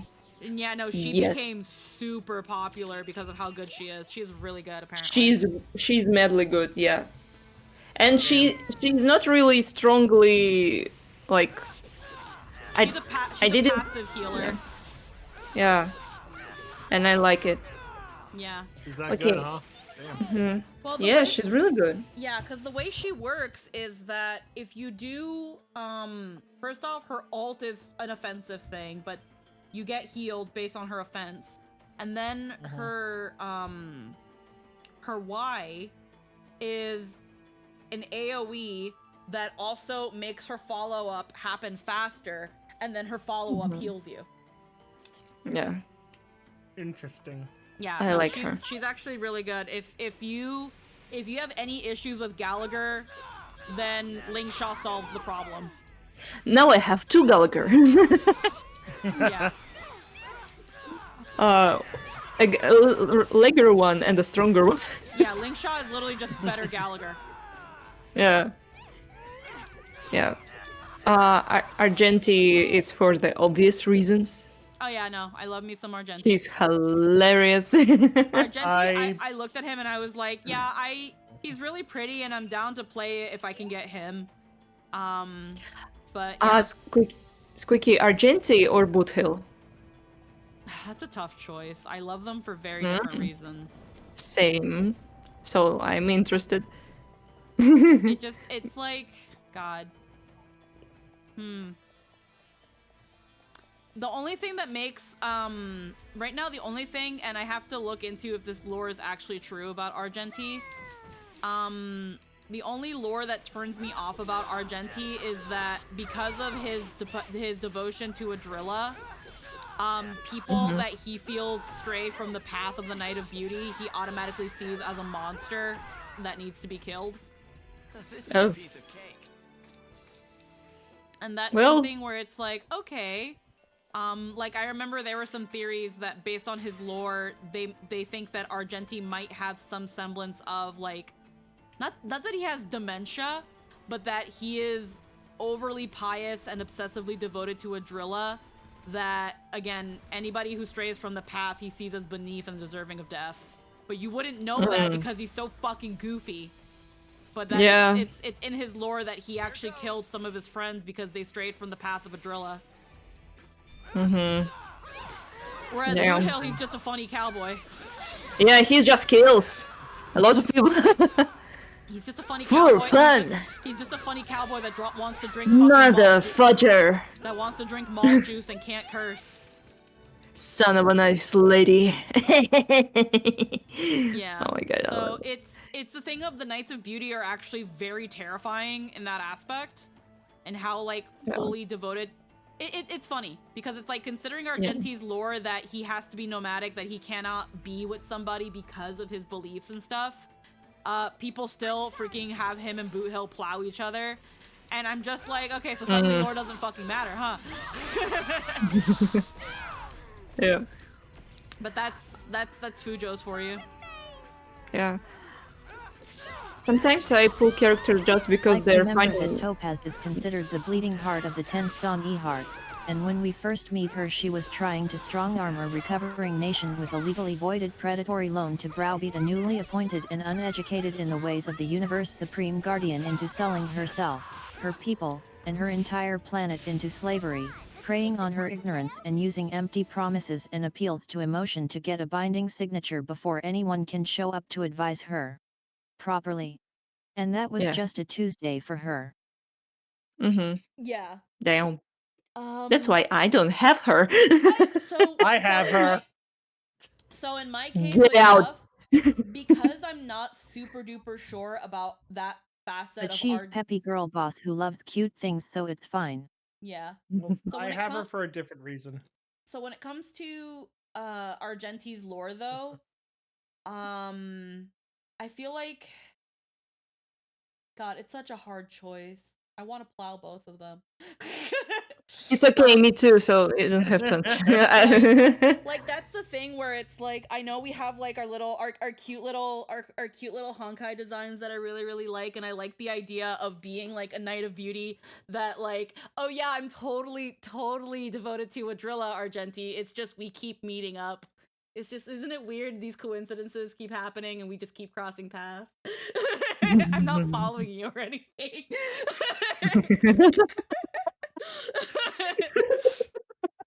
Oh my god.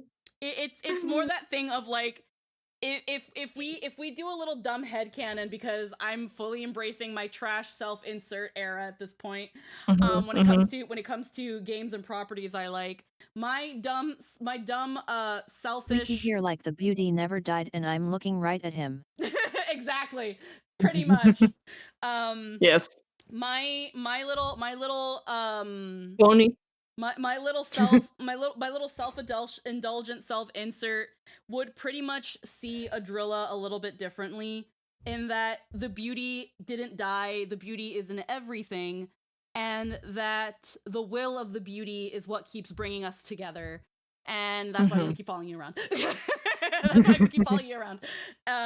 Because I don't. He basically said, "You're pretty. I will follow you." I don't think the beauty would have wanted us to live this lonely pilgrimagey life. I think there's beauty in love.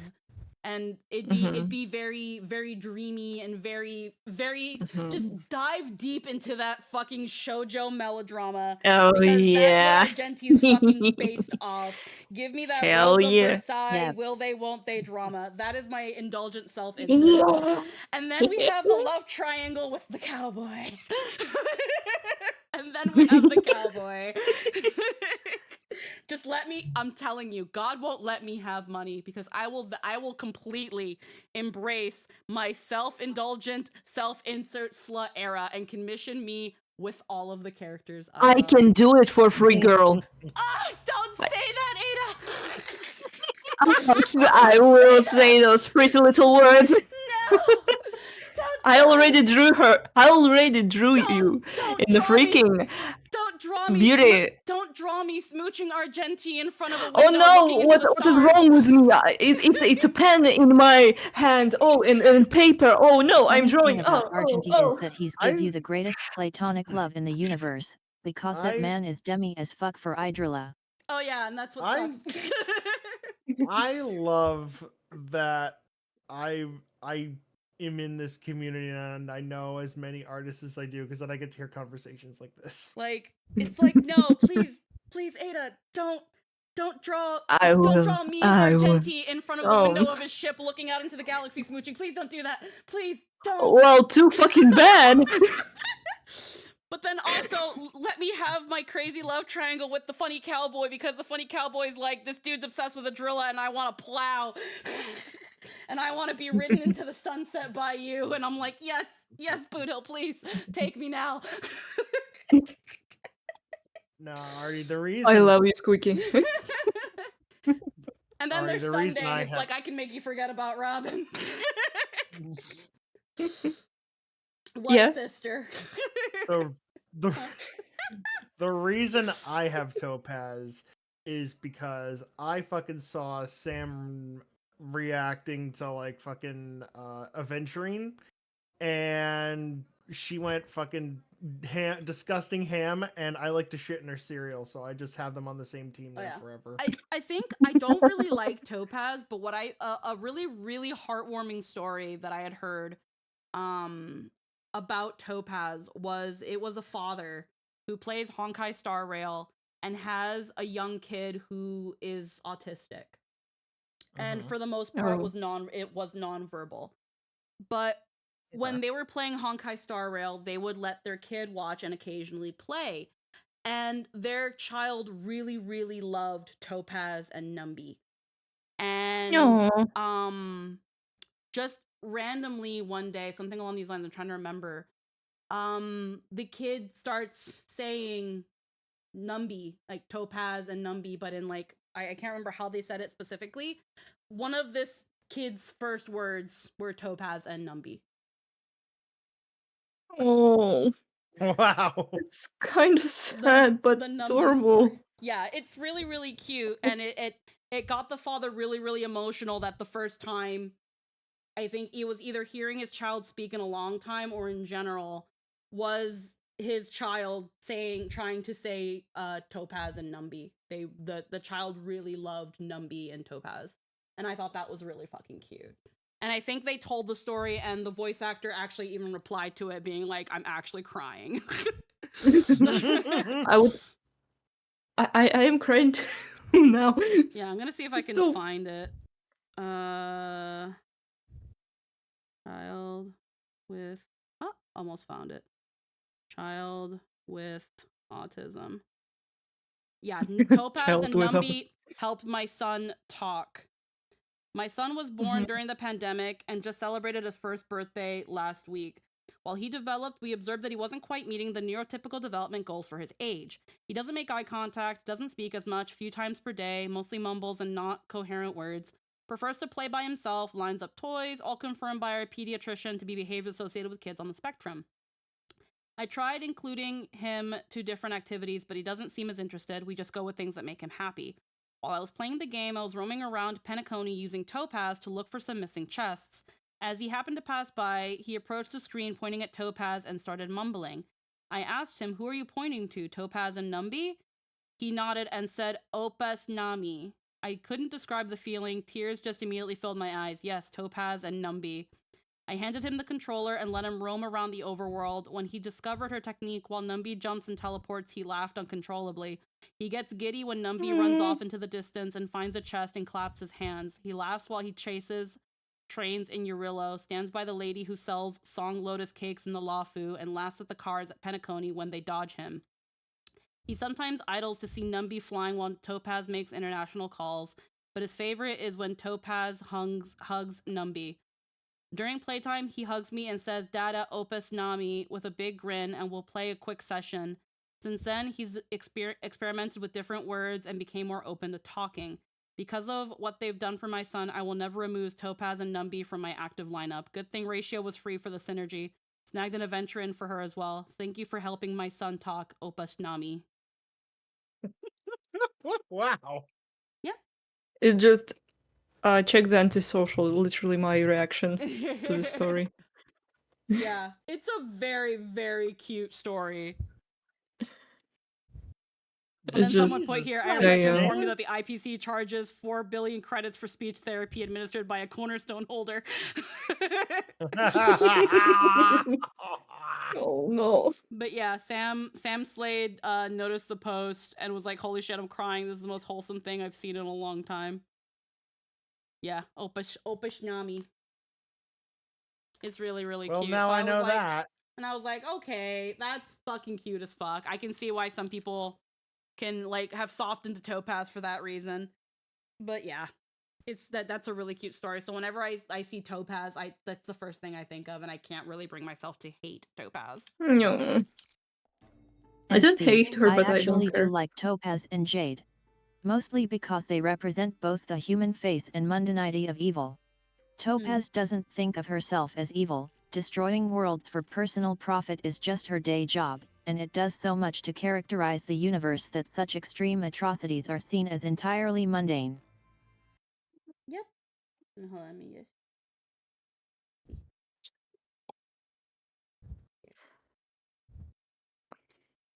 But Squeaky. Yeah. What?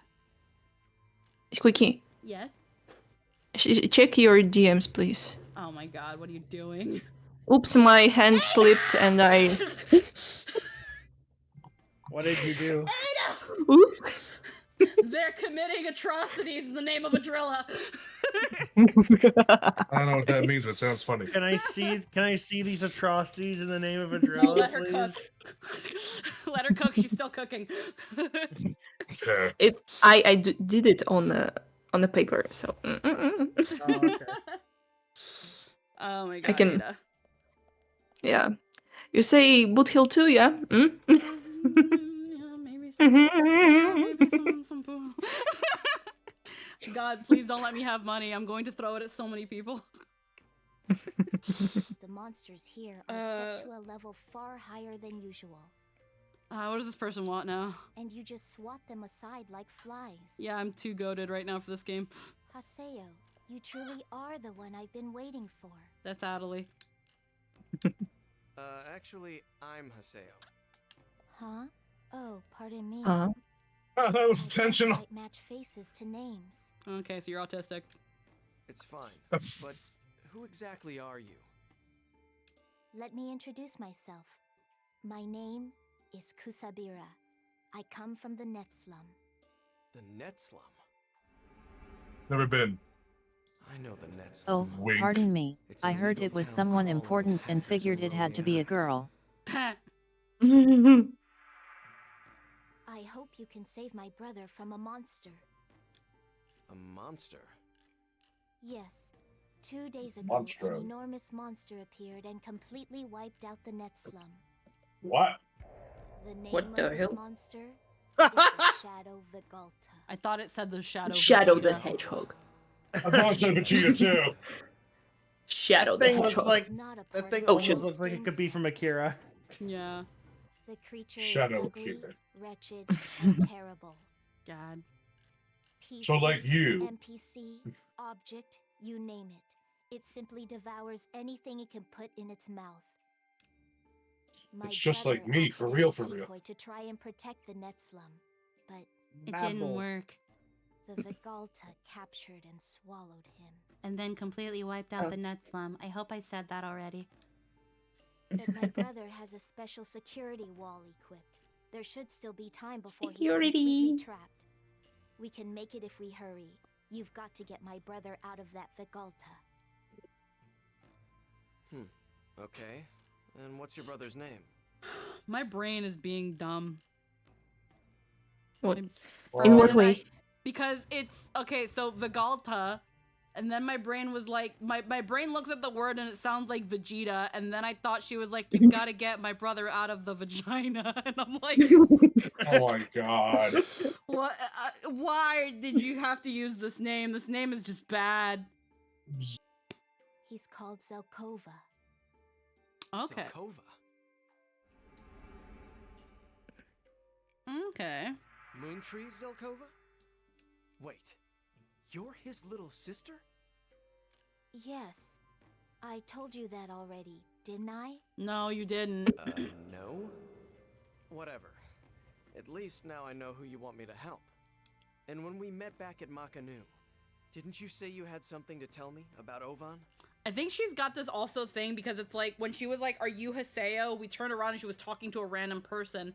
And then she was like, are you Haseo? So like, yeah, she has an issue discerning with faces. Well, Ovan. Who's Ovan? the man in Quahome Cavern. Those were your exact words. Forgive me. I'm not very good at matching names with faces. Yes, Ovan. That was his name. He has rejected the outside world and sealed himself inside that ice. You figured I 2D was understand better what than he's 3D. feeling. His wish is to disappear along with this world. What? But I know the way in which he may be saved. And I will tell you, if you help my brother, please go to this area and rescue Zelkova. I really wonder how long this game is. I feel like this game isn't going to be that long. This is in your hands now. 6 streams later. Well, fuck. Well, here we go again. 6 streams just from the yapping, honestly. Girl. Yeah. Something not quite right about her. But even so, she does. We seem to just know about yappers. Ovan. We like to yap. Yes. Maybe. Skibidi that. toiletries. Knows how to save him from that ice. Skibidi What's red wrong? juice. There's something wrong with that, girl. I can't put my finger on it. Like, if we were to talk about it, like, on a scale of normal to odd, she's somewhere on that spectrum, I think. You are no longer an epitaph user. Back to just Haseo the PC. Fuck you, Zelkova. Why'd you take my toy away? Whatever this is, it's big. But I don't see much choice. And I had business with him anyway. I want to see him get Skeeth back only after he gets his whatever form is on the cover art. So I want to see what that looks like. Okay. Fairy's been deactivated. Oh, her hair is the cattail. Yeah. Wow. I Oh hate my it. god. That sucks. What do you mean? What? It's a choice. Drain Hisa. That actually might be good for... I don't know. It could work for Tabby. Some- She's a tribal grappler. Access Maybe. storage. Glapper. Alright, to town. Commence war.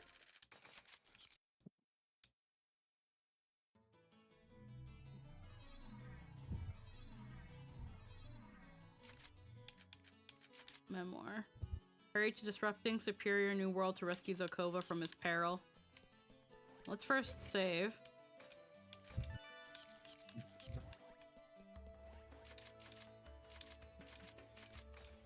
Another dungeon. Like 5 hours? Is that really how long this game is? No. I should Only head further. 5 hours?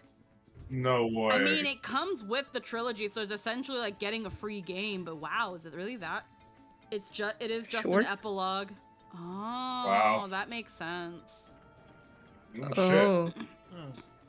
Oh, We could have been done the game by now. We could have been done this game by now. Lol. No. But we uppers. Again, we're so like that's why the level cap doesn't go up. Oh. I don't even know what the level cap is. I'm guessing it's like 150 or 200. Well, I think it's 150. Maybe it's 250. 250? I don't know. 150 is the level cap. Oh. Okay, yeah, we was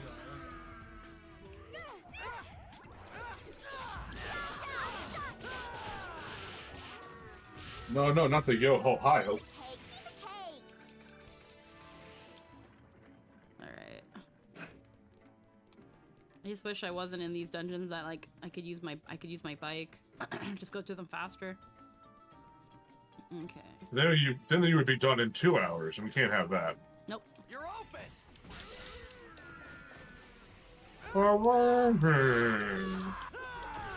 I hate how monster noises are. So Yeah. stupid.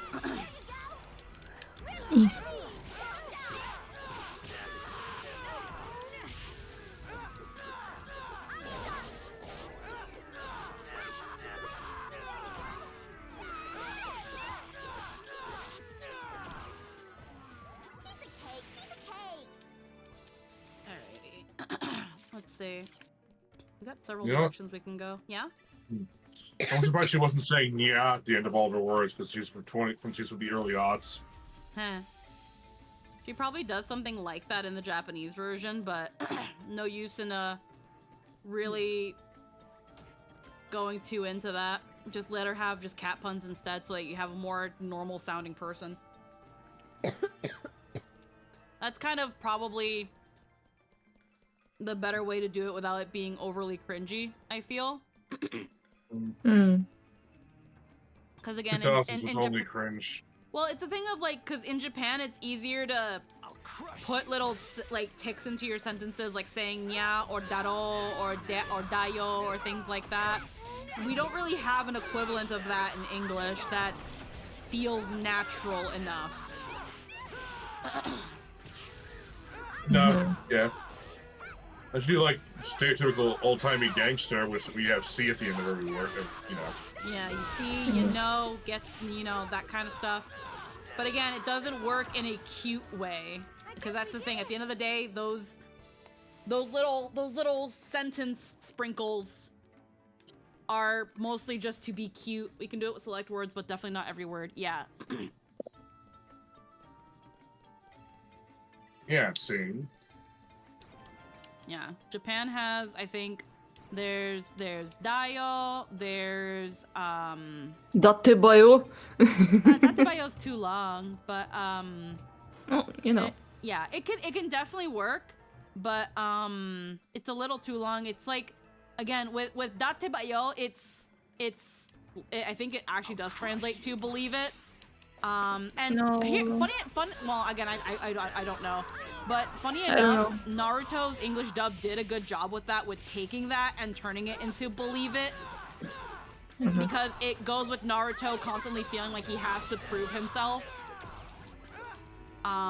Whereas again in Japan, it's definitely more of a verbal tick. Again, like dayo, deswa, noda, things like that.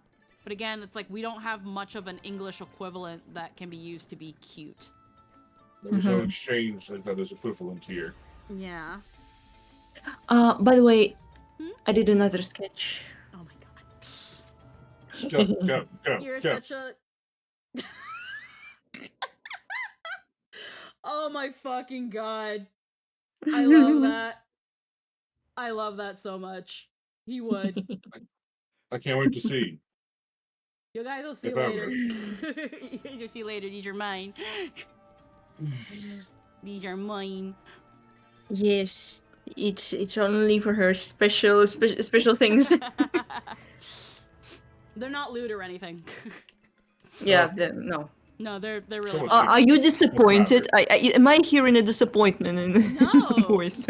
No, I would never ask for lewds from anyone unless I knew that they were confident in drawing that sort of stuff. Well, then I'm more sad I haven't seen them yet.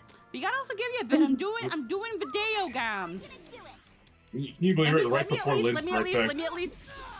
Huh? No, I have something else for Lynn's birthday. Yeah. Yeah, Lynn's birthday's tomorrow, guys. Yeah. For me, it's already today. So happy birthday! Yeah. That's an odious concept. Yeah. Gee. I like how it just says D-aw instead of like daw. Yaw. Duh. Yeah. I'm trying to like speed through this now. After all our time freaking yapping around, I'm like, what do you mean this game's only 5 hours? Speed run, speed run, speed run. Speed run, speed run, speed run, speed run. Yeah, speed run. I'm definitely in a position where I should be able to go through this relatively quickly. I mean, this DLC is super quick. I'm going to tell you this right now. This DLC is super quick. I'm essentially, I'm sure it's just mostly about trying to get Ovan back if it's possible. It's like, don't worry, this is not the full length of a game. I can tell you that. No, I didn't think it would be. It Well, would be a I very did, I'm disappointed. yeah, it'd be a very interesting thing to do where it's like, hey, we remastered these 3 games for the intent purpose of releasing another one, but we're just not going to advertise it. This is wrong way.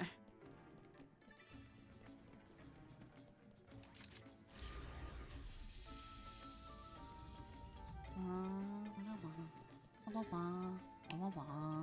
you guys ready? Funny enough, this also gets Tabby somewhat up, even though I don't really... This is my first time ever using her. She's pretty good. They marketed it as its own game, did they? Yeah. Huh. I had just heard about it as a remaster, and I didn't even know there was an additional game.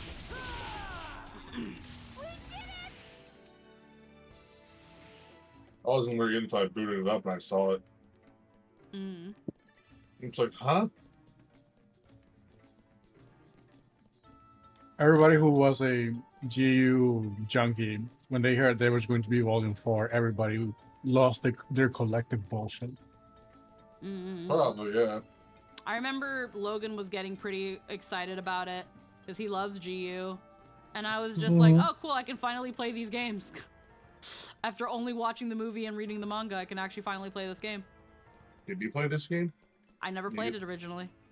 No, I said, did Logan did Logan to play this? Did he ever talk about it? Yeah, no, he played these games way back when. Same thing with the quadrilogy. Oh no, I meant this, the remaster. I'm pretty sure he did. Yeah, he even streamed them. Yeah. Oh, okay. Neat.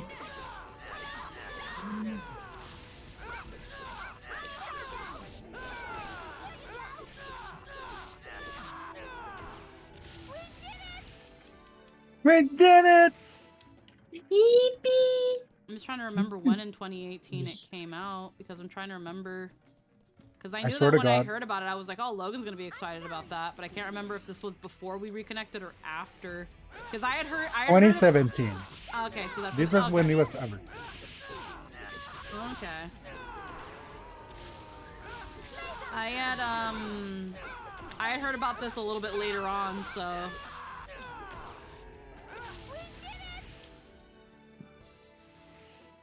Let's see, because when did I got this game, I got this collection a good while after it came out. I can't remember when exactly, but it was at least, it was I feel like closer to the pandemic when I got it. And then it sat on my computer for a bit until I decided to actually play it. You know what? I do want to get invested in a psychologically tumultuous story. Well, I did. It was just, again, I have so many things I need to play and, like, knock out of my library. Like, now Logan is constantly bugging me about wanting to play Baldur's Gate 3 with me. And that's that thing where I keep telling him I've already promised I'm going to play it with Lynn. And I need to download a fuck ton of mods first so I can be beautiful. Yep. And also me, I want to be there. Yeah. Wholesome. We'll consider it. What's funny is that Logan Might has... pencil you in. What's really funny is that Logan has no shortage of people he can play Baldur's Gate with. Well, yeah. Hmm. Like, he's played with, Cody, I think, had told me, that, like, he hasn't even truly actually played Baldur's Gate. Okay, we're at a cutscene, so I said I'd show you guys after the cutscene. He had said something along the lines where Cody's, like, he actually hasn't even done the actual campaign for Baldur's Gate 3, because he's just not, like, griping to play it. And that's kind of where I am right now too, where I'm like, yeah, I'm sure it's a really good game. I'll get to it. Yeah, you need The to like RPGs a time are that for kind it. of way. Yeah, Yeah. I kind of like need to find the time to want to do it. And there are times where if people constantly tell me I need to go do something, it makes me You feel don't want like to do it. I don't want to do it. I start feeling like I'm obligated. And I don't think that's fair to the thing. No. Damn. That's why I usually try to give myself time before I do something. Then don't play it. Don't play it. Don't ever touch it. No. Mm-mm. It's too hard. It's too boring. Here it is. Here it is. The best designed boss ever in this whole. They said, okay, we need a new boss. How is it going to look like? Ew. Shadow Vigalta. We're going to make a Chernobyl baby. Not the Chernobyl baby, no. Look. Oh no. Sabira, that's what swallowed Zelkova? That's right. You gotta want it. It's like 100 hours minimum for a first run. Yeah, I've heard it's a very long game, which that's fine. Yes. I also heard there's just so much to do. It's just I need to kind of really prepare for it because it's gonna be such a big investment. Yeah, it's gonna be a big investment, but also you can skip like 90% of the content. It's that thing of I want to prepare myself and that I can really play how I want to play it, and then I want to find a good day so that I can make the most out of the fact that I'm playing this game, because it is still a very popular game. A lot of people still really tune into watching this game. So I don't want to. Right now I'm not sure I want to play it on a Sunday or a Monday where it's a day that I considerably get my least amount of viewers. But my Saturdays right now are so packed with games that are waiting to be played. So it has to wait its turn. All right. Protected by a barrier, making it difficult to attack effectively. For now, just destroy the monsters around it. Our weekends are packed. Yeah, so it's just finding a good time so that when it's that thing of, again, this is not wanting to play the game. It's wanting to play the game at the right time and giving it the time it deserves, so that when I do play this game, I give it the moment and the time that I feel it should deserve to get. Because I have heard so many good things about this game, and I want to enjoy it. I want to enjoy it when I get the chance. I just have to move things around and see how I can get it going. And now I'm obsessed with Adam.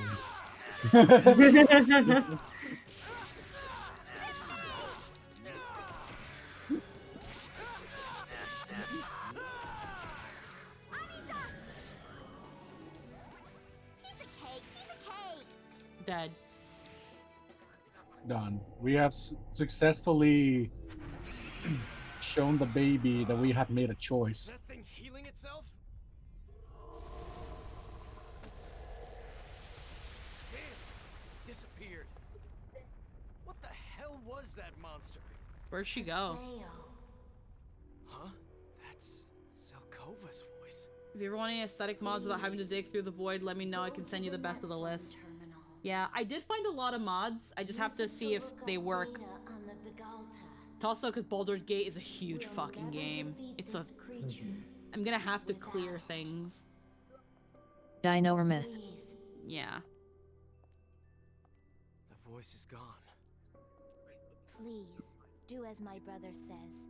He must know something. It's so heavy in Go disk to the space. Netslum Bridge and use the terminal there. Please, Haseo. Haseo? Wait. You are Haseo, correct? Yep, still me. Sorry. I'm terribly bad at remembering faces. Well then, my brother's fate is in your hands. I'm out, by the way. I'm gonna go. Yep. Kusabita. Never mind her. What could the Netslum terminal have to do with all this? I don't know. It's fucking. Guess I'll just have to go there and find out. It's gonna casually go there. Well, I guess I should just go. Fuck it. Fuck it, we ball. Yep.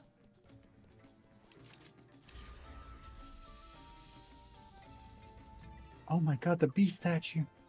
Yeah. Oh my god. Okay, I'm probably gonna go sleep because it's pretty late. Yeah, get some sleepies, hon. Yes, Yeah, and it you. is. Thank you so much And for you. hopping in. We've missed you so much. Sleep well. I missed you too, Ray. Yes. Mwah. Okay. Have a great stream. Yay. Goodbye, everybody. Mwah, mwah, mwah, mwah, mwah. Bye. Bye. Get deep in there.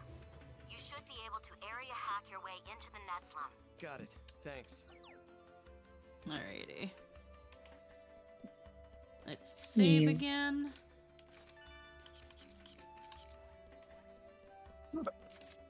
I can... Ada did tell me that at some point they're thinking of streaming sometime in the future. And if they do, this is where you can follow them. They're thinking about streaming at some point once they figure out what they want to heckin' stream. Strum. Stream. Strum. Now to go in deep and Do a data search. Oh, we're gonna go deep on that. Okay, Shazam. Wiggy. Very well. Yes, Very Ada? cool. Very no. Very cool. Very normal. You. Alright, we've got... I'm normal. I'm normal. I'm normal. I'm normal. Ada, you told me Don't you're worry gonna be about it. streaming at some point in the future. You gotta get freaking some pepperonis to check you out when you freaking soft debut. Gotta do it. What No. the fuck? Oh, it's a bucket of chims. Yes, I love them. I want them as plushies. We've got a war piece here. Warp. Warp.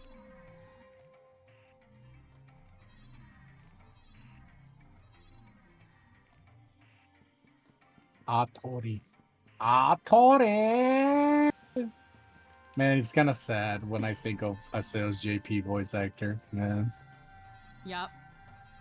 I mean, it sure is Takahiro Sakurai. I actually really love Takahiro Sakurai. Yeah. Like, he plays a lot of characters I really, really love. and then we got hit by the fucking scandal brought. I'm like, why'd you have to Yeah. fucking cheat on your wife? Why couldn't you just be normal? It do be like that. Just like, hey, look at how good you're doing in life. Can you be? It's like you all you have to do is be normal. Nah. No. Okay, but what if I just don't?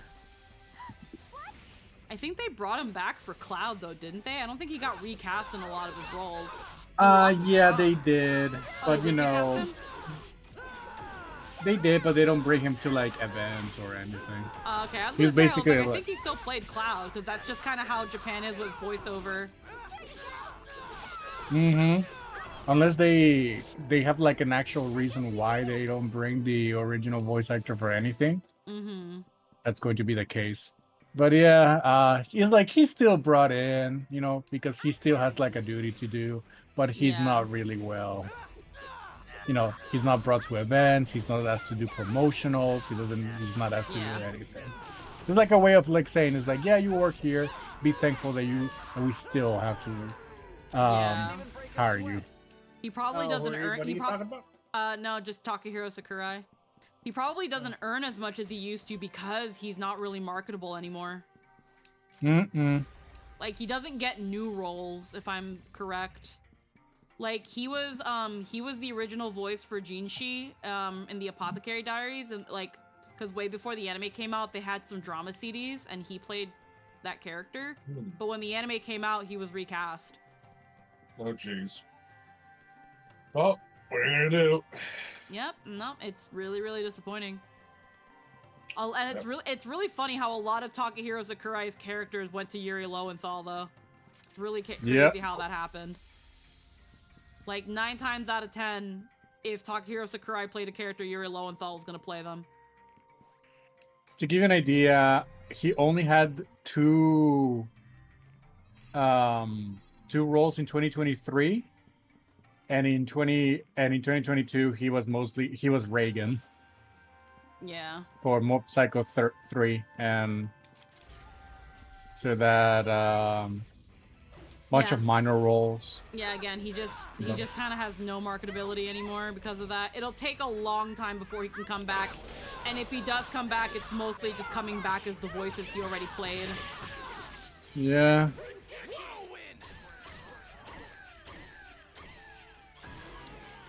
But let's keep promoting the guy that wrote Kenshin. Yep.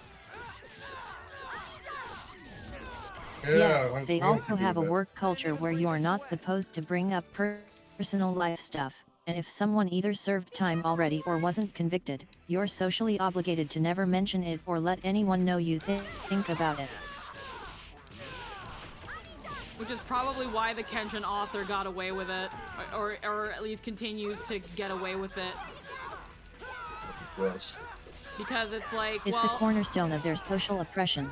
Yeah, because it's that thing of like, well, he already was tried and convicted and did his house arrest or whatever the fuck they did.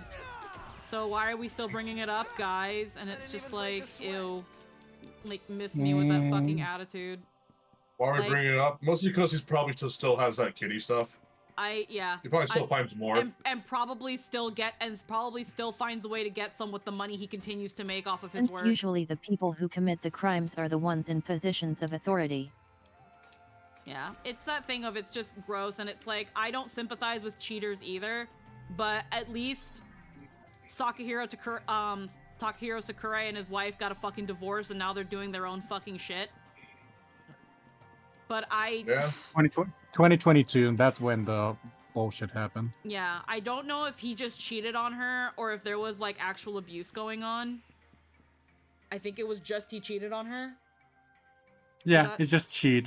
Yeah, the thing is, like, it was not even like a marriage that was like, you know, like it just started or something. It was like a 10-year marriage. Yeah, no, they were married of for an a very undisclosed. long time. Yeah, of like somebody we didn't even know the name of because, you know, privacy and all that. Yeah. And then he just goes out, does that. It's like, bro, that's your 10-year-old couple. Come on. Yeah, I think it's also because of how long this relationship was that it happened. But it's just that thing where it's like, I don't think just cheating on his wife should have been a career ender for him. But I don't fucking know anymore. There are people that mostly it's just there are people who have done far worse and are still in the industry in some way, shape, or form. It's just disappointing when I really think about it. Oh, I agree, but really it's just a matter of public opinion. Yeah. Beast Awakening. Oh, Epitaph's power is sealed. Changed Awakening mode. Yeah. It's mostly because, you know, The industry doesn't care about the cheating, they care about how consumers are responding to a scandal. Yeah. Mm-hmm. And that's it. That's pretty much it. Vile. I mean, yeah, they don't care what they do with their personal time. It's just like, you know, there's like, just remain yourself profitable so that we can use your image. We don't care what or who you do in your personal time, regardless of how old they've been on this earth for. Just, you know, just give us money. Hi, Frog with a Knife. How you doing? Hello, hello. But yeah, it is what it is. Sadness. And it's just kind of sad because I really admire Takahiro Sakura, and I loved almost every role I've seen him play. I think one of my favorite roles for him is the polar bear from Polar Bear Cafe. That's my favorite role of his. Industry philosophy is, if you want to fly Air Epstein, go for it, just don't make it our problem. Mm-hmm. Yeah. Very well said.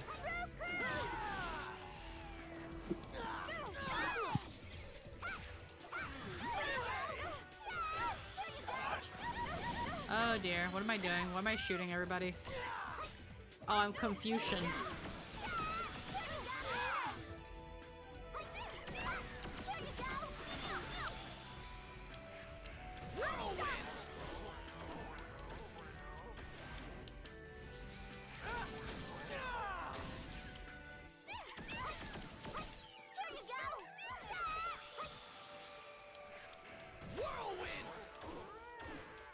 There we go. I don't want to trigger finish, it's dead. Oh, okay. That was nothing. God, they made Tabby so fucking bouncy. Alright, where am I going? Gotta go in, it's gonna go into this one. So that's why you get to marry her. I guess. It's the best.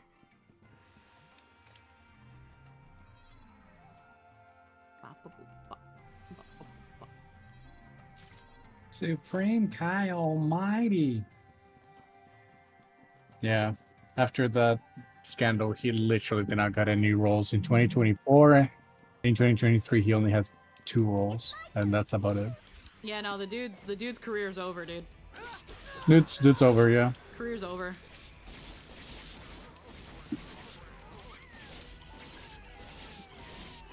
Again, the most Very tragic. The most he's probably gonna do is just reprise old roles and maybe can work in the industry behind the scenes if he's able to still be in the industry. It's just he's not a marketable face.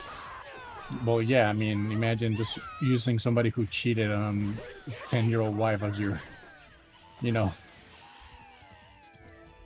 It's that thing of voice actors in their own way, shape, or form now because of how attached they are to their characters. It unfortunately, they and them just being in a voice role makes you kind of an idol as well. That's why you have like stories back then of like certain voice actors, like the voice actress for Haruhi, Aya Hirono, when it came out that she had a partner, like people, like the fan base here. went freaking Can you believe nuts. it? They were just about to throw Or all at this least the away. really parasocial What a ones. waste. Din Din, hello. Thanks for the heckin' shub. Actually, I don't want to do the funny thing with Din. She's my friend. Oh, Crazy Fox gave a gifted sub. Yeah, Crazy Fox gifted Din Din a shub.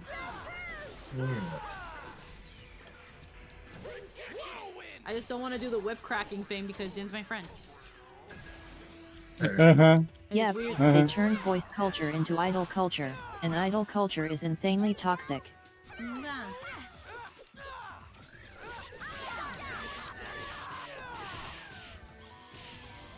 But yeah, for and I put I'm not sure if anyone's seen it yet. I put the little doodles Ada did in the anti-social. Again, Very cute. I'm gonna be fully. Yeah. I'm still gonna be shipping trash in my own way, shape, or form. But I am right now so ready to embrace my fucking my self-indulgent self-insert slut era. I'm so ready. I'm so ready. I'm so ready Right. for art of me with my faves smooching. Ah, that's what Artie did. I wanna smooch all the fictional characters I love that I don't ship my OCs with. Let me be very clear. I don't want to smooch Gallon. That is for Polo to smooch. It's such a fucking mood. Honestly, Claire, it is right now the biggest mood and like everything to me at the moment, because I remember back then, while it was considered very cringe, there was a lot of people that did it, that had their self-indulgent self-insert ships. And then I don't know what happened. Fandom, I think it was COVID. Fandom got very toxic about it, where it was like, oh my god, you ship yourself with the characters. And now they call it Yume ships, and now they're suddenly coming back, which is great and all, but I don't care for the name Yume ship. It's self-insert. It's just self-insert. Just call it what it is. We don't have to give it another name. People pretending to be upset. Like, That's save what I money call for it, the important people. shit or get art of me smooching more hotties. Like, I remember there were people that, like, that would be, like, people that self-insert themselves into stories were, like, disrespectful to the fucking to the author and stuff, and I'm like, who gives a fuck? Yeah, I was gonna say, who gives a shit? Yeah. Like, welcome to like the basis of like half of the fan fiction you would see on fanfiction.net before people started moving to AO3. People with such trash takes need to open a fanfic and learn to have fun. Exactly. I remember when I was younger reading fanfiction, and like, while I didn't mind the occasional self-insert, I could understand why people wanted to write that, especially with characters that in whatever shape or form didn't have like a romantic interest. Like, fanfiction authors were just like, yo, open season. Oh, And no. then there were some people that made really good original characters that it was like, yo, if this character was in this series, it'd be pretty fucking lit. I don't like this awakening, so I'm gonna change it. Yeah. I personally have never really read into like fan fictions of stuff, mostly because the fan fictions I read are either AU stuff or doujinshi, if it will. But not the, lewd kind. It's mostly just, their own interpretation of their story, of their AU and all that. Yeah. But still, I wrote some small like fan fictions as like a way to like test the waters and see if I could write. They're not out there anymore though. They're gone. I remember a really hilarious one. A really, at least at the time, I found it hilarious. What was it? That Goku. What's the one? Damn it. And Frank. That's right. That shit. And wait. You're gonna Yeah, have to Goku explain and Frank this. one. Yeah, you're gonna that actually sounds use like, words. This sounds like a troll. No. So this was a real fan fiction back in what 2000? Yeah, and so early was My 2000s. Immortal, but like. Yeah. No, this one was I forget who. I don't know who wrote it, but I know that it was like I forget. The site's now defunct, obviously, because it's been so long. But it was basically about like Goku saving and Frank from the Nazis, and they got into a relationship, and there was cringy art of it too. And I just could not help but laugh. You could Google it; it's there. I believe you. I just feel like It it was- was, I a just don't troll. wanna. I mean, yeah, I'm sure it was a troll. It was just hilarious that, like, Yeah. you know, like, why? And Frank gets saved by Goku, not clickbait. Not click. Yeah, not clickbait. Sponsored by Raid Shadow Legends. I thought you were gonna say sponsored by Raycon. But yeah, I had a couple like little self-insert OCs that I was just like, I like the idea of playing around. It was like playing with dolls, but written. I wish I could have done that. Yeah. I did not. I guess I was not as imaginative as other kids. It really, as someone coming from the perspective of someone who again did defeat the boss monster, coming from someone who did in fact again make, not again, I wouldn't call them quite self-insert OCs because they weren't just me with better hair and awesomeness. It was mostly just I want to create a character and put them in this world and have them engage with these characters. And it's that thing of like, it really kind of just somewhat comes back to, in my case at least, being a little lonely.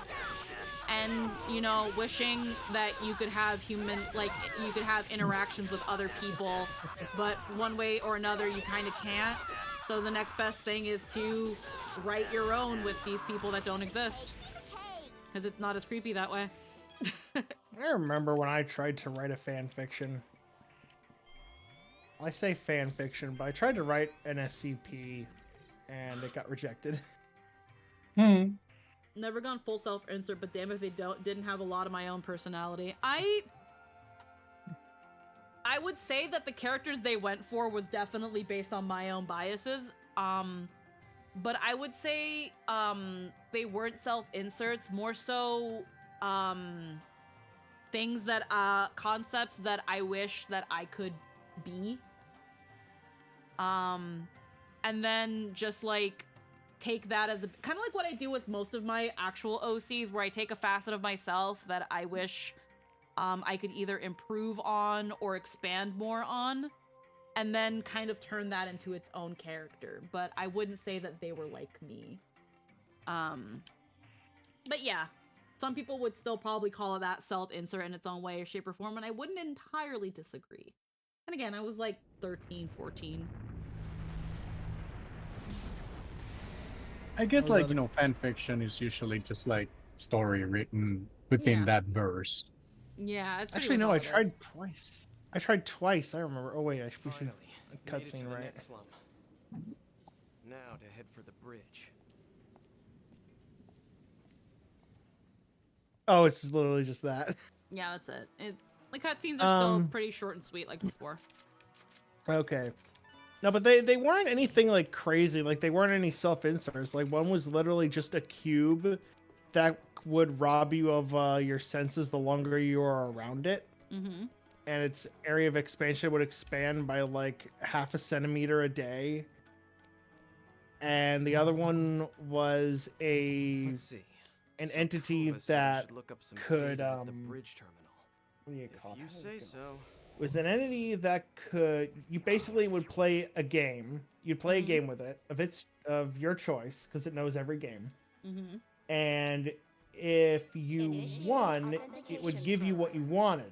But it wouldn't work quite right. Like if you got a Lamborghini, like if you want a Lamborghini, you'd be like, oh, I know what that is. And he'd give you a Lamborghini, like the car would run and stuff like that, but it wouldn't have an engine or a transmission or anything like that. But it would run anyway, because the creature doesn't know what a combustion engine is. So it just knows that it's a Lamborghini and it runs. So yeah. But if you lost, it would make you a part of its games. Like what do you call it? Mm-hmm. Or no. I'm sorry. It would take something important from you. Like it would take if you were like something you valued. Like if you valued your skills as a runner, it would take your leg. If you valued your ability to create art, it would take your ability to draw. And that kind of stuff. But there was one part in particular that, and I had help with this, obviously. There was a kid who won that he wanted to be a hero in a storybook, so the creature put him in the storybook. Like he was just like a thing, like he was on paper. That's how he exists now. He exists on paper as like a thing in a storybook, and it's like monkey's paw kind of thing. But they were both rejected. The second one was like, oh, that one reminds us too much of Yu-Gi-Oh! We can't accept it. I'm like, yeah, so what? Did they have like a thing where they didn't want things to be too close to an existing property?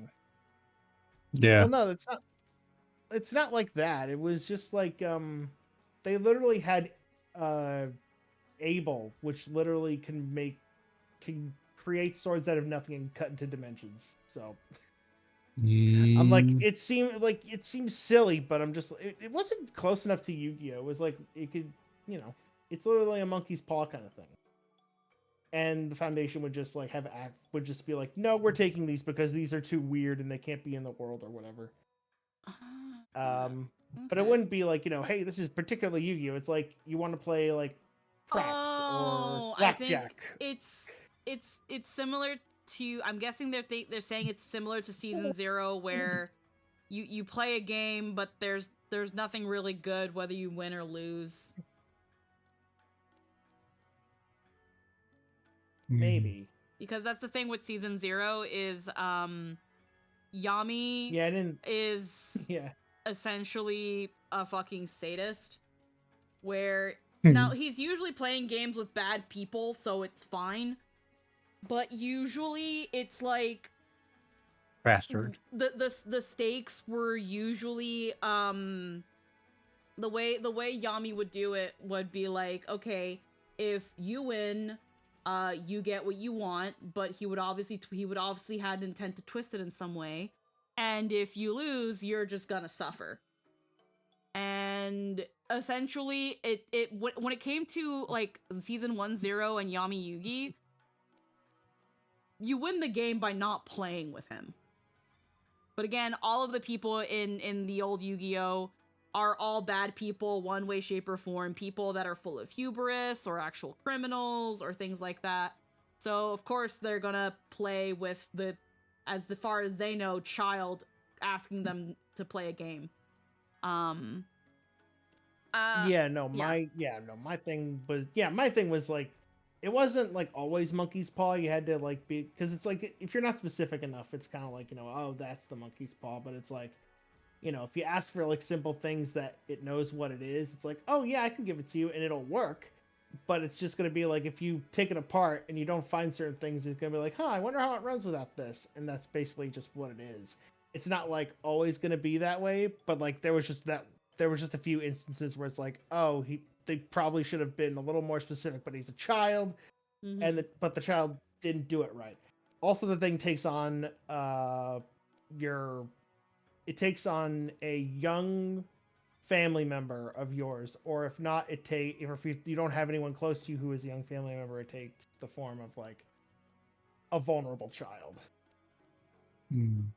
But yeah, that's basically what it was. This is back in the 2000 era of SCP. Like the 2000s SCPs just like were about to be announced. Like that's how long ago it was.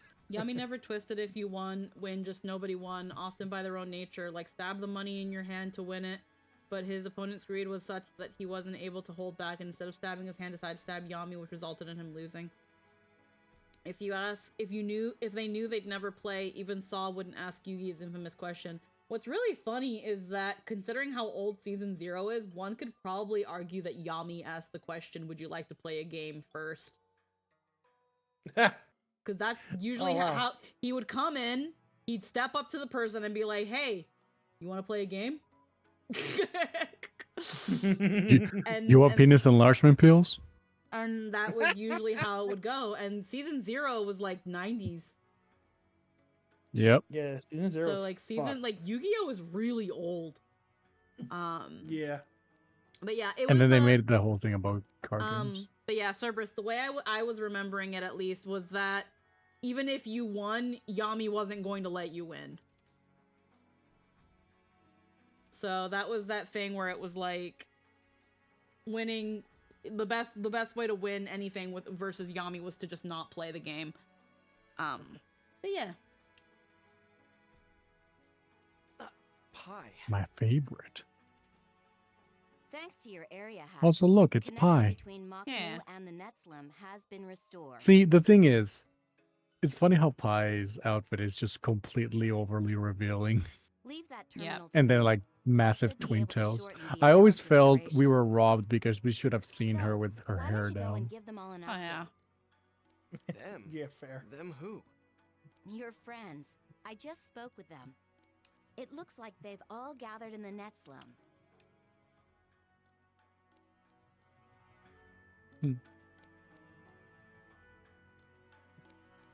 They all came to see me? I should talk to all of them. Alright, well, Tabby's here. Oh yeah, by the way, teacher wanted to There come you to go, the world Teach. too when he heard about your return. But circumstances in the real world prevented it. His exact words were, I'm perplexed that I want to join in, and I'm surprised at how disappointing I find it that I can't. God, just the fact that the tail on her hair is just bone straight. but don't you worry, Boom. I will support you for the both of us. Gravity. And then it has something resembling physics again, and a rig. Yeah, I don't understand the details in that. Hey, look, it's him. Yep. Let's see, Shino. All right, I'm just thinking of the order of who I want Okay. to talk to people. Lord Zelkova, acting as bait to protect the Netslum. I cannot believe he would do something so reckless. Even concocting a lie about inspections. Kaede. No, I understand. Lord Zelkova elected to conceal the truth from even the members of Moontree, because he didn't want to expose us to so great a threat. But we're nothing. It should be us, not him, who... I'm so worried for him. Master Haseo, I implore you, please find Lord Zelkova. Alrighty. Hey, it's Coon. I like Coon.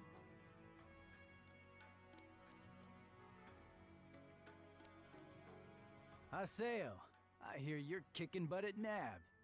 Pie's told me all about it. How's things with you? In my neck of the woods, well, things aren't going so hot. The world's shutting down. That means all my contacts with girls go out the window. Do y'all want to keep phone numbers? When the game ends, so do my chances at love. Yes. Well, Kun hasn't changed. And I've got nothing good going in the real world either. Hi, Parmesan. How we doing? After GU disbanded and went their Parmesan. separate ways, I was the only member with nowhere to go. Oh yeah. But there's someone called I There Like it is. Parmesan. in And the look, chat. and another story about Kun is just funny. Because Yeah. Kun is I like, got oh, in he's a then, ladies' man and all career that. took off. And I heard Yatta His quit life is CC completely Corp like and so became a simplistic and all stockbroker or that. something. Bro's Yeah. like Living the stuck good in a life now. limbo. That reminds me, I haven't seen Yata. I guess that's why he seems like so overly protective about people and all that, is because he feels like he fucked up and he doesn't want other people to fucked up. Yeah. Oh, yeah, I'm sure That's he's why off cooking up some scheme or that's why he another. went ahead and did Either way, everything looks so like he went, extremely, it's all in the past. But you know, you didn't come like for back example with just to play Haseo's avatar around, and everything. did you, Haseo? I don't know, I Kun came just feels because like he's I want to support the you, guy who's always just projecting like the over rest other of us. people. Yeah. You can count on me, on all of us. Don't try to go it And I can alone. never really get a read on that guy. I don't know what kind of guy Kun is really. That's another character that it's like you said with Pi, we could have gotten, I wish we had a chance to see with their hair down. I think his tube beanie is really funny, But that fucking tail must weight like half his fucking torso. Holy fuck. Like, I feel if I did that, I would have, like, balance issues. I feel my spine will murph. Let's look at these fuckers again. Hey, college student. Hey, middle schooler. Ages. Yeah, I doubt the locals are the kind who need a lot of extra support.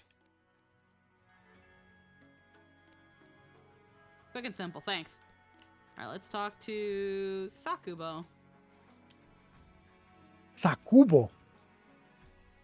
Oh, it's Bo. Haseo! Hey, Bo. How have you been? And, how's Saku? Oh, she hasn't really been around much lately. I see. Bo's sister, Saku, is an alternate personality living Yes, we inside need to be reminded of that, by the created to way. protect him. If she's really nowhere to be found, then I guess that means Bo must be doing okay in real life. Haseo, the reason why you came back to the world is because of Aina's brother Ovan, right? Don't worry, Haseo, I understand. You feel the same way about him that I feel about Saku. Be sure to let me know if there's anything I can do to help, okay? And if Saku were here right now, well, I'm pretty sure she'd say the same thing. Thanks, Bo. Now hold on, just 1 minute. Yeah, thought I was gone for good, didn't ya? But don't breathe that big old sigh of relief just yet. I'm not about to let you steal Master Ran out from under me again. Is that you, Saku? Duh! Who else did you think it would be, dummy? That said, I'll give Bo the benefit of the doubt. If he really wants to help you, I won't get in the way. But put him in any kind of danger, and I'll make sure you regret it, bucko. And don't get too close to my Master Ren, either. Oh, was that Saku just now? Oh, thank goodness. I thought maybe I'd never see her again. Yeah, what a relief. Bro's flabbergasted. It's funny how the avatar itself also changes depending on who's taken over. But I can't with Bo and Saku. They're so child-coded. Well, yeah, they're child-coded, and that's why they Yeah. don't really have that much of a relevance to the main story itself. Besides, Yeah. like, a few things. That's why we don't see them that much. They're children. Yeah. I just don't like that we actually have interactions that go past, like, you know, small bondings. Like, Yeah. us being able to marry. What the fuck is that? Entrance. Oh, hey, look, it's So you entrance. came. It's a thing I don't much enjoy about the JRPG formula. No. Huh? It is you, Haseo. It is you who has finally come. I love that his voice no longer sounds like long Andress. have It I sounds like waited for a this weird. moment? He sounds like a Monigara. Back to the world. Back to me. At last. Oh no, this is entrance. Haseo. You came back. I guess you could put it that way. Look, guys, comedy of homosexuality. Haseo, Very you comedy. are my master. Oh. And I am your sword. The sword does Okay. as its master commands. Uh-huh. Should you need me, I will. I do fight not for consent. Like, sure. Bro literally put on a leash, gave the JRPG games usually have your standard 5-man band set up, but it's usually the hero, the heroine, the secondary female, the rival, the monster, and the child. The child. Yep. There's only one thing worse than a murderer. Boom. A child. No. I love that. Just look around, Haseo. Everyone's come out in full force to help you. Thank Just you. I'll like with only use Ovan Adolin. And the Twilight Never Brigade. go full force. I'll only use. Making sure there's nobody behind here. Let's talk to Alcade. With the arena shut down, I felt like I'd gotten all rusty. But nope, a couple of battles and I'm sharp as ever. If you're heading to an area, let me know, okay?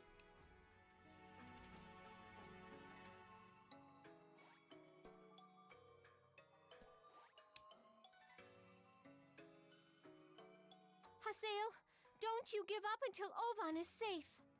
I've got your back. Yeah. Okay. Yeah, I feel like the characters we already talked to, it's gonna generally play. They're like, not gonna it's a short have. thing. Hmm? Yeah, they're not gonna have a deep like talk. No, I guess not. You came too, Ina? Yes. I spoke with Pi since last time. I heard from her about how you had lost your powers. You took a job at NAB to try to save my brother. If you were going to lose your powers anyway, why didn't you try to save my brother before you did that? You could at least copy them and send the copy to me. Found him. If you were going to go and do your taxes, you should have gone and done my brother's taxes too. She told me. You should have put them in your will so that Ada could inherit them, and you should have you should have isekai yourself. Ovan will probably never regain consciousness again. Haseo, is that why you didn't say anything about it to me? You wanted to protect me from the pain of knowing my brother may never come back? No, I just hate you. Listen, don't worry about all that. The only thing that should be on your mind is what you're going to say to Ovan when he finally wakes up. Because he will. I am going to bring him back. You have my word on that. I hate her stupid fucking long face bang. I hate it so much. So get your so get your eyebrows ready for when you see him, okay? Okay, that's a good one. I don't care for Ina's design. Which sucks Yeah. because usually I would think her design really cute, but I really don't care for that big floppy hairbang that's in her face and the fact that she has no eyebrows. Yeah, it's just no eyebrows. Please, save my I didn't notice that until you pointed it out. Yeah, she has no eyebrows. It's like she only has visible eyebrows in cutscenes that zoom into her face. It's almost Otherwise, you don't see them ever. I feel like it's more the shading of like the brow bone than actual eyebrows, though. It doesn't really feel like they're actually eyebrows.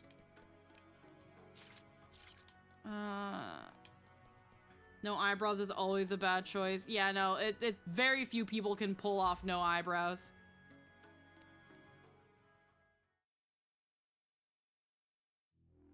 Perfect timing, Haseo. The data analysis just finished. Pi's voice is definitely the biggest difference. She's too high. It went a lot faster than expected, thanks to you. It's like she's trying to get back into the voice but doesn't quite remember what she did. Yeah, that's why I said you had to deal with her voice actor 10 years later. It's like she doesn't remember exactly how to voice Ina. All of the groundwork you laid at NAB really helped to shorten the length of the analysis. Now then, let me get down to business and explain the results. Do you remember what I told you earlier? Right now, the world is in a severely unstable The only people I've seen pull it off have literally no hair. The Vigalta you encountered is a byproduct of the instability produced when the world lost autonomous control. It will continue its my eyes! perishing world for as long as it lives. What the fuck? Then I'll put an end to that. Tell me what I need to do to defeat it. Here, use this, Haseo. Mod program. What's this? The program that will stop the destruction of the world. Where did you get this? It's something else you helped with. It was your research at NAB that enabled the program's development. Monsters born from anomalies in the world can be weakened if the anomalies receive a correction, however slight. Got it. So I just need to use this, right? Wait a moment. I'll calculate the Vigalta's location for you. You can do that? There's something I need to tell you. This world's data is starting to decay at an accelerated pace. At this rate, it appears highly likely that the World R2 will be destroyed much faster than was originally anticipated. I see. There's not much time. I need to head over to Sigma. Sigma. What the Sigma? I need to head over to Sigma. I need to go to Sig. I need to head to Sigma Delta Skibbity Rizzlers.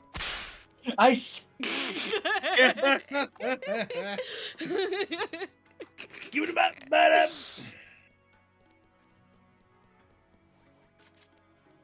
I swear, I'm going to kill. I'm going to teach Jester how to fucking make knots so she's like can fucking muscle you. I don't want to hear your voice anymore. I'll be like, hey, bro, you wanna learn how to put like a muzzle in your mouth? Yo. Lynn, cover your ears. I'm about to tell Runaway about the thing I said yesterday. Oh, boy.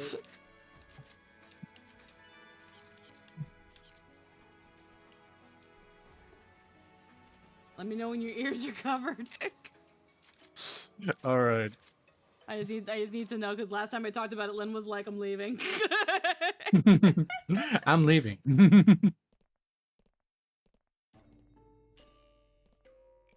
Is it Lynn there? I've been waiting for you, Haseo. You're heading into battle once more? Actually, I'm Haseo. Oh, okay, so Squeaky. Yeah? If I take off my headphones. Yeah?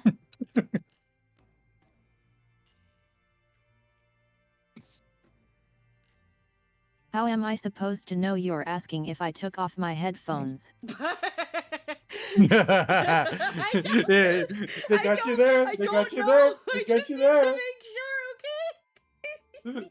Be glad I had the stream up. But God. You're so pretty.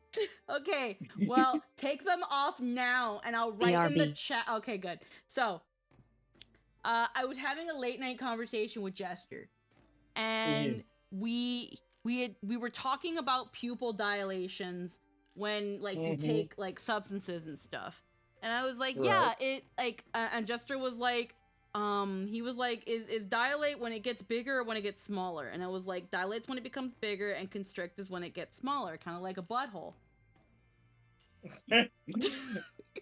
That is the worst way to explain it, but okay. And then I was like, and then he was like, what? And then it was like, yeah, I was like, yeah, the pupil is kind of like a butthole. It constricts and it dilates. And it was like, they say that eyes are the window of the soul, but honestly, if that's the case, then the pupil is the butthole.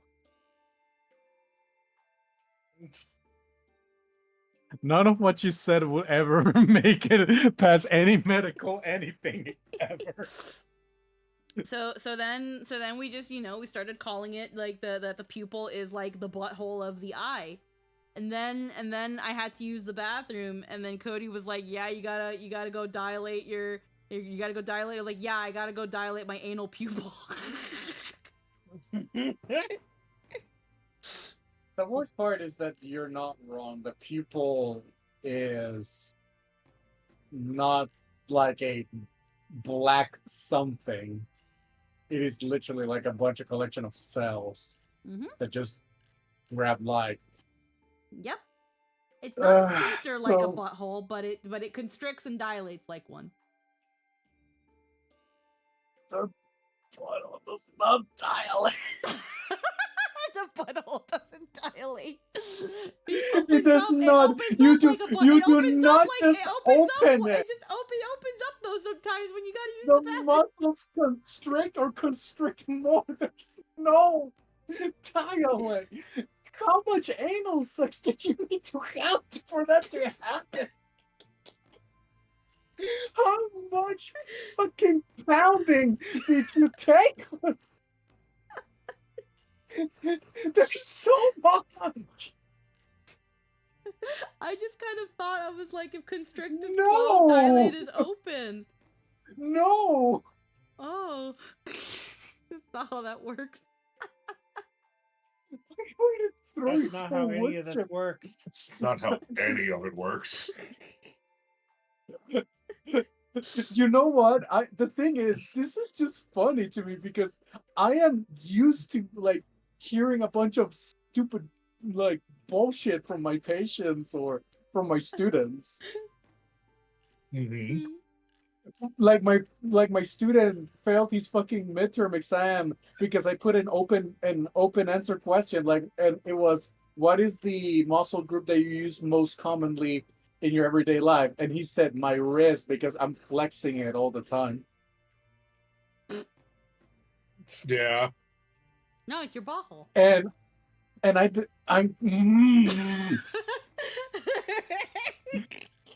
every day I question if I should upheld my vow of not taking a life. Is it really worth it? What is the muscle then? I mean, with Mr. IBS, Smart Man? butthole is an acceptable answer. No, because you barely use it. You use it like about 2 to 3 times a day. The rectum, at least. Yeah. What is the right answer? The heart. The cardiac group. Oh. You don't know how much I clench, says a Claire. Yeah. I'm going to grab a baseball bat and like put fucking like rusted neck. Imagine clenching more often than your heart beats. At that point, you have a seizure inside your digestive tract. That is completely not normal. If your body's producing peristalsis, which is the movement of the bowels in which, you know, is transporting anything, if that happened way too often, you have a bacterial infection of the, like, bigger than the Black Plague. Your whole fucking asshole is worse than the elephant's foot. Oof. No. No. But yeah, that was the nighttime talk I had. I was like, honestly, when you really think about it, the pupil is just like a butthole. No. The pupil does not secrete anything. It just takes in. I know, but it opens and closes. If anything, call it the IOSTU or something. So does my mouth, but I don't think it dilates. That's your face butthole.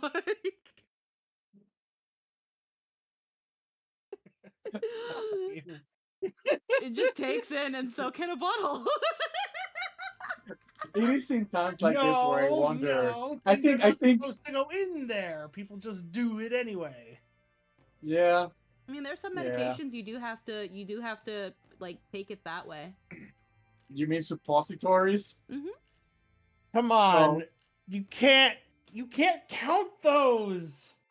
Yes, you do sometimes because the reason why suppositories exist, it's mostly because there is a perchance that an injection is too much for the patient or orally is not going to help them much, so they have to take it up the butt. I'm not going to say well, sometimes. I'm going to double down and say no. You're not supposed to shove things in your ass. Yeah, you're not supposed to because it's an exiting hole.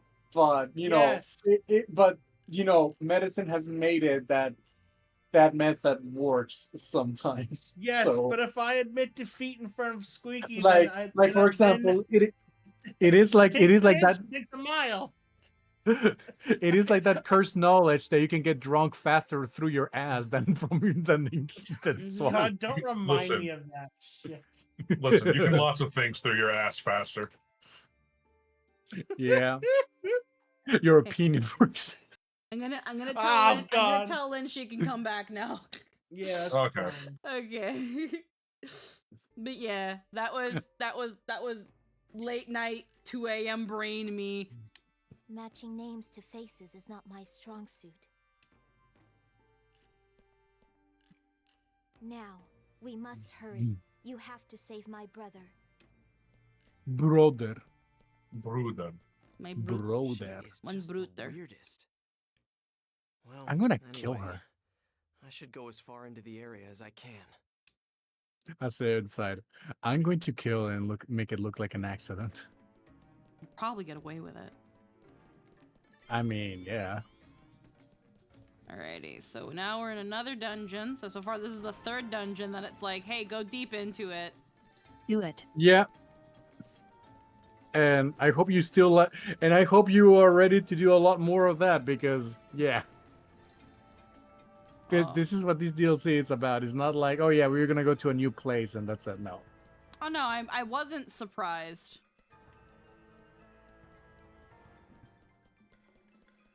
So we'll see. I'm just trying to see how far we can get in the time that we still have left. This is a dead end? Okay, this is a dead end. Damn, this is bad. Damn, this is bad. I'm Jury Lowenthal. Alright. Sweet Liberty, this is bad. Sweet Kris Kringle.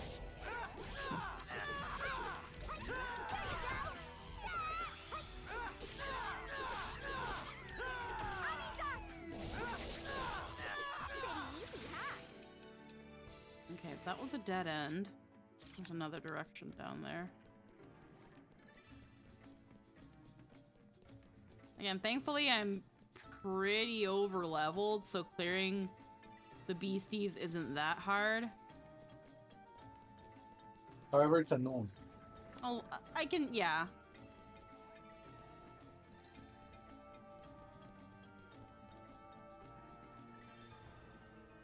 Okay, let's go around. I see a stairwell there, so I'm getting close to something.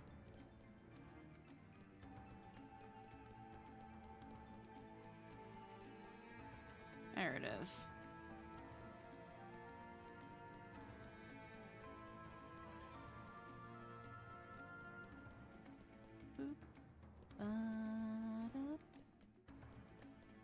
Yeah, these are those kind of times where I wish I can just ride my bike through this, because I don't see why I can't ride my bike in the fucking cave.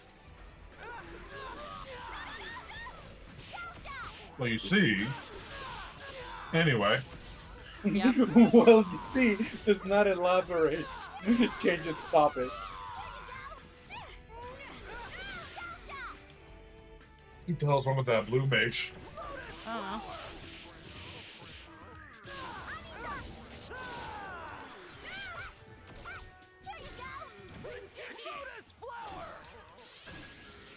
There.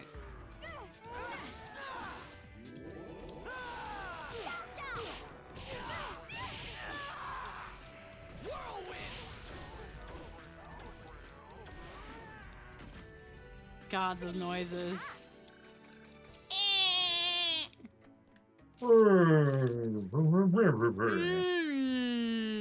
Like, God. I feel like they could have fixed a lot of the enemy noises if they just put them through like filters and put some distortions on them to make them really monstrous. But you know, funny noises are hee hee too. Right. That's how most of the like enemies in that hack sound.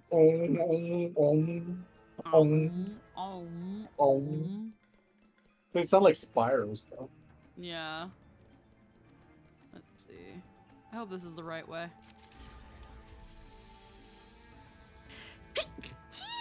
It's me. Woo. Bless you. Salud. Alright. Whoop.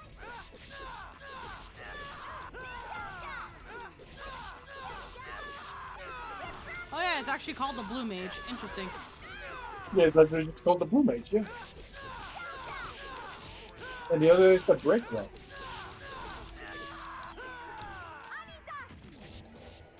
This is a piece of cake. Alright, where's the...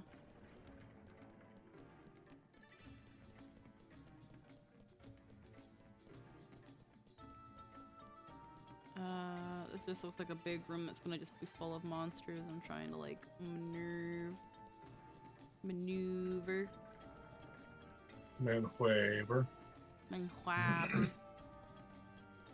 Get the slip. Oh hell yeah, it was the right way. Let's go.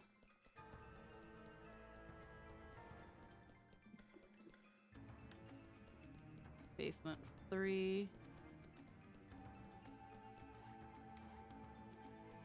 Now it's my turn to protect everyone. See Blothen. To think about what I want to have for dinner. I made burgers. Yeah, I haven't had a boygi in a long time.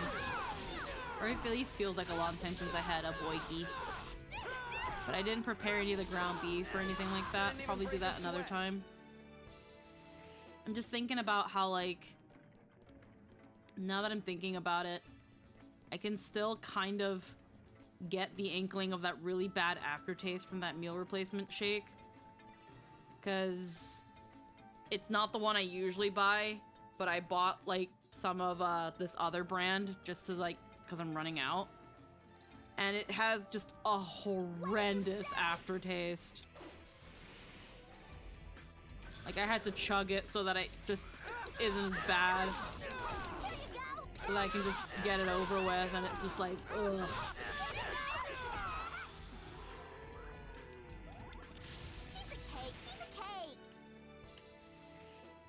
It's like, I bought 2 packs of that. Just like, god damn it. I would have been better off just getting the chocolate flavor of the brand. I'm sorry to hear that. It's just, I would have been better off getting the chocolate version, the chocolate flavor of the brand I usually get. But I literally looked at the other one and I was like, it's pretty hard to fuck up vanilla. And I was wrong. It is pretty easy. It is pretty easy. I've seen people do it. Thing And is, though, it it's kills like me a little bit inside. Ah, man, I've rarely ever had bad vanilla. Same. So that's where it's like, what do you mean this has a bad aftertaste? How, like, But what did yeah, y'all do? when it's bad, it's really bad.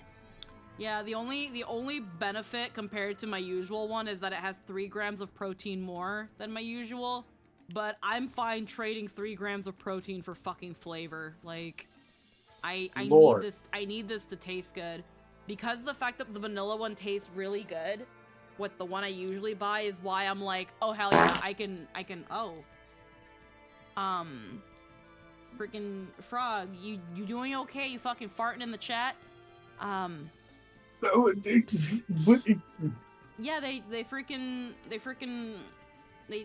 did the fart redeem. But heckin' yeah, the one I have is really, really yummy.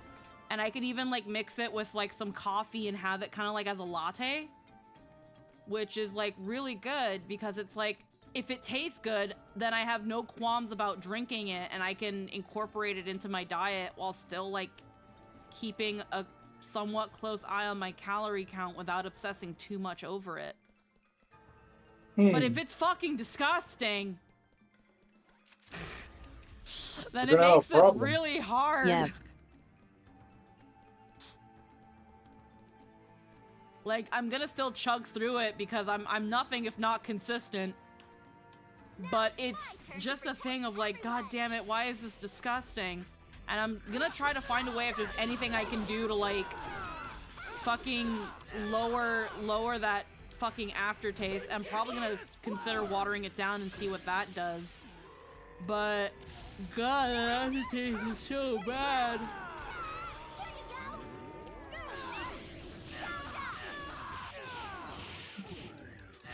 Like, god, I would have just fucking bought the chocolate one, because the chocolate one at least it's not horrendous, but I'm not really a fan of like artificial chocolate flavor.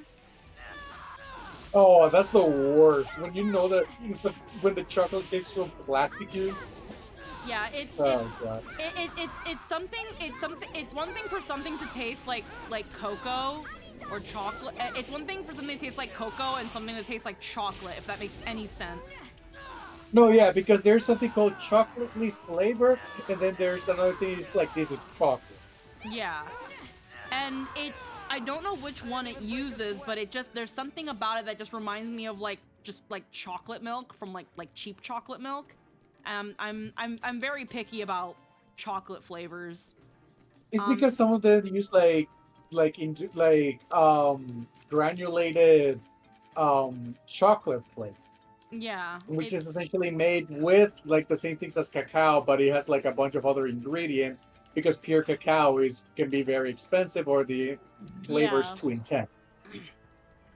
Yeah, so it's that thing where it's like it's actually honestly the 3 flavors are vanilla, strawberry, and chocolate, and they're all good, but the chocolate is the least of my favorites. And on top of that, I think like over time I've slowly kind of like lost my taste for chocolate. I still crave chocolate once in a while, but it has to be with something. Chocolate on its own just doesn't do it as much for me anymore. If it's with peppermint or cranberry or peanut butter or like mint, it's like fuck yeah, I fuck with that so hard, but not so much on its own anymore. Kusabira? Which is why like I mix it with some coffee and it's great, or I can mix it with some peppermint and it'd be great. But the peppermint. Yeah, but on its own it's eh. And then the strawberry one is really good because it's not super sweet. It kind of tastes like strawberry, but like in a good way. And then the vanilla, again, it's usually pretty hard to fuck up vanilla, at least in my case. So that's why I'm like, what the fuck? For me, I actually have come to enjoy chocolate even more than when I was younger, but it's also a case of, there's a massive difference between average and good chocolate. Yeah. I've just come to get stronger, so do the other monsters. It's just, I've just kind of, I can still appreciate good chocolate, it's just now I mostly just prefer it with other stuff.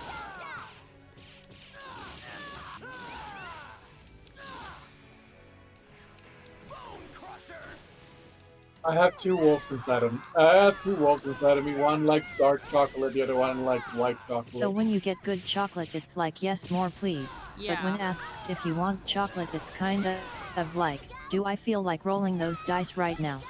Yeah. Well, the thing is, see, I have 2 wolves inside of me as well. The one that loves milk chocolate and the one that will exterminate dark chocolate because it tastes so bitter and shitty. You just Dark chocolate's great, fuck you. you. You just need a dark good chocolate's balance. so good. Dark chocolate's fine. Well, the thing is this. You cannot go have like dark chocolate and then say it's like, yeah, I'm going to eat all this without dark sugar. Chocolate is the best, and I'm sorry you have no taste. I'm sorry your opinions are wrong. Well, good for you. Well, good for you, shit. You're wrong. See, in my case, I can enjoy most chocolates under certain conditions. Dark chocolate for me is the best chocolate on its own. Because it has that richness and that boldness that I really like when it comes to chocolate. When I think of chocolate, I think of dark chocolate. When I think of chocolate, I think of like, again, like Reese's, so it's peanut butter chocolate. I think of like a peppermint patty, which is peppermint chocolate. I think of like Snickers, and it has nuts, or Ferrero Rocher that has like hazelnuts and stuff. And then when I think it's of white... also the best chocolate to pair with sea salt. Yes, it is. Yes. Like, salted caramel dark chocolate is so fucking good, especially if you drizzle that bitch on a pretzel. So fucking good. Because you have the perfect equilibrium with salty, sweet, and bitter that it's just a beautiful marriage. Like, have you tried salted caramel chocolate, dark chocolate, Nightshade? Salty caramel. No. I don't think so. If you ever get the chance, if you ever get the chance to try salted caramel and dark chocolate, even more so on a pretzel of some sort, I'm not gonna say you're gonna enjoy it, but I think it might be. Huh? I just love it's like if you can get like dark chocolate and salted caramel and like a pretzel of some sort. Something soft I'm not and going bready. to say you're going to enjoy it. Here's the thing, again, I say this because I don't want to set the bar too high for Nightshade, but if Nightshade's issue is that dark chocolate is too bitter, you have to mix it with something that is so fucking sweet that the introduction of some salt and some bitterness just creates an equilibrium. So I feel like salted caramel dark chocolate, whether it be a Lindt or on a pretzel or any, I just say on a pretzel because I think it's the best way to have both of them. Because I also like the texture of the crunchy pretzel. But if you could have dark chocolate, like salted caramel dark chocolate, I think that's going to be the middleman where you actually might be pretty satisfied with dark chocolate. I'm looking at Amazon right now. It's not. I think they're called turtles. I think they're called turtles. Where they Oh, the turtles. There's one where they're called turtles, where it's like a nougat pretzel with like dark chocolate and salted caramel. I think I found it. The original. Oh, Summer's there with a raid. Hello. Oh yay! Hello. I'm Greetings, trying to greetings. figure out dark chocolate caramel. Whatever Yeah. you know what I mean. Yeah, they're called Nestle. Squeaky nose. They're called Nestle turtles. Okay, then yeah, I found it. Yeah, but these are usually like nuts, caramel, and somewhat darker than normal chocolate. But you could also just look up like dark chocolate salted caramel dark chocolate, and you can usually salted caramel, and then it has to be like you can find the Ghirardelli ones where it's like the kind of like fancier than normal. Oh, okay, that's what they're called. That's what I found. Yeah. Yeah, they're like squares. Yep. Yeah, that one might be actually really good. Because it's gonna be again salted caramel, and then the dark chocolate, the bitterness is gonna equilibrate really nicely. And then again, sometimes they have pretzels, which apparently here we go. This is one brand, Snappers, caramel and pretzel cluster, dark chocolate sea salt. Those are really good. They're called Snappers. Snappers. Yeah. Okay, I see it. Oh wow, 6-pack. Wow. Yeah, it's got yeah, it's got caramel, it's got pretzels. Yeah, it's snappers are really, really good. And I think that is that might be, again, I don't want to set the bar too high for you. But I think if your main issue is that that dark chocolate is too bitter, you just need something sweet. Just need something super sweet to equalize it, to even it out. Yeah, it was the first time I had it. I thought it was just like a regular chocolate bar, but because it was a Hershey's chocolate bar. Yeah. But it was a dark chocolate bar, and then when I took a big bite into it, it was so ungodly bitter that I immediately spat it out, and I tried to wash it off with water. Yeah, no, and that's fair. When I was younger, I didn't like dark chocolate. I thought it was too bitter.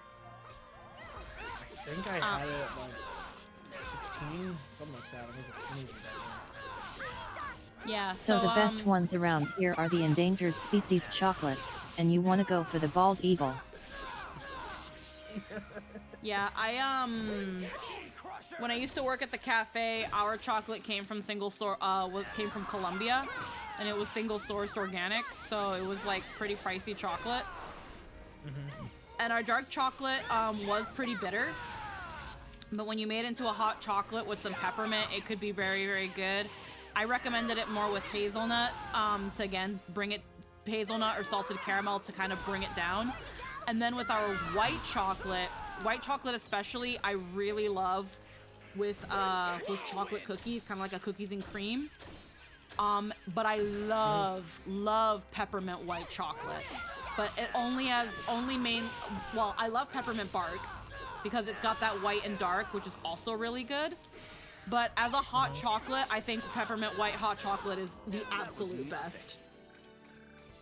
My favorites are Black Panther, Great Horned Owl, and Bald Eagle, but you'll be wanting the dark chocolate with caramel and sea salt, which is Bald Eagle. You're using in terminologies I can understand. Thank you. It's literally kind of brand of chocolate that uses that terminology. Oh, really? Okay. But at least I was able to. That's funny.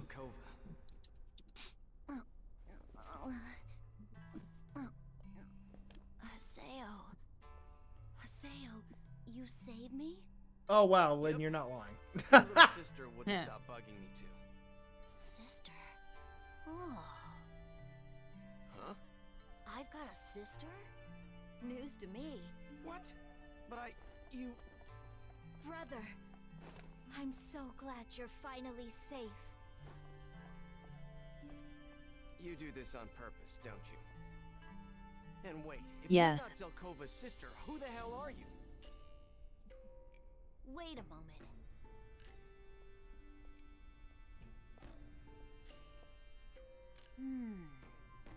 Yes, that must be it. Huh. So you're... Huh? Haseo. You require power, do you not? The power of your sealed avatar. Am I wrong? If she's here, it's a possibility. This is natural dialogue. What are you talking about? Yeah. I don't believe Zelkova's even Let's real. run bridge later. I'll explain everything there. I'll explain everything there. Let's prepare. So, little sister, shall we?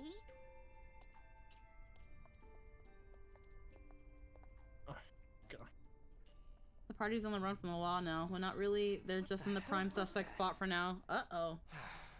Guess I'll head to the Netslum Bridge. Did they forget to Zelkova's fucking get rid of Yomebot down there? Yeah. God. the silly willies. There. There it goes. I disconnected it. Yeah. Yeah. I just see that there's no one in there, and I'm like, did they just fucking leave Yomebot alone? After all the hard work she goes through. You're gonna leave her alone with her thoughts? That's dangerous.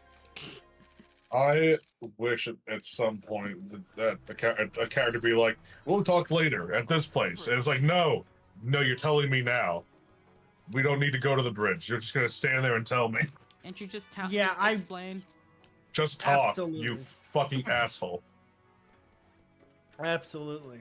I love how it says I have almost 4 hours on this game, but I'm pretty sure that 3/4 of it has been us yapping. Yes, it has. Absolutely, yeah. So technically, I've only been playing for like an hour.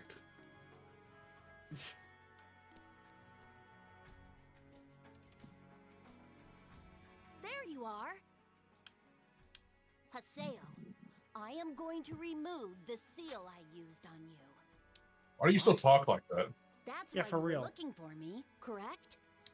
Oh god, that sounded so odd. It's no longer a concern. I'm going to use my sister's data. When your avatar absorbed all the epitaphs, I had no choice but to seal it away. A being of such impossible power as Skaith, it would trigger massive distortions in the world. I talk like a normal person. And summon the anti-existence, Kubia. Oh no, I just got the Pheonix. This is not good.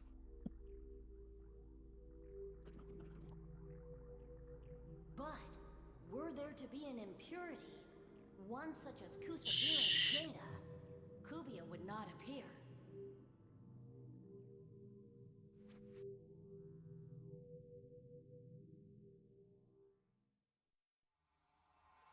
It's gotta do an internet fusion. Now, open your eyes. Internet transfusion. Digivolution activate. Is your new power. Ooh, got the proper weapons. Quick, meet me at Sigma Hidden Lost Eternal Land so we can talk. Bitch, how about you meet me at Alpha proper actual conversation and just send a fucking message now like a functional human.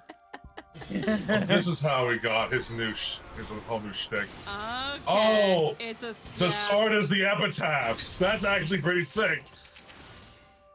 Oh, and it's a chain sword. All right, I can fuck with this now. All right, I'm I'm vibe. And their one is sword. Their one is The sure. proper I'm term is a snake blade. Right here.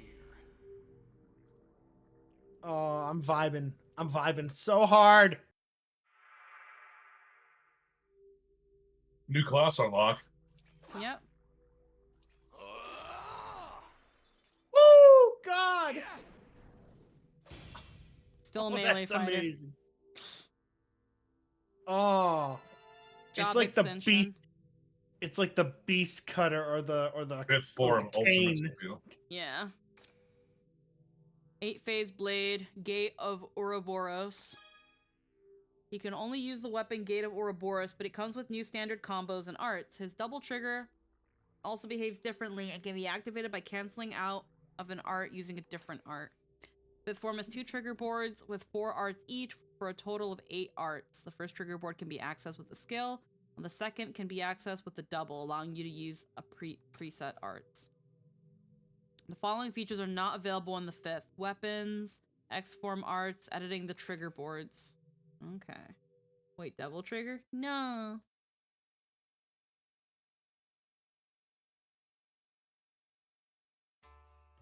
Cool. This is your final job extension, the 5th form. With Kusabira's data acting as an intermediary, your mind and the epitaph have been safely connected. It even comes with a happy trail. The 5th form. Would seem the procedure went smoothly. Hey! She'll be fine. You'll I be had to fine. extract as much of her data as I could to neutralize Skaith's monumental power. With a little rest, she ought to recover. I am a person. Don't worry. Very human. About me. You must go, Haseo. Now is the time. Your new power. It should be enough to break Ovan out of that ice.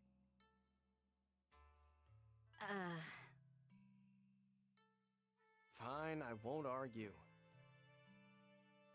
But there's just one thing. How did you wind up with data capable of suppressing Skaith? What the hell are you? I've told you many times. I am Kusabira. I am Zelkova's sister. It's true. Let's just leave it at that for now. I don't want to ruin all the surprises. Fuck your surprise. It was just me. Still, I can tell that my power is complete. At last, I finally have the power to save Ovan. It really bothers me that his pants are really cut weird. It bothers me a lot. It's fine. It is a little weird. There's no room for Jesus here. This is it. There's no turning back after this. I should probably go talk with everyone one last time. One last time, huh? Hey, Yada. Yep, there he is. I didn't see you anywhere. It would appear that Zelkova's procedure was a success. Yada, you came after all. Actually, Master Yada has been supporting us from outside in the real world this whole time. In fact, he's the one who developed your initial research into that mod program that I gave you back in the Netslum. Really? So the mod program was your handiwork, Yada? If you're about to thank me, don't. I have my own motives for helping. I didn't do it for you. I damn sure didn't do it for Ovan's sake. But as the man who loved this world more than anyone, I'm not about to let him be the one who gets to go down with the ship. Understood? That's the only reason. Yada. Enough talk. You've got to hurry. Our time is running very short. You must wake Ovan up and free him from this crumbling world. With the new power you've acquired, it ought to be possible. Haseo, data disruptions have made direct transfer to Quahome Cavern impossible. Poisson! Head towards the cavern through this area. Go to the deepest part, and Okay, I'm gonna go because I need to start prepping for a family dinner. So I'll be back later, okay? Yeah. Alrighty. All right then, everybody. Take care. Take care. Hope you enjoyed the edgelord phrase of Haseo. Nice having you. Bye bye. aren't you? Well, you better include me in your party. You, me, and Shino? As if he wasn't that literally this entire time. Members Bring back Ovan for sure! That's a cute idea. The Twilight Brigade freeing Ovan. Yeah. It is cute, I'll give it that. Unlikely, but Over cute. a year ago, you fought to protect the world. But this time, it's different. Now you fight to protect Ovan from this world. To be honest, I think this suits you better than battling for some epic, glorious cause. I'm ready whenever you are. Let me know.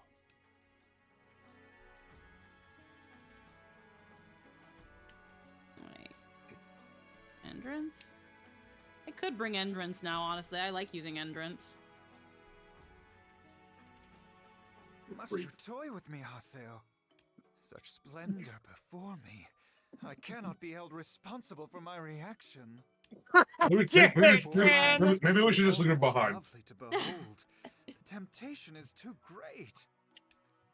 Oh, Yeah, remember all that stuff you just said, Squeaky? Let us elope to where our love can be free at last. Now they're just making him really horny. Actually, never mind. By also unfriended, also blocked. I was like, okay. Unblocked, reported to admin, banned from server. Hey, Haseo, be sure to let me know when you're going to head out to save Ina's brother Ovan, okay? No. If there's any way we can help out Ina, I definitely want to be a part of it. Sorry, Adelie has dibs. I'm actually just gonna take Adelie. I'm actually just taking Adelie. Just Adelie, fuck the rest of you.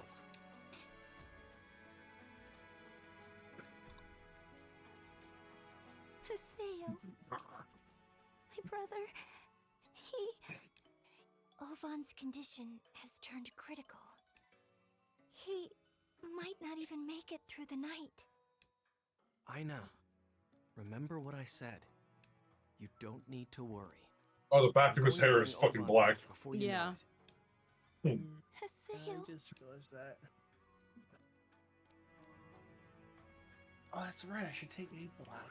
I gotta poop so bad. Haseo, what's with that outfit? Did you get Nice a fit. arm extension?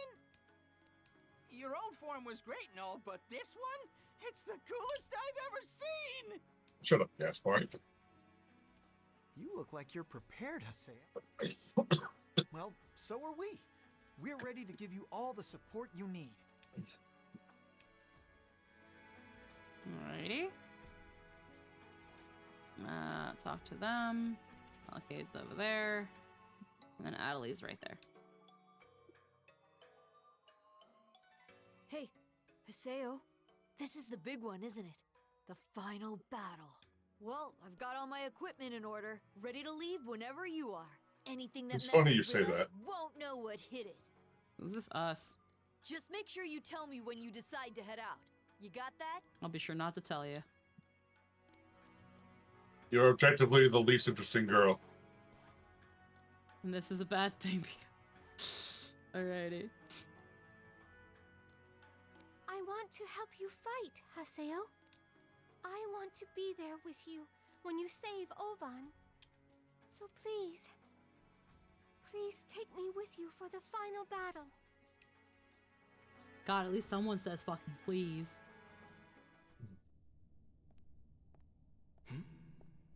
Zelkova is here. Hey, it's Tweedledee done. Kaede, too.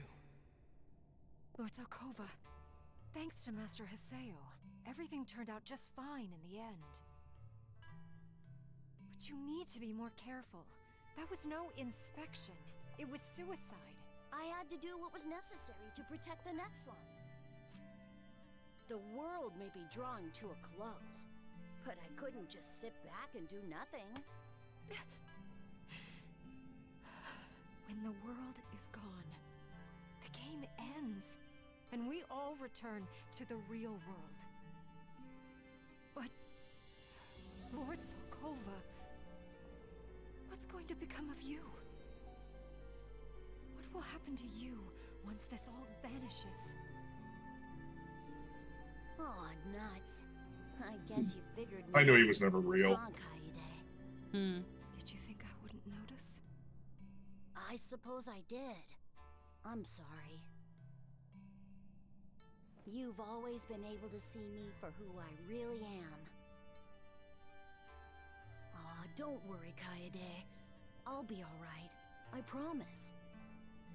Lord Zelkova? The world may end, but this world itself will continue in some new shape. And whatever world comes after this, I'll be there. That's a promise. So, there's no need to worry. Lord Zelkova. Huh? I wonder, what could those two be talking about? Whatever it is, maybe now's not the best time to interrupt. Okay. Guess that's everyone. Well, there's no more loose ends left. I'm off. Alrighty. So what's that new weapon stats and shit anyway? Yeah, we'll look at it. I'll fight by your side when you go rescue Ovan. Osaku's not even online. It's only going to be Bo. Yeah. That's fun. Vendrance. I could bring Tabby again since I've been bringing her. You know, I'll just bring Tabby. It's almost like Alright, let's go Shino's save there. Ovan. Let's see. Let's see. Okay. Really nice Not art. bad. Yeah. Death Rogue, 8-phase blade. It's just level 30.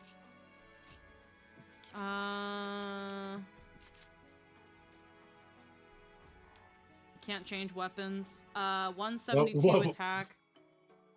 Rapid attack. Level question mark. Yeah. That's funny. Skill trigger. Mirage of Deceit, Oh. the Propagation, the Prophet, the Terror of Death.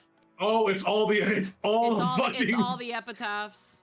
Oh, that's fucking The sick as Temptress, shit. The Avenger, the Rebirth, the Temptress. Dude, you gotta have Rebirth and Terror of Death on there. Yeah, so...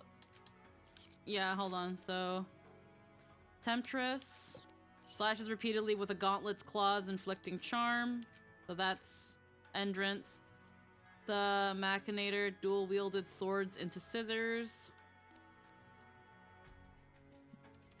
Okay. Avenger strong strike with a heavy mallet blow. The Rebirth. Blast the enemy with an energy beam from a bayonet. The Prophet accelerates the hammer with a powerful blow. Mirage of Deceit. Rapid blow with a two-handed lance. Terror of Death. Rapid attack with a scythe. Rapid attack with a sword that drains HP. Okay. It's all the epic. That's awesome that they're all just. You have 2 pages of all the epitaphs. Yep.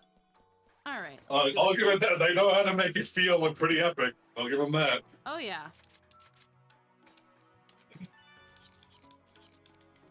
All right, let's go finish this. Watch this be like the one thing in the game that's over level 150 that you have to fight. Damn. I'm running out of time. I'm off. Hi, Bart. How we doing? Sigma glowing. We're off to Sigma Delta Skibbity Brizzlers. What fucking. You're about to venture into the unknown. It's recommended you save before proceeding any further. 143 internal dungeon because fuck you and your bike, I guess. Yeah, yes. Can't. As we get to 2 a.m. and I have fish in the oven because I realize I haven't eaten in forever. Oh dear. It's a I'm long Alan time. Walker to the end. You actually have more than just like half a bag of rice this time, Bard? I don't recognize this map type. Oh, I recognize this. It's just not a lot of Sigma dungeons. Maidenless Eternal No Riz. Heh. Yeah, I got paid, so now we have food in the fridge again. Hell yeah. Fuck yeah, I love that time of the month. When you get paid, you can have food again. Yeah. Alright, we should probably see how this fights. Brrr. Brr, brr, brr, brr. Whoa. Bring Geki him. And him. Oh! Confusion flight. Bro, it's the actual epitaph attacks. Yeah. Ooh, I like that. Propagation. Unforgiving butt.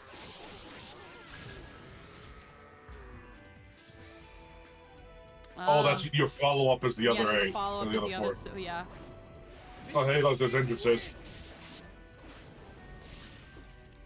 I know Yeah, you're that's really. the cool- I know you're dead as dicks, but I really wanted to do that.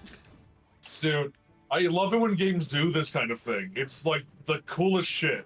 It's It makes you feel like it's very indulgent. Yeah. it makes you feel like this has been the culmination of your journey. This is like, here it is. All that shit you've dealt with, you're now using all of it to just slaughter everything. You played 3 40-hour-long games for this 5-hour moment. Feels great. Oh yeah. It's a great capstone moment to just become the boss. Yeah. Yeah. Alright, this is a dead end.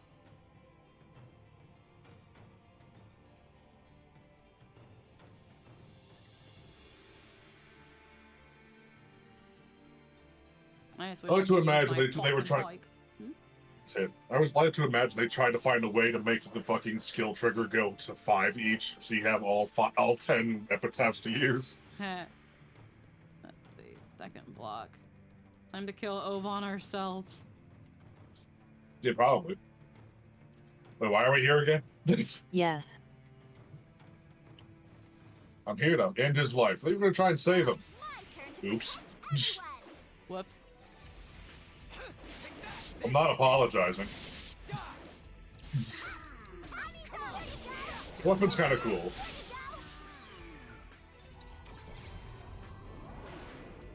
Ooh. Merciless decapitation.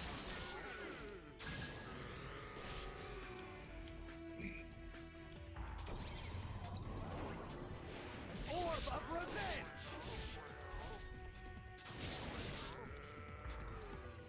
You could just have walked in this dungeon by yourself and you would have been fine. I could have just walked in with Adelie and been fine. Yeah?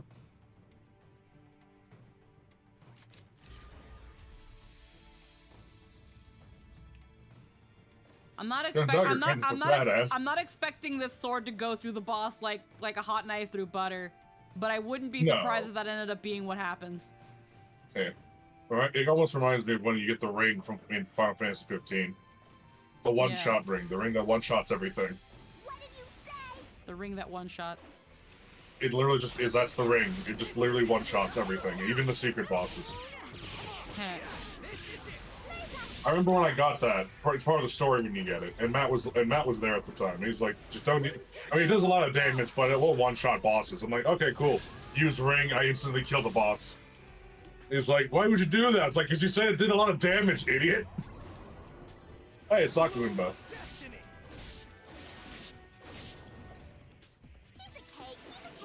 Like, Sayo, they're already dead. Shh. I'm exploring my options.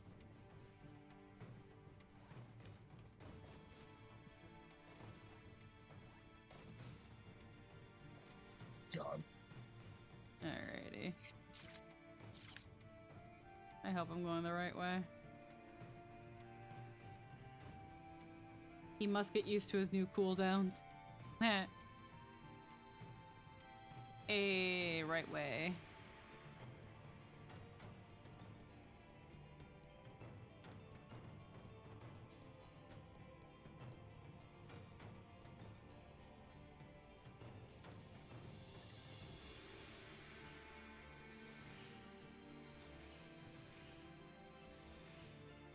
Meow. Actually, hold on.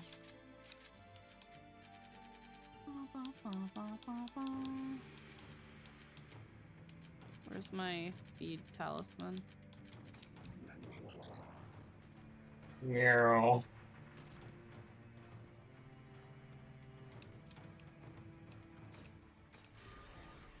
Oh no, my infinite cheer spins. No, my chim spheres. I have so many.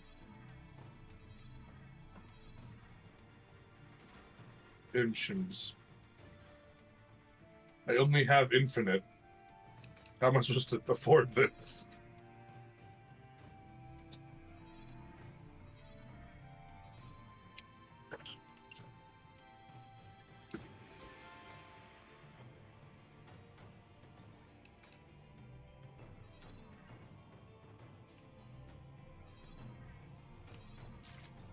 Alright, we're getting a a lot of teleportations. Yeah.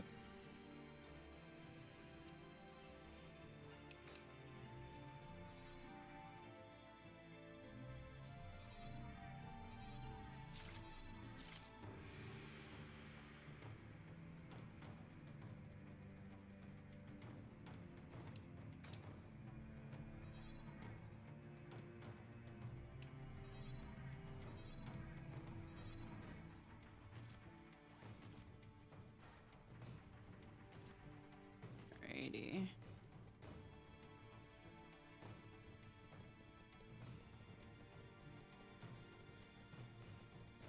There's another block.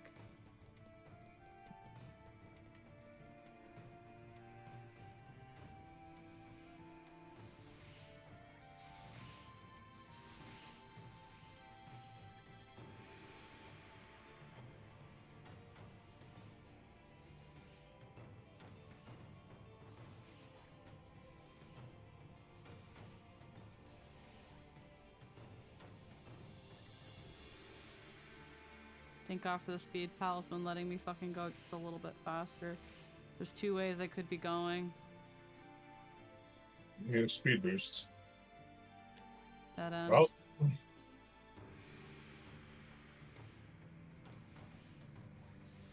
Alright.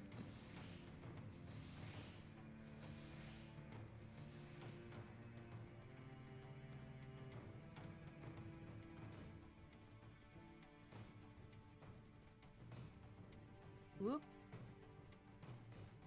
I don't think it was my speed boost.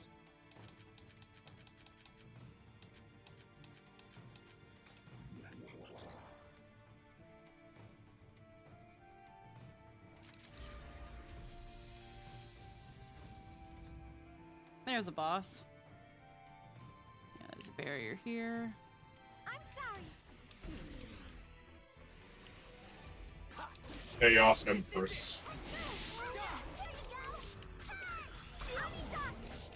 Oof.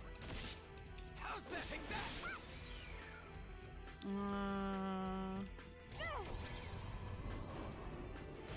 Unforgiving butt. Like how they're using the Japanese, but I'm assuming it's the Japanese names for putting the English text. Yeah. Ooh. Verdict. Come on. This is it. Die. Come on. This is it. Die. This won't be a problem. Barriers deactivated. Data and then the area hack. Okay, so here's a door.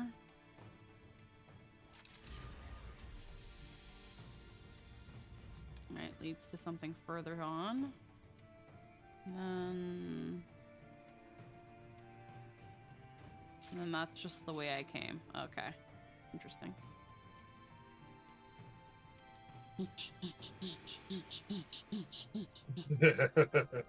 This is a beast temple. Drain white. Alright. There's gotta be something else I haven't. This should be anomalous data somewhere. Yeah. Let's just walk around this room a little bit more. There it is.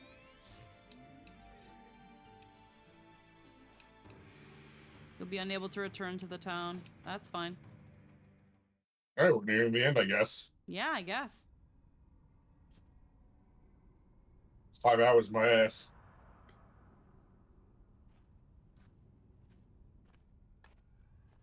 Ovan. Wake the hell up! Thing is though, why did we need to go to the dungeon if we already knew the way here? That was the way here. But literally at the beginning of the DLC, we got here through an area code. Oh, no. Having.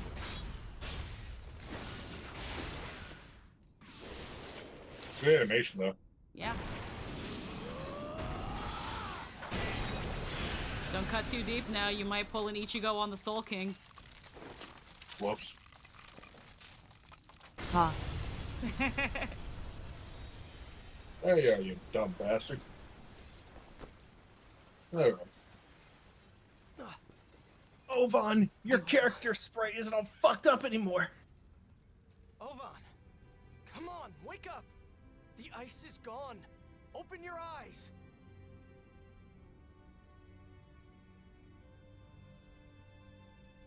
There's someone desperate to see you. She's been waiting for over a year.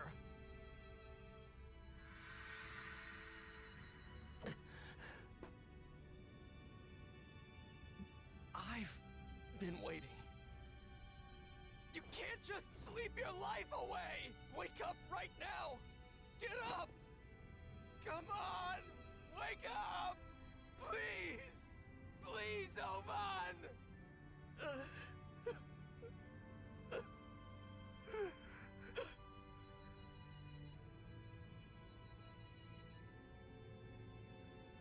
Was not meant to be. At long last, I've made it here. Huh? I knew where you were. But I didn't have the power to break you free from your prison. Until now. What are... You can hear my voice. I know you can. Just like you did before. Oh, Oh, you what? Is this I? It's just, is she Ida? No way. That's not possible. Pi? An Ida signal. She's made of Ida. Don't tell me she's...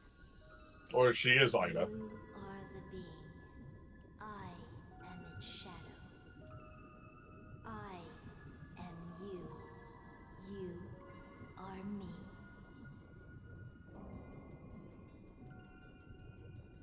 We are two, become one. One last Ida fight, I guess. Yeah, I guess. Black Ida that possessed Ovan. It has somehow managed to evolve human-like intelligence. And now, it's trying to return to Ovan. And make him a fucking monster again. Yeah. Maybe Make him a worse. full beastie. So that's how we get the upgraded arm. A more refined Ida. Ooh. Your arm looks better. Ovan!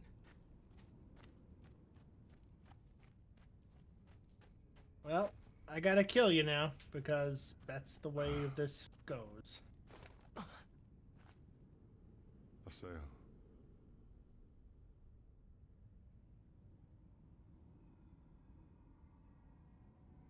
Her memory. The Ida's memory has explained everything to me. So it would seem you have woken me up. Ovan? You've got similar face marks now. Back then, And he does when have I the spots activated that are kind of Rebirth, like I Ida. left behind no regrets or attachments.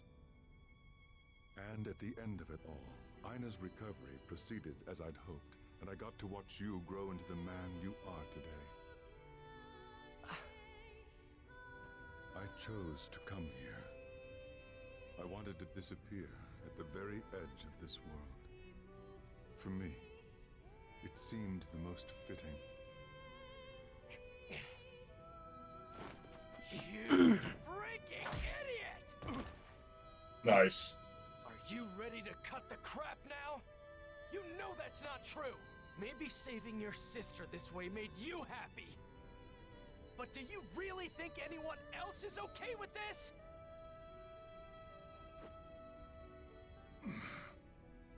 You don't really want it all to end like this. I refuse to believe it. It's not you, is it? It's Kusabira.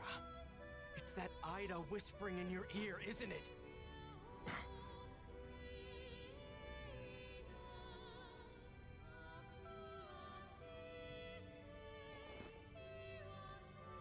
Ovan, there are two paths before you. That's a weird perspective. One path will lead to safety Yeah. and shame. The path where you turn your back on reality and sleep in that ice forever. The other path leads to peril and pride. The path where you return to reality and face up to the truth. So, which is it gonna be? You certainly know how to twist my arm. I mean, your arm looks already pretty twisted, I'm so. in for a struggle, huh?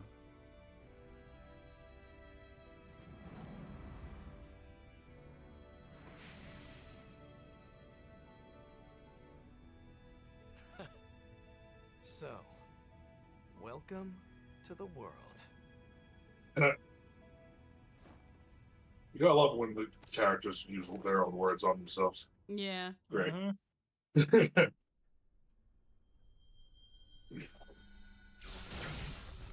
I was probably not happy with that. I mean, there's still Oh, this hey, it's thing different. too. It's different color than before. The fucked up baby thing. Who? It's that fucked up baby thing. It looks like Yeah, a I heard the baby. first time. Yeah. You said what? I did. Oh look, the giant whiny baby is purple now. Yeah. Purple and blue. Mm. That's how you know it's stronger.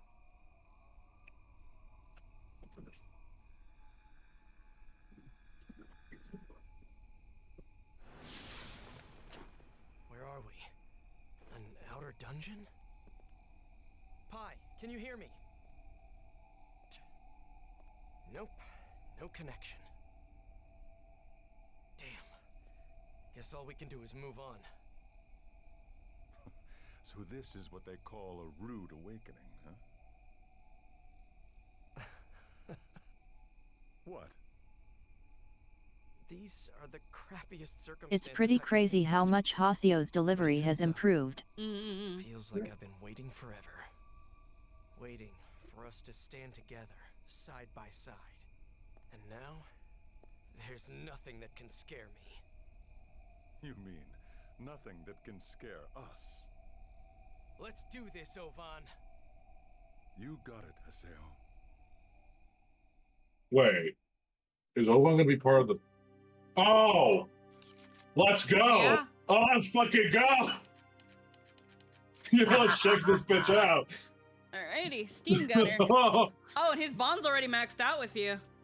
Well, no, that makes sense. Still It was 2 good. levels higher than you because fuck you. Yep. Yeah. Alrighty. Yo, it's with the Haseo and Ovan. That's awesome as shit, dude. This'll be over quickly.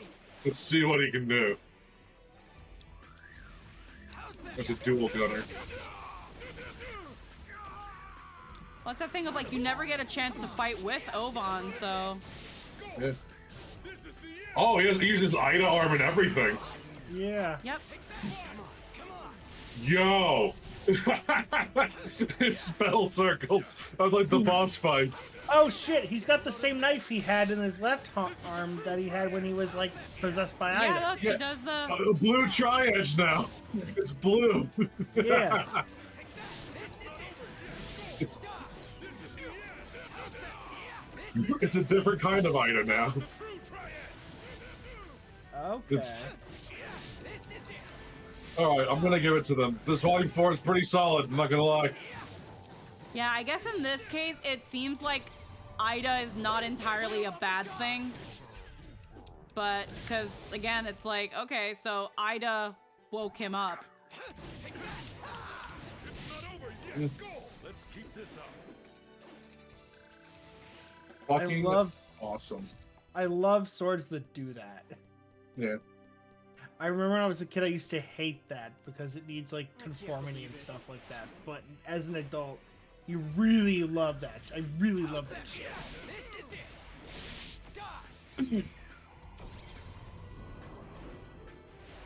Confusion flight.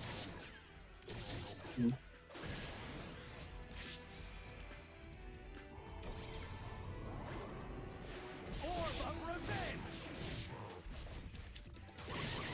I love how Torvums is a mace. Yeah. Just getting warmed up. I thought Tarvos would have just been a giant spike. Hmm. Yeah. Alrighty, let's see.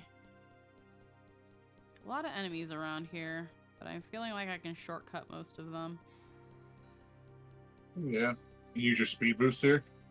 Yeah, I should be able to. It's just an item.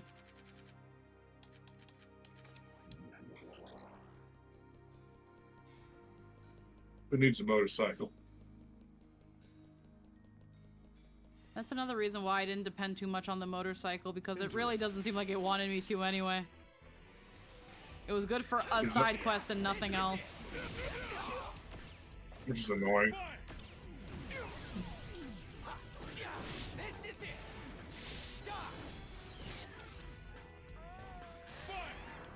Oh, I can't. This is it. Skill trigger. Come on. Come on. Come on. It's in the air, so I can't fucking hit it. This is the end. Come on. This is it.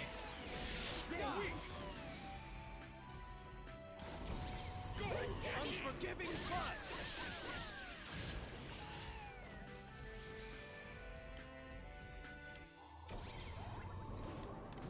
Bloom of destiny. Ha! Take that. This is it. I was really convinced that you were gonna have to have a boss fight against Soban again. Yeah, so No, definitely. It did seem that way. But no, it's more like, hey, Oban, you done being a fucking bitch yet? And he's like, I guess I am. It's like, can we at least have a moment where we technically we fight alongside every epitaph user? Okay. Okay. Yeah, but we have like a really cool team up first. Yeah, alright. It'd be pretty cool.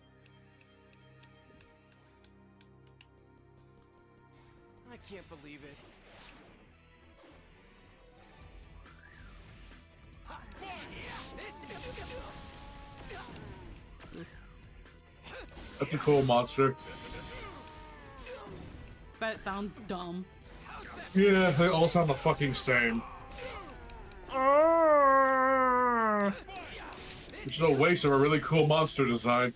Dude, I just realized he sounds like Mark Zuckerberg. God.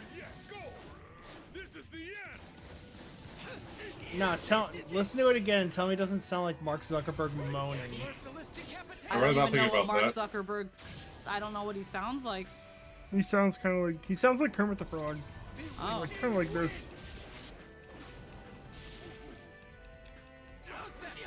This is it. This won't be a problem.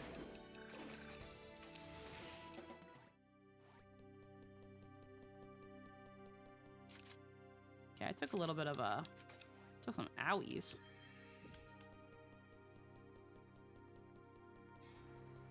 A few owies. A couple little owies, some boo boos. Maybe an oof. Yeah.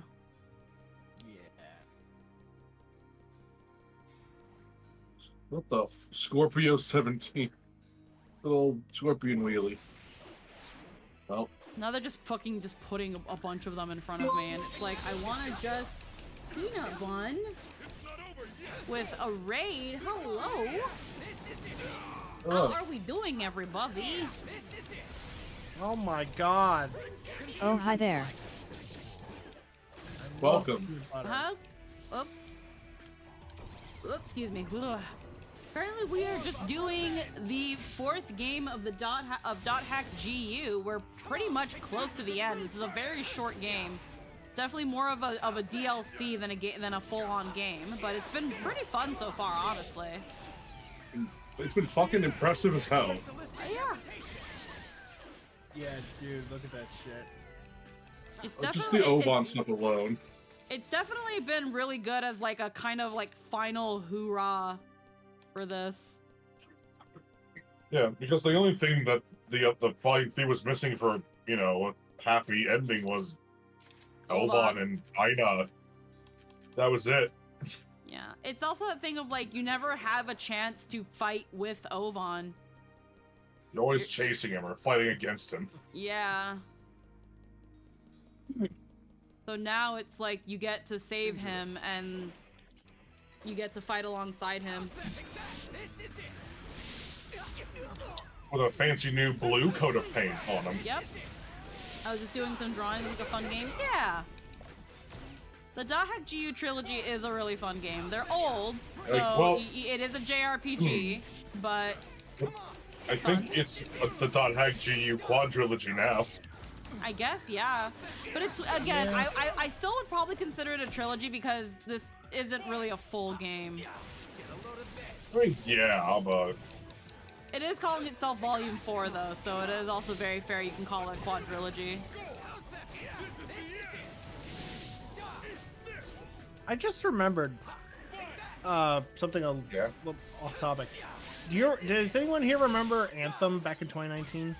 I think about it rarely, but I do think about it. No idea what that is. You know this? It's a game where you got to play as an Iron Man. And they failed spectacularly. Yeah. The servers are still up. Oh, that's horrifying. Huh. You can still I'm because I was looking up like, is Anthem worth playing in 2024? Just because like, oh, shits and giggles. It turns out like it kinda is. You can still get matched up with people like no problem apparently. I'm just like, what the fuck? Huh, interesting. I mean, if people are enjoying it, why not? Don't let it counterattack. Whatever this Yeah, I thing mean is. like, holy crap, it says. This is a very horny monster. I know when Anthem was still a game that people had hopes with it. There was a type of Iron Man suit that was just a big bulk suit with heavy weapons and a big shield. Mm-hmm. And I wanted that. I wanted to play that one because that is all I ever wanted. yeah, I played as that one. It didn't have like it had a big bulky shield, but it didn't have your typical like what do you call it, shield around the body. So you actually had to put it up to make sure you didn't take damage. Oh yeah, that's what I mean. So I found that really interesting. Yeah, that's how it was in the trailers.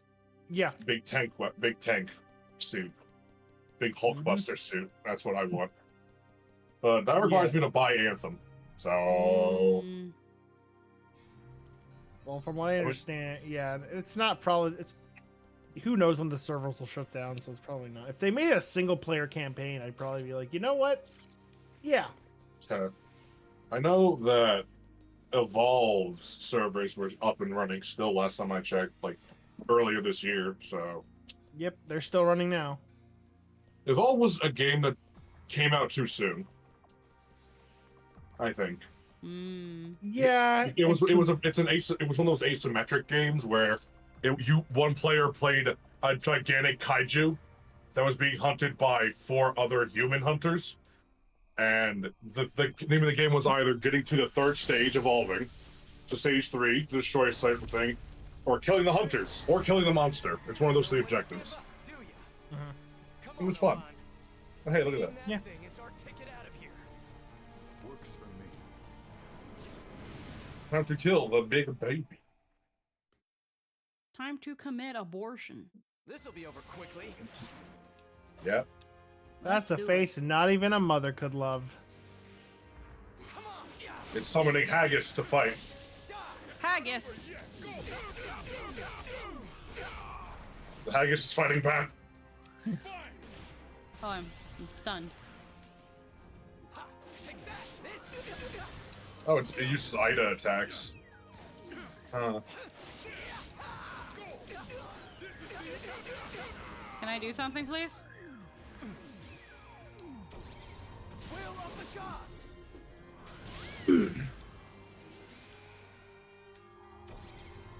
Orb of revenge. Come on. This is the true triad. How's that? This is it. Beano jelly. It's not over yet. Confusion flight. No, actually, speaking of asymmetric games, fucking Dead by Daylight's 2v8 mode's back in action. Oh, hell yeah. Where it's 2 killers and 8 survivors, which I think is a very funny thing. Never played Dead by Daylight. I played a little bit. It's okay. It's custom killers, very creative.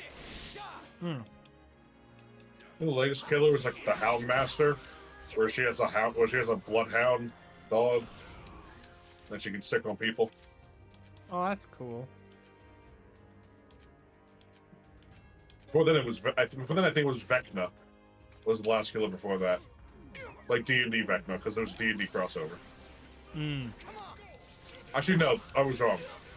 It was Dracula from Castlevania. Before that, it was Vecna. Okay, it's just also throwing bosses at me. Oh shit. What? This is the true triad. I just say I was just like. I can't do skill trigger unless. Oh, okay. Ovan can heal. Sweet. I can't do skill trigger unless Rengeki goes off, and I am just being fucking. You can. No, okay, now I can. I kept trying to press it earlier and it wasn't working. Because you were getting crowd controlled to shit. Okay. Orb of Revenge.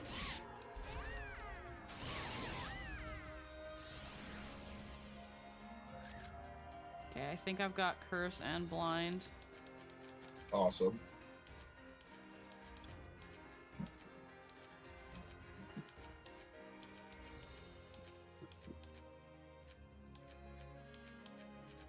Do I not have anything that heals that? Just in terms of...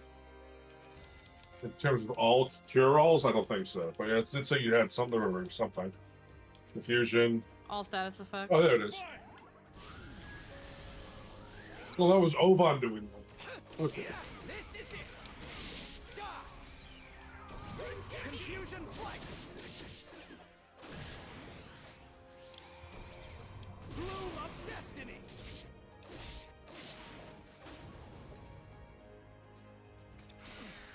How's that? Take that. This is it. Confusion flight.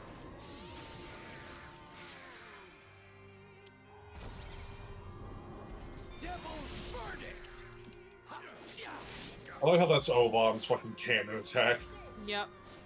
That's great. This is it. Come on. Confusion flight. Orb of Revenge. Take that. Come on. Come on. God. This is it. Die.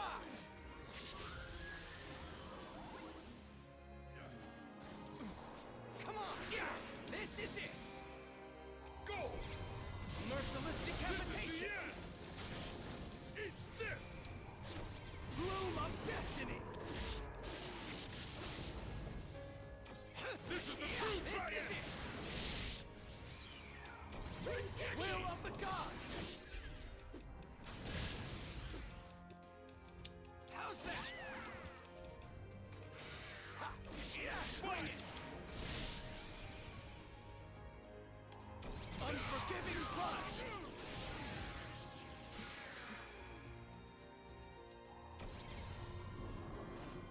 Bewitching wind. Nice. How's that? This is it. Die. Alright. Okay, good. Ovan's healing himself. That's good. This is it. Will of the gods.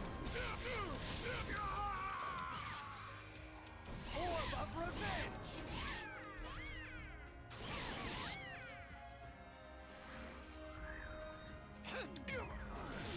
God, it's the fucking that fucking Duke shit inflicts a bunch of status ailments. This is the true triad.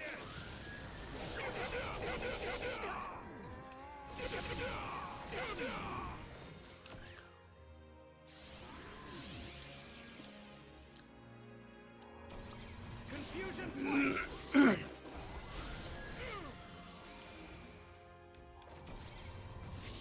Orb of Revenge.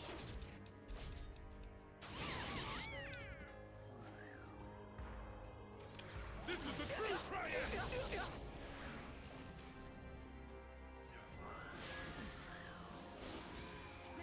Confusion flight.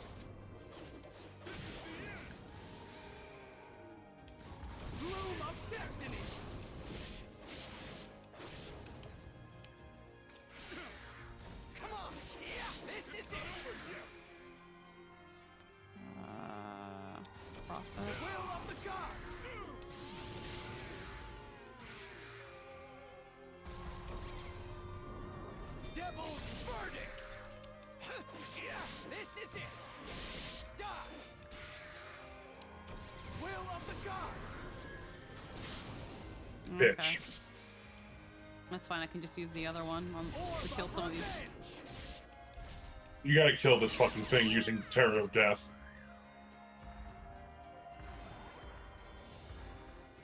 I gotta kill this fucking bitch first. Merciless decapitation. Oh, I'm out of SP. How's that? Take that. Come on.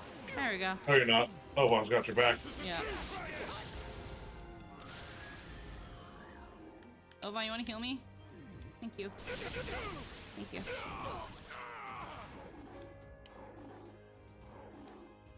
Can I move? Oh, did it like eat us or something? No, I'm just over here. Hi, can I move?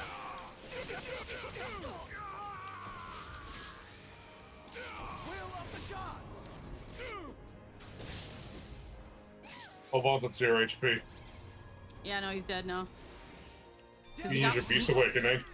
Come on. I'll crush you. How's that? No, there's still one left. Yeah. This is it. Die. Christ. Revive rain. Was that- I have was that something for Ma- this. Fully recovering allies. Wait, Revive there potion. it is. Rise. Your work is not yet done. Hi, sweetie. Just finished cleaning my shower, so stream kind of helped me make a bit. Hell yeah. Doing chores with people in the background. Honestly, I live that life too. It helps. It helps a lot. Yeah. Just something that Get in with keeps that it keeps the brain Same. busy. This is it. You can get his ass. Finish him. Rebirth. Let's Mini go. Man is also Thematic. great for that. Get fucked. Mini Man's great. Get fucked, you giant baby bitch. He was a spongy health boy. 150. Hey, well, you- They just you're max both- you out. Alrighty. What's going on?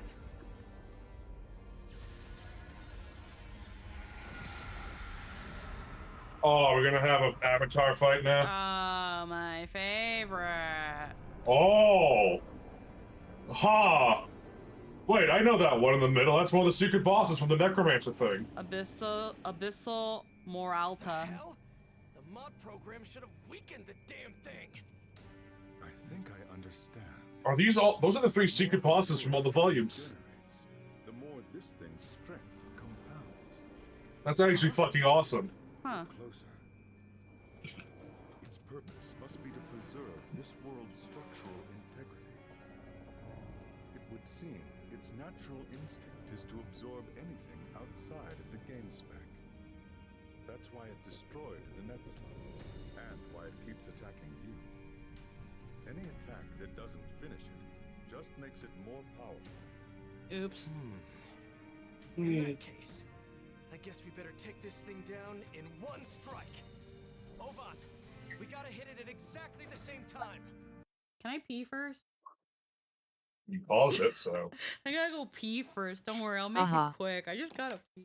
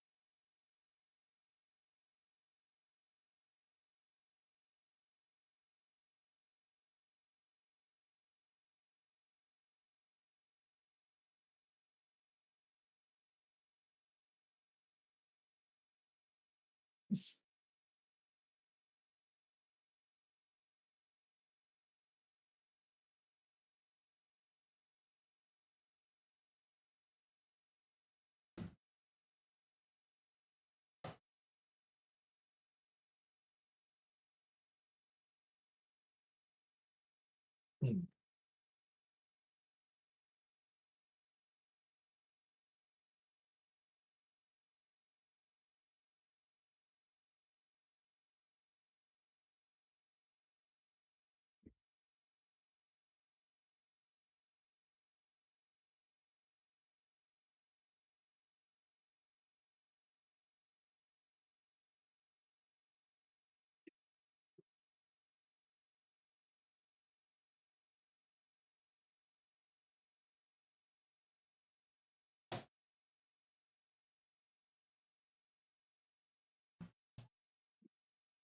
Alrighty. I just really needed to pee. What? So that's your plan. If anyone can do it, you can. After all, you've got all 8 phases now. Very well then. You lead, and I'll adjust to you.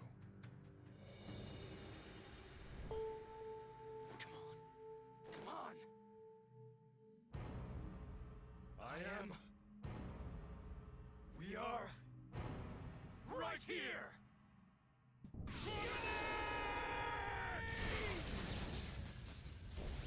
Wait, they're gonna be a fusion?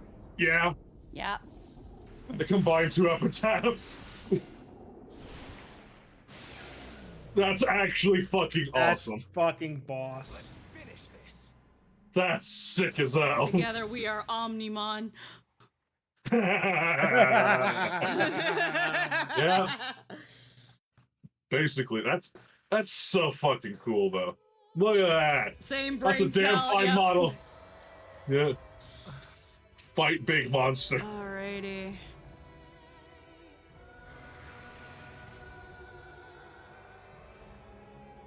The very idea that they could fuse epitaphs together. Normal shots won't work. Okay. Oh, it's like There's more. Kubia. Visitor from Hades. Yeah.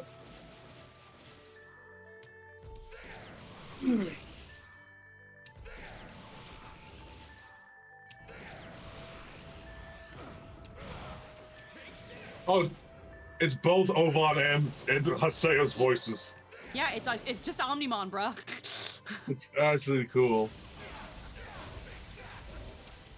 Like how it's so called Skeeth. Yeah. Man, at least call it Skaith Prime.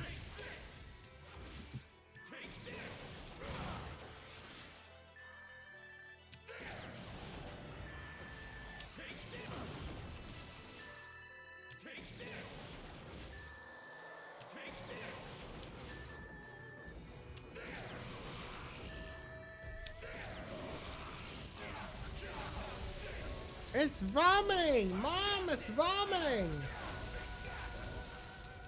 Looks like Grandma, the thing. Voodoo Pulse. It just blows you away. You're doing too much damage all at once. Go back to do the mechanics now.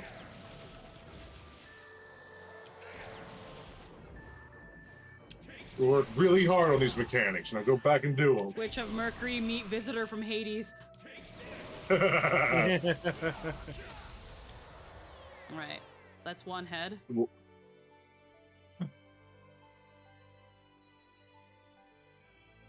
on.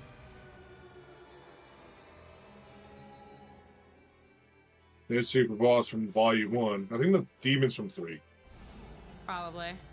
Oh, dude, that's a sick ass design. There's a beast statue attached to it down there. Ah, I see it. I'm sure it has some lore implication. Some of the world lore implication. Yep. Oh shit. Yep, it's the skull attack. Watch out. Why is it going? It heals? Oh, The did it skulls heal it? Oh, fuck. Those skulls have to be killed immediately. They gotta be slashed back, those. Well, hasn't taken any health damage yet.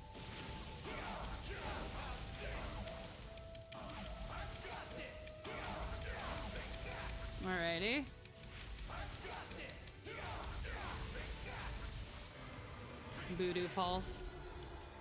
Whee!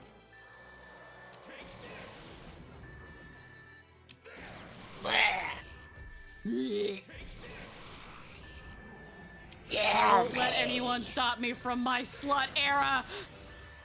Look out, it's the fucking heads. If you knock it back, I think it hurts them more. There you go. Fucking get him. Say a slash. I'm pressing the slash button. Slash it. Thank you.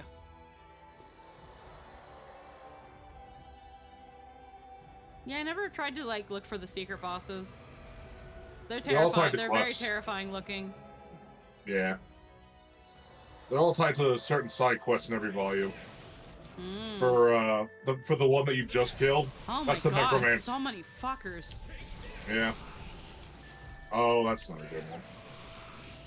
Gonna hit you with the big funny beam. It doesn't matter. They're all tied to side quests that you follow through on chains.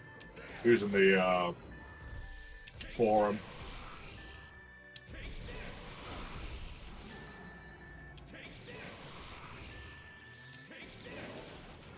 Get him.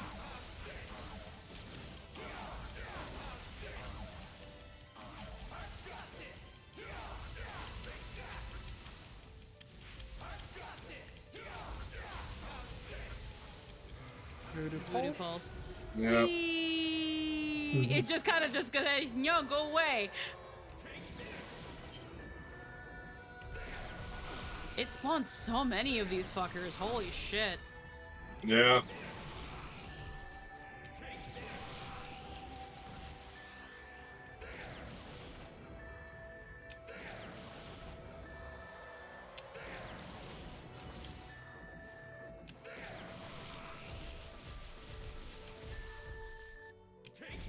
You know, with a boss fight that you can't use normal shots on, then yeah, spamming a bunch of ads would be a great way for you to waste more time and fight it. Oh yeah.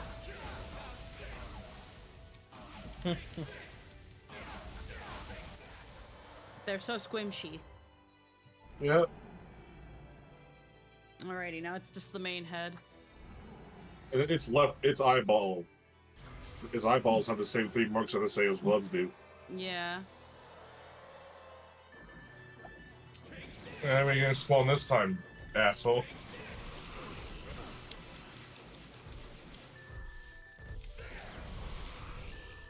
I thought something was gonna like come out of its mouth.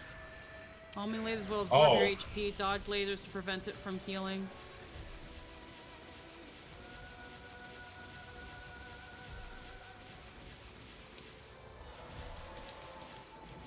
It's not doing lasers anymore. Okay. I just have to keep an eye so that it's not doing it all at once, like mixing mechanics, you know? There's so many vampires prey.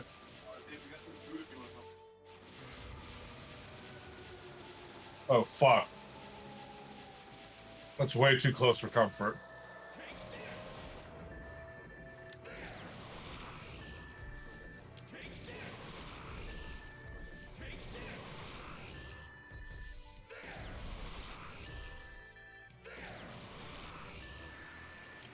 Death stomach. Get him. Fucking get him.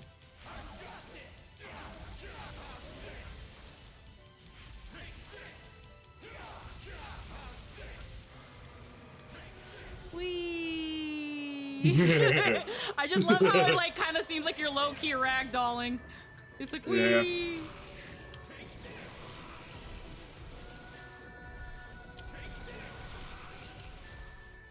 You throw up so much.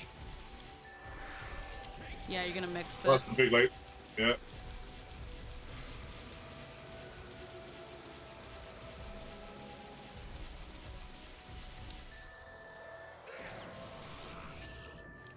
Now, maybe I'm just spoiled, but 16 does big kaiju fights way better than this game does. I know it's a different era, but It's a different era, and I wasn't gonna expect them to fix the formula. I like to have believed.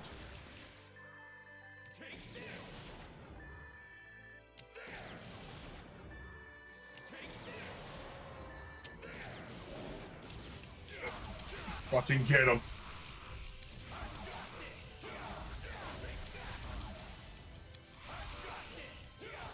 There we go. Yes! Protect break. Finally. Alright. Yeah, we know how to do this. Get him. Bye, asshole.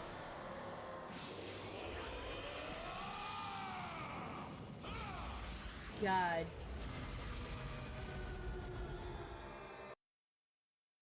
Big data drain.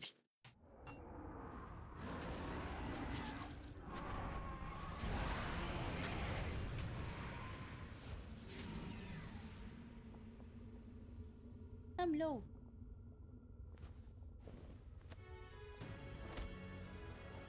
Now, this is it. All our memories of the world, all these emotions, all concentrated in this one attack. Take this!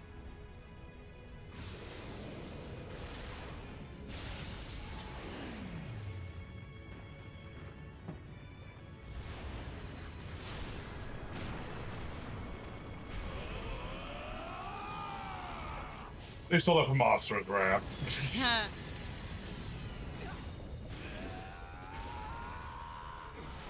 Yeah, this is just a thing from Monster's Wrath now.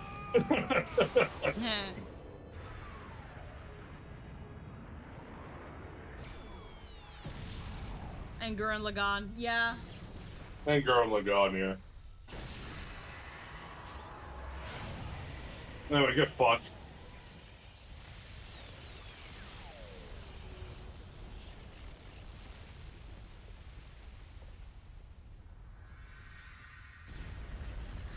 I think it's cool that they added the 3 super bosses from Yeah, no, that's the a rest cool of the reference game. to them. It's like, that's fucking sick. Hey, look, we're back here. Get right click and task. You've gotten stronger, Haseo. I don't know. That was always my goal, but even now, I couldn't get anything done by myself. Just like last time, I had to rely on everyone else.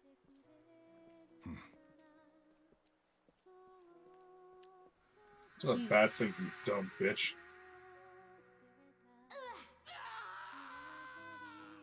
Seeking power. Do you know Triedge? I'm gonna get Hmm. Chino. No matter what, Triedge. I don't have any real power. It's coming here. Just another face in the crowd. Trial and truth. It's here. It's here. It's here. It's here. It's here. Risk comes with That's enough! I told you to stop it! Hey! Oh. Get out! Stop! Atali! Friends. Yeah. All right, now give us back Atali's epitaph! Defeat me with your fully developed avatar, your Grim Reaper. Triage's true identity. You're kidding, right? I won't go back. I won't let myself drown in power. I won't lose myself. Don't forget about us. We will always be together for all time. I am right here. I was able to survive. Right here. Everyone was there. All right, this is it. I believe in it. It's time. All of the feelings that I've carved deep into the world are going into this one attack. I'm here.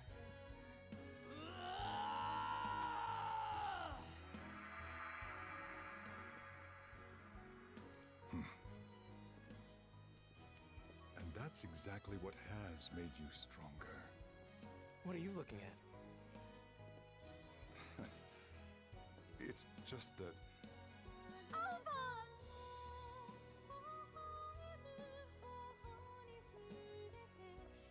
Anna.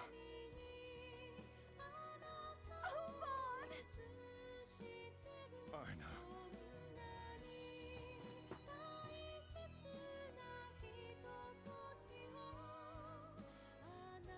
Welcome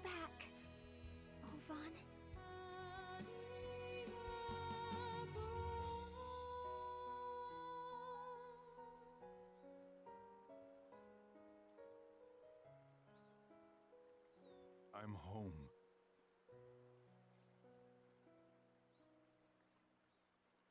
It's a nice way to tie up this, like, it was a loose end that didn't need tying up, but it's not bad that they did. Yeah, Digimon the movie was pretty good. Again, I'm really happy that they brought back pretty much, from what it looks like, the entire original English cast. Disconnected from server, service shutting down. Thank you for playing. It's that thing where, I'll come back to the world's a song. It's that thing where it's like, see you in fucking the world, a realm reborn. fucking little did we know the Moonfell was falling the entire time. Fucking, it's that thing of like, again, where the trilogy ends, everyone essentially does get a happy ending except Aina, because she's like, you didn't get to save my brother, me. And it's like, yeah, but unfortunately, in order for this to happen, Ovan had to go. Or in our case, how we thought, Ovan kind of had to die. But it's the thing of like, Shino even said, he's watching over us, he's still out there, he's somewhere, he's not gone. And that was something that Little it wasn't... did they know Grunt Law Mood was hanging overhead as they spoke. Yep. It's that thing of like, it was technically a loose end, but it didn't need to be tied. So then they were like, okay, you know what? For the 10th anniversary, we're gonna tie that loose end. We're gonna give you an opportunity to go and save Ovan. We'll let you go save Ovan if that's what you want to do. We'll let you fight with Ovan. We'll let you have that last hoorah with this character that is the reason that Haseo is in the world and kept playing. And we were going to fill it with all the cool stuff we watched in the last 10 years. Pretty much. We're going to make it as self-indulgent as possible. I mean, if it's anything, it's very well earned. Yeah, and it's good that when they give you Ovan, they give him abilities that he is able to still support you, because I feel like if he didn't know how to heal or bring back SP or anything like that, it would probably be a lot harder. And again, this definitely feels like it's supposed to be like a last hoorah for this series. So for it to like, yeah, it was still pretty challenging. It was still kind of hard. I had some pinches. But I feel like if they had made it too hard, it would definitely start taking away from that feeling of like, this is it. This is, all of it has culminated into this. We're finally just gonna save the world and it's all gonna be done and everyone's gonna be happy. And I really like that. I really like how, like, despite everything, it's all said and done. The world is saved, or it's still gonna get shut down at the end of the year in this world. But everyone is back. Everyone can be happy. Everyone can just finally move on. And if the world is gone afterwards, hopefully these people know how to keep track with one another. But the book can close and it doesn't feel like something was left unsaid or unresolved. It really, the last thing was Ovan. But what about Ovan? And yeah, no, and it didn't overstay its welcome. It didn't, obviously I went, despite all the yappage, it did not take 3 hours. It took about 4. Honestly, I would say take out all the yapping we did and it was maybe a 2 to 3 hour DLC. But yeah, no, definitely, I think was a definitely cute little romp, giving you a chance to get back into a feel of how to play by letting you like do some dungeons and stuff. Nothing that you can't really handle if you beat the game at round 140. Yeah, no, I enjoyed this little DLC. It didn't overstay itself. It was nice. What's after cutscene? What's this?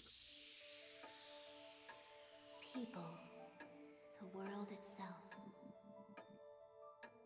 all linked by some ineffable, invisible force. Hearts and minds intertwine, and thus another new world comes into being.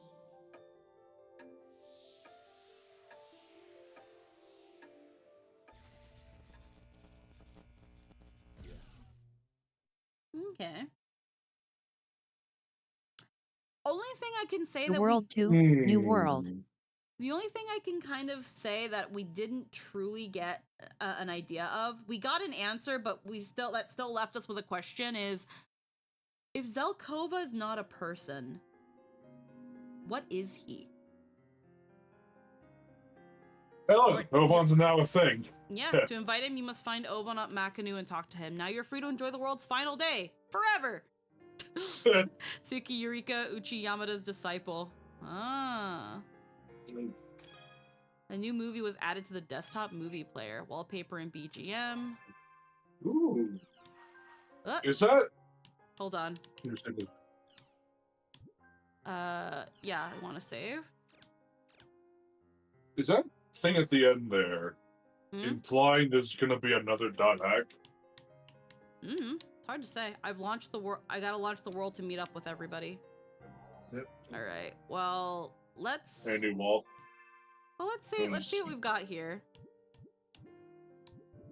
Volume 4, I suppose. Yeah. Oh.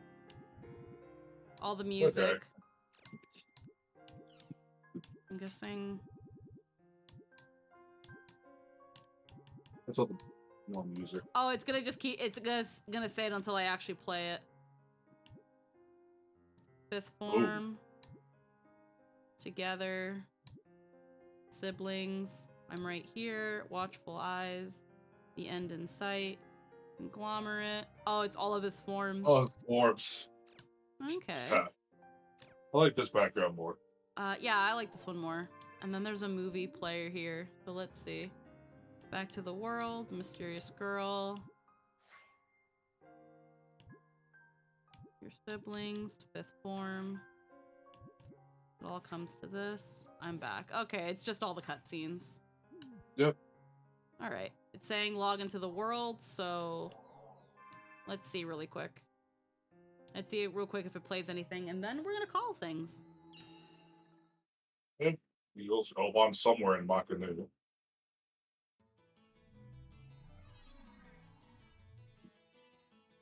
Wander around town and look for everyone. Does everyone get an epilogue? Maybe, who knows? Let's see. One final.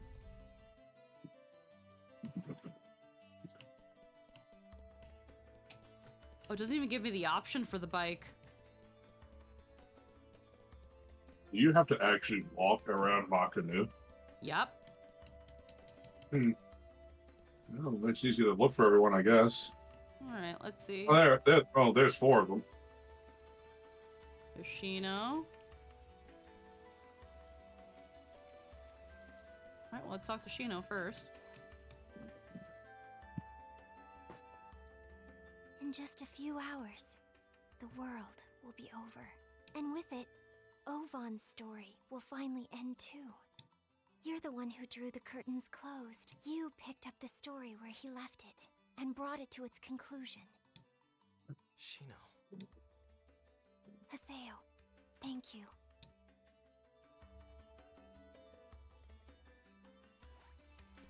Alrighty. Oh, Haseo, my brother's doctor told me that he'll probably be ready to leave the hospital soon. Maybe sometime around the middle of next month. Once he finally gets out of the hospital, I'm arranging to have him come live with me in Germany. Haseo, thank you. Thank you so much.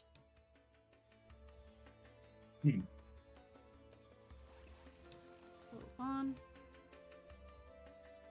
Ovan, you sure you're okay to be logging in? I thought you were still in the hospital. Not to worry. What do you mean? I wanted to see you here. Here, in the world. Huh? But we kinda just saw each other. That's not what I mean. I guided you, raised you, trained you. So on this day, when the world ends, I consider it my duty, my right to see you all grown up one last time. And once again, you've completely lost me. Looks like some things never change. Well, whatever. Regardless, you're here, Ovan. So, you want to go on one final adventure in the world with me? Why not? Just don't push yourself. Alrighty. These two, Gaspard and Syllabus. Aw, the world's ending! This is the suckiest day ever! Part of me wants to cry, but you know what? We should enjoy ourselves instead, right till the very last second. Yeah, there you go, Gaspard. That's the Canard spirit. Let us know the next time you're gonna go adventuring, Haseo. We'll be sure to lend you a hand, just like always. I stopped using you once I got better. Once I got Pine-kun. Syllabus was still pretty darn good for a while. I mostly had to use Pi because the game kept telling me to. Here's Tabby. Yeah. Hey, Haseo, don't you think Ovan and Chino make the cutest couple? You could say that. Huh? Yes or no, Haseo? It's a simple question. I played that. So she's that one in the group. Yep. Okay. It's like, hey, Haseo, do you think Chino and Ovan should kiss? Hey, Sayer, have you ever considered sitting in that one hotel chair? If you married Shino, that'd be real awkward. Oh man, I can't believe it's the last day of the world. Well, I'm not gonna waste it by moping. No regrets. We gotta play like there's no tomorrow. Let's go fight a boss monster, Haseo. Today's the very last day of the world. It's the most special day there could possibly be. So, Haseo, let's go say goodbye to all the lucky animals and greet the end with warmth in our hearts. Whoa, what's that look for? You okay? Fighting boss monsters. Nothing special about that. What do you mean? What do you mean? Which one will it be, Haseo? Yeah, Haseo, make your choice. They really decided to nail the rivalry with these two. To think about it. I'll have to think about it. To nail the rivalry. Oh, God. Let's go visit the lucky animals. There's a cute little cutscene there. Just cuz. Just cuz. Fuck you, Alcade. Fuck Alcade. Okay. I wonder if we saw Kova's here somewhere. That's why I'm gonna actually like look around.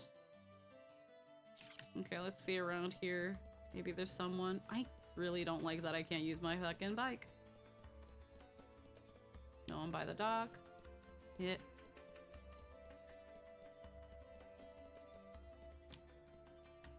Really, the NPCs would have something to say in their shops.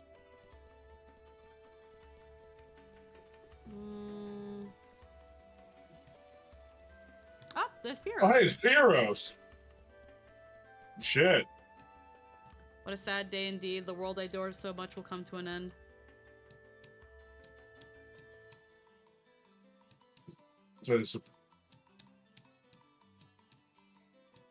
Development of the next project's already underway. Y'all couldn't Fuck, they are making... y'all couldn't get Pyros for like one more. Guess not. Pretty sure he's played by Kirk Thornton though. I don't know who he's playing. Yeah. All right, so let's go to Canard. Pyros over here, goddamn confirming the World 3. Yep. I don't know if there will be another dot hack game.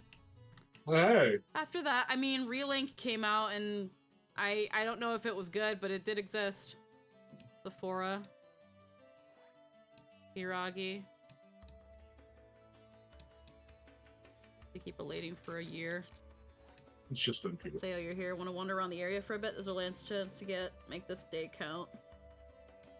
Okay, let's see. Okay. All right, we can go through all of this. There's a little stretch of dock down there. I don't know. Yeah, but I didn't see anybody there. There's something down Okay. here.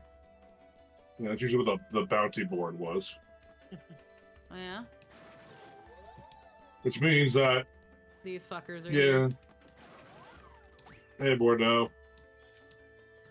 Oh, I can't really talk to him. Good. Oh, wait. Only Wait. this fucker? I mean, it's just a weird targeting thing.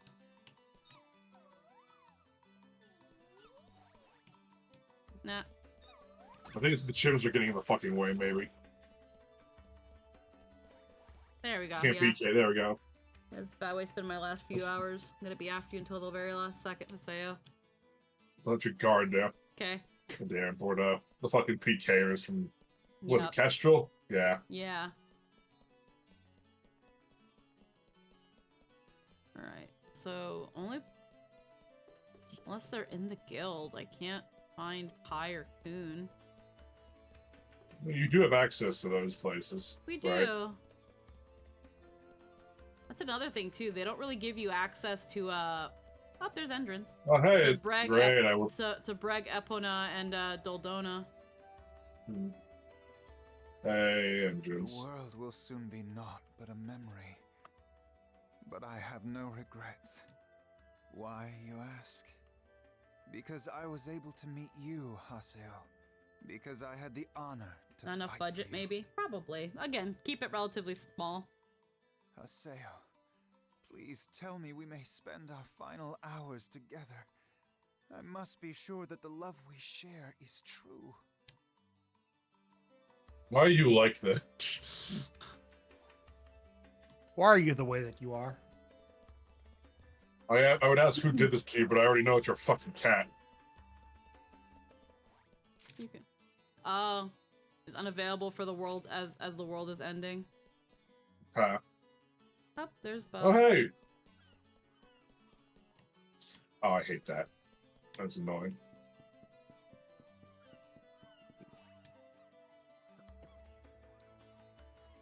Haseo! This is the last day, so let's play together until the very end, okay? Oh, sure. Let's go have a good time today. There's no time for that, stupid! Huh? Saku? Hey, Saku. Today's the last day! The last chance for me to confess to Master N how I truly feel. Pretty sure it's not a secret. Shut up! Oh, today's the day! It's really gonna happen! Huh? Wait, what just happened? Somehow I get the feeling Saku is super excited. I guess both of us must be happy we get to play with you! Oh, yeah, that's... Your life is going to be a long and arduous one, Bo. Yep. It's going to be long and I'm arduous. really sorry to hear that. It's gonna suck. Surely you can't go to the island. Ah, Oh, no. hey, it's the boys. It's the boys.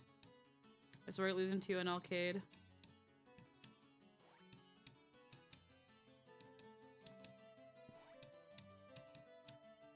They're staring at you, at your scowly mug. Salty things go great with liquor. Good. He's fucking drinking.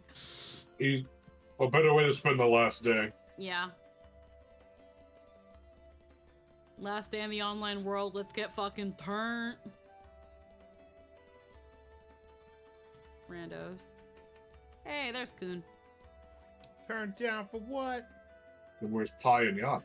So you managed to save Ovan. Now the world's Probably in about the to end. guild halls. I suppose this Probably. is the happily ever after part of the story. Now, there's only one problem left to solve. What about my future? How am I supposed to get by? Haseo, you listen to me, won't you? I took the CC Corp entry test this spring for the 5th year in a row. When a part-timer at a company applies to be full-time, it's only fair to at least consider him. That's just common courtesy, right? Oh no, Koo. Maybe CC Corp doesn't even have any common courtesy. Why won't they hire me full-time? I love when Johnny Young Bosch gets to have fun. Yeah. Fucking poor Koo. God, being Oh, Coon, no. being Coon sucks.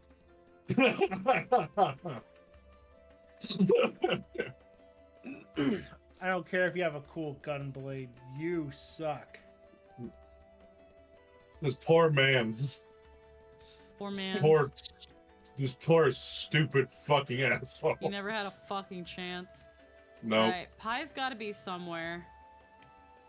I'm gonna So guess either in Raven or Yeah, probably. I feel like on the There's a last teleport day before a station back game, there. I feel like before a game shuts down, they wouldn't let you do that. Yeah, I know the teleport there, but I'm gonna check in there real quick again. Hmm. And see if maybe she's in there and I just didn't see her.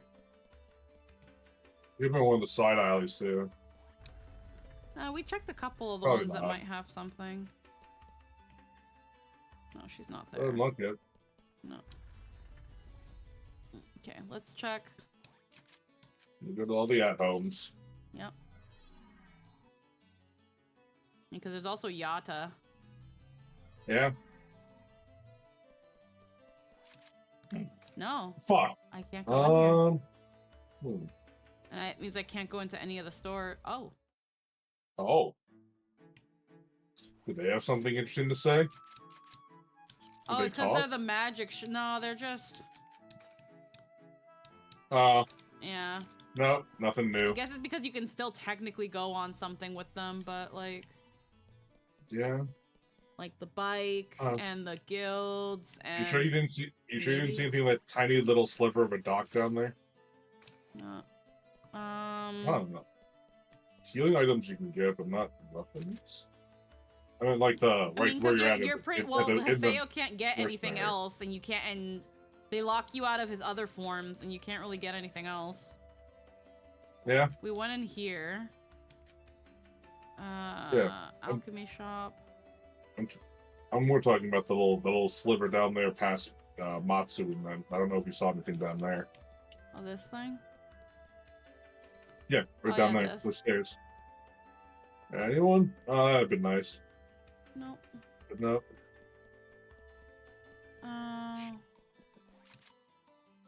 Let's see. Oh. Let's. Hmm.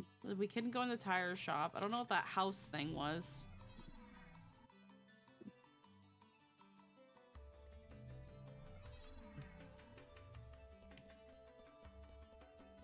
Oh, it's like a quest guy. I'm guessing. I don't know what this is. Yeah, Dr. Keppel's house. Okay, so we can't go into the houses. Go to the net slum. You can go Oh. to different. You can go to different cities, right? Why not go to the net slum? I mean, let's try.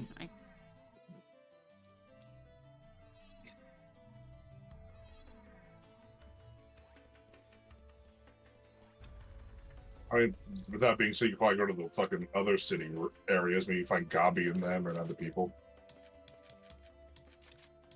I can only go to the nut slum. Yeah, so they're probably at the nut slum. Maybe Sokova's here too. Maybe.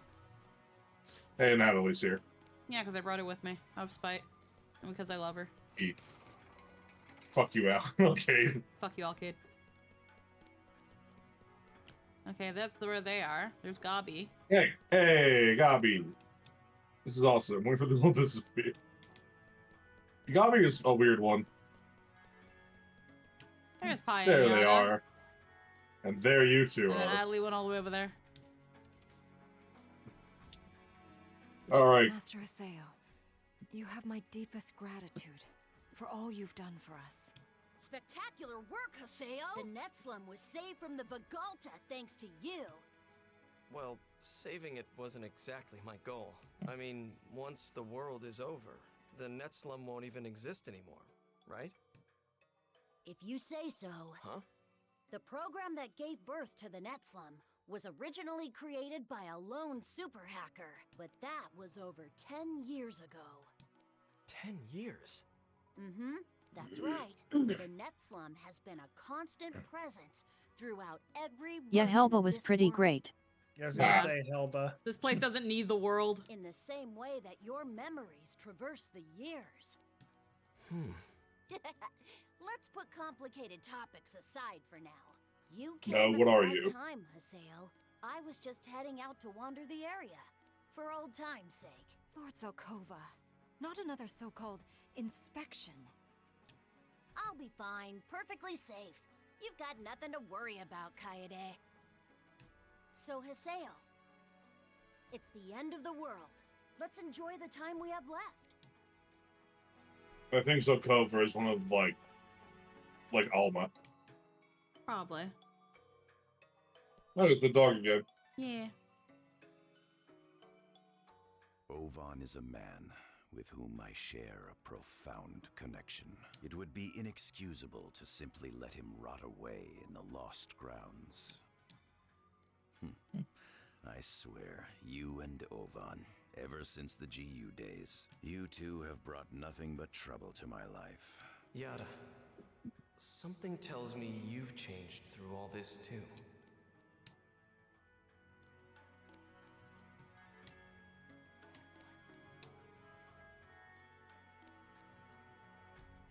That shadow Vigalta, it was drawn to anything it detected as outside the intended parameters of the world. That includes Ovan's Ida, Kusabira.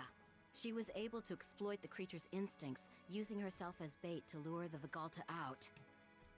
I don't think you would have been able to save Ovan without her help. We've been fighting Ida for so long that it's not an easy thing for us to comprehend. But the fact of the matter is, it might actually be possible for us and Ida to coexist. Interesting thought. Yep. Is Kaede have anything to say? Oh, yeah, I She's could got go to talk to sell her. Cobra. Probably not. No, No. usually if they both talk, Could then be that's willing. usually it.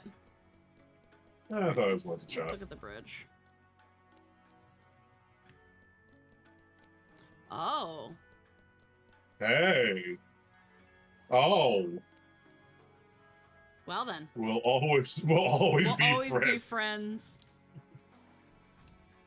friends. Some days, Someday soon. Precious. Until we meet again. Yeah. About the bridge itself.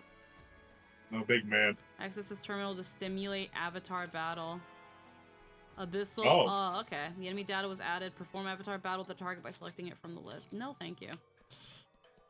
Okay. Oh, but the three boys are there. Yeah, the Fuck. boyos. Holy shit. Didn't see that coming. Yeah, no, I was fully not expecting anything to actually be in there. But I actually really like that they put them in there. Yeah. I'll be damned. Mm-hmm.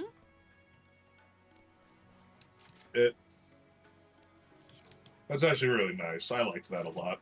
Alright. And then Well- technically, nope, area world, bookmark. Yeah, I guess you can use it to create a level, blah, blah, blah. So you can't make one.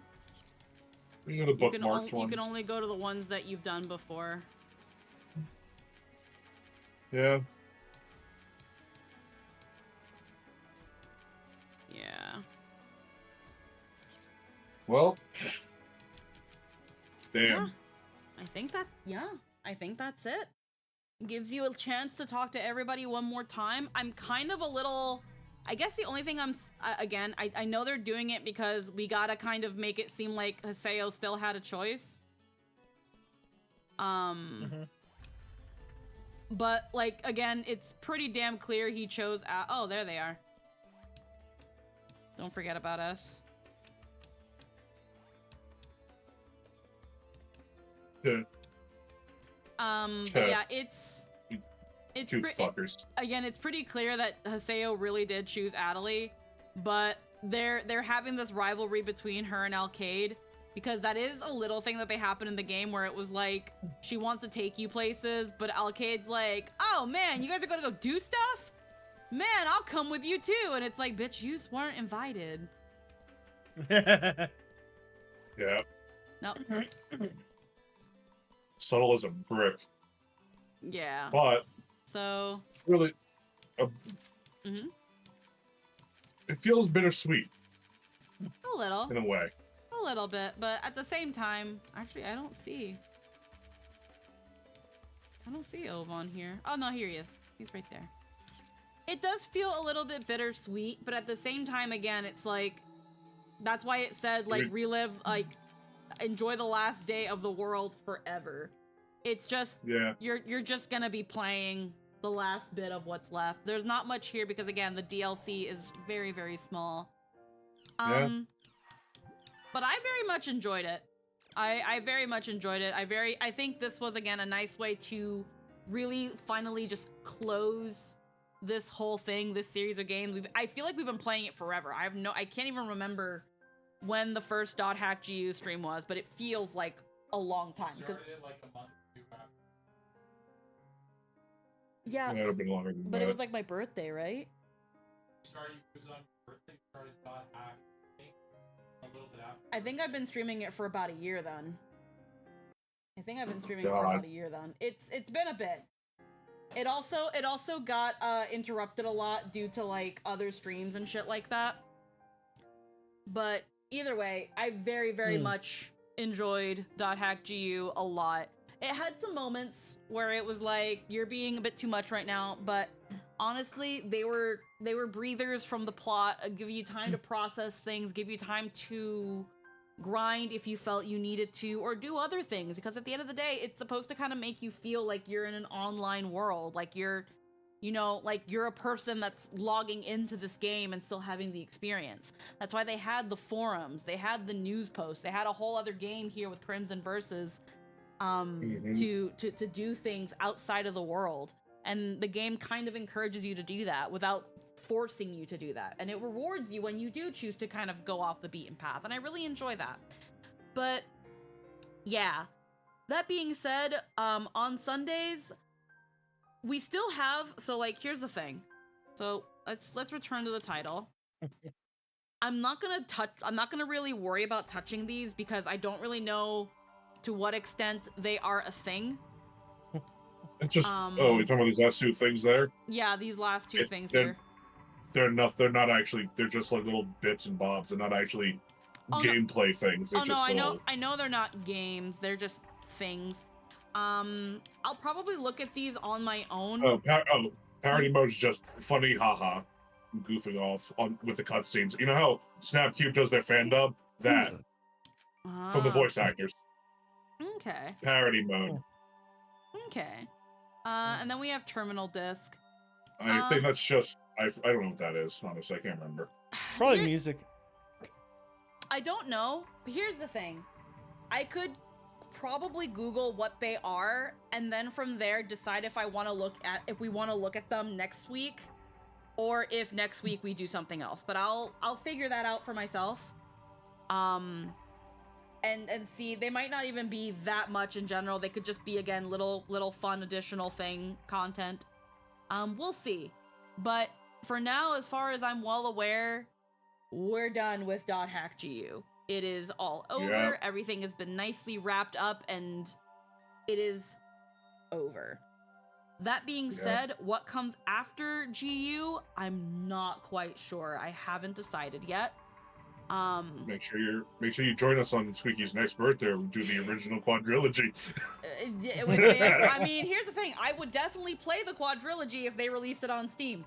So Same. I would, and I feel like they should at this point, but I don't know if they ever will. Who knows? Maybe for the 20th anniversary. That's usually also a big deal. You never know. I guess, yeah. No one was expecting them to do something with GU again for the 10th anniversary. So, like, again. You know what? I guess you have a point, because World of Warcraft's finally adding in player housing for their 30th anniversary. So. Wow. They didn't have that? No, never at all. Garrisons didn't count. I don't want to see a single person type that. Okay, well, either way. We'll see what we do with Sundays moving forward. I still have a couple games that we can still play. I've got The Witcher. I've got another Yakuza game. So we'll see what we can do. We'll see what we've got in store, what I can figure out. And we'll probably jump into that next week. If not, we'll probably take a chiller day and look over this little bit of thing as like one last stream for GU. If we didn't yap, we probably would have had a couple of hours to look at this stuff, but to this Elnir with a raid as we're about to finish. Oh God. Wow, we're getting rated quite a bit today. Hello, hon. How are we doing? Mwah. How is everybody today? I am Squeaky Chiona. I'm a Magic Girl VTuber. We had just finished playing the last game in the GU last recode, and we're actually about to wrap things up today. We have been streaming for almost 8 hours. I've got to do some tabletop related stuff with some pepperonis here and actually get myself some food. I have not eaten anything. So just sit tight while I find another person to throw you guys at. Let's see. I've got... There's something very satisfying about seeing the word clear on all 4 volumes. Oh yeah, no, it's very nice to see that it's all done. I think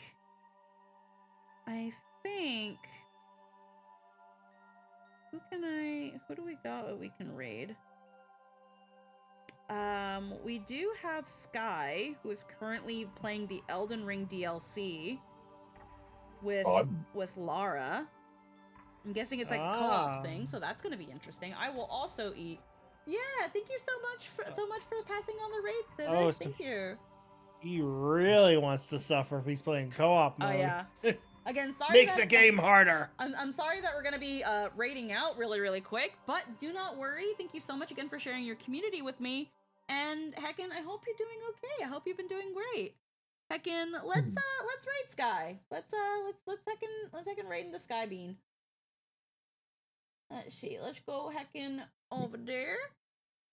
I will see you guys tomorrow for some heckin' Final Fantasy XIV. We're going to be diving into the 7.1 patch content. It is going to be heckin' Lynn's birthday.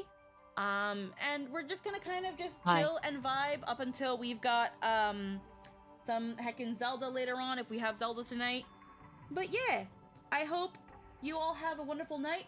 I will see you all next time. Be good little subs for me, okay? All right. Why do you like this? Bye.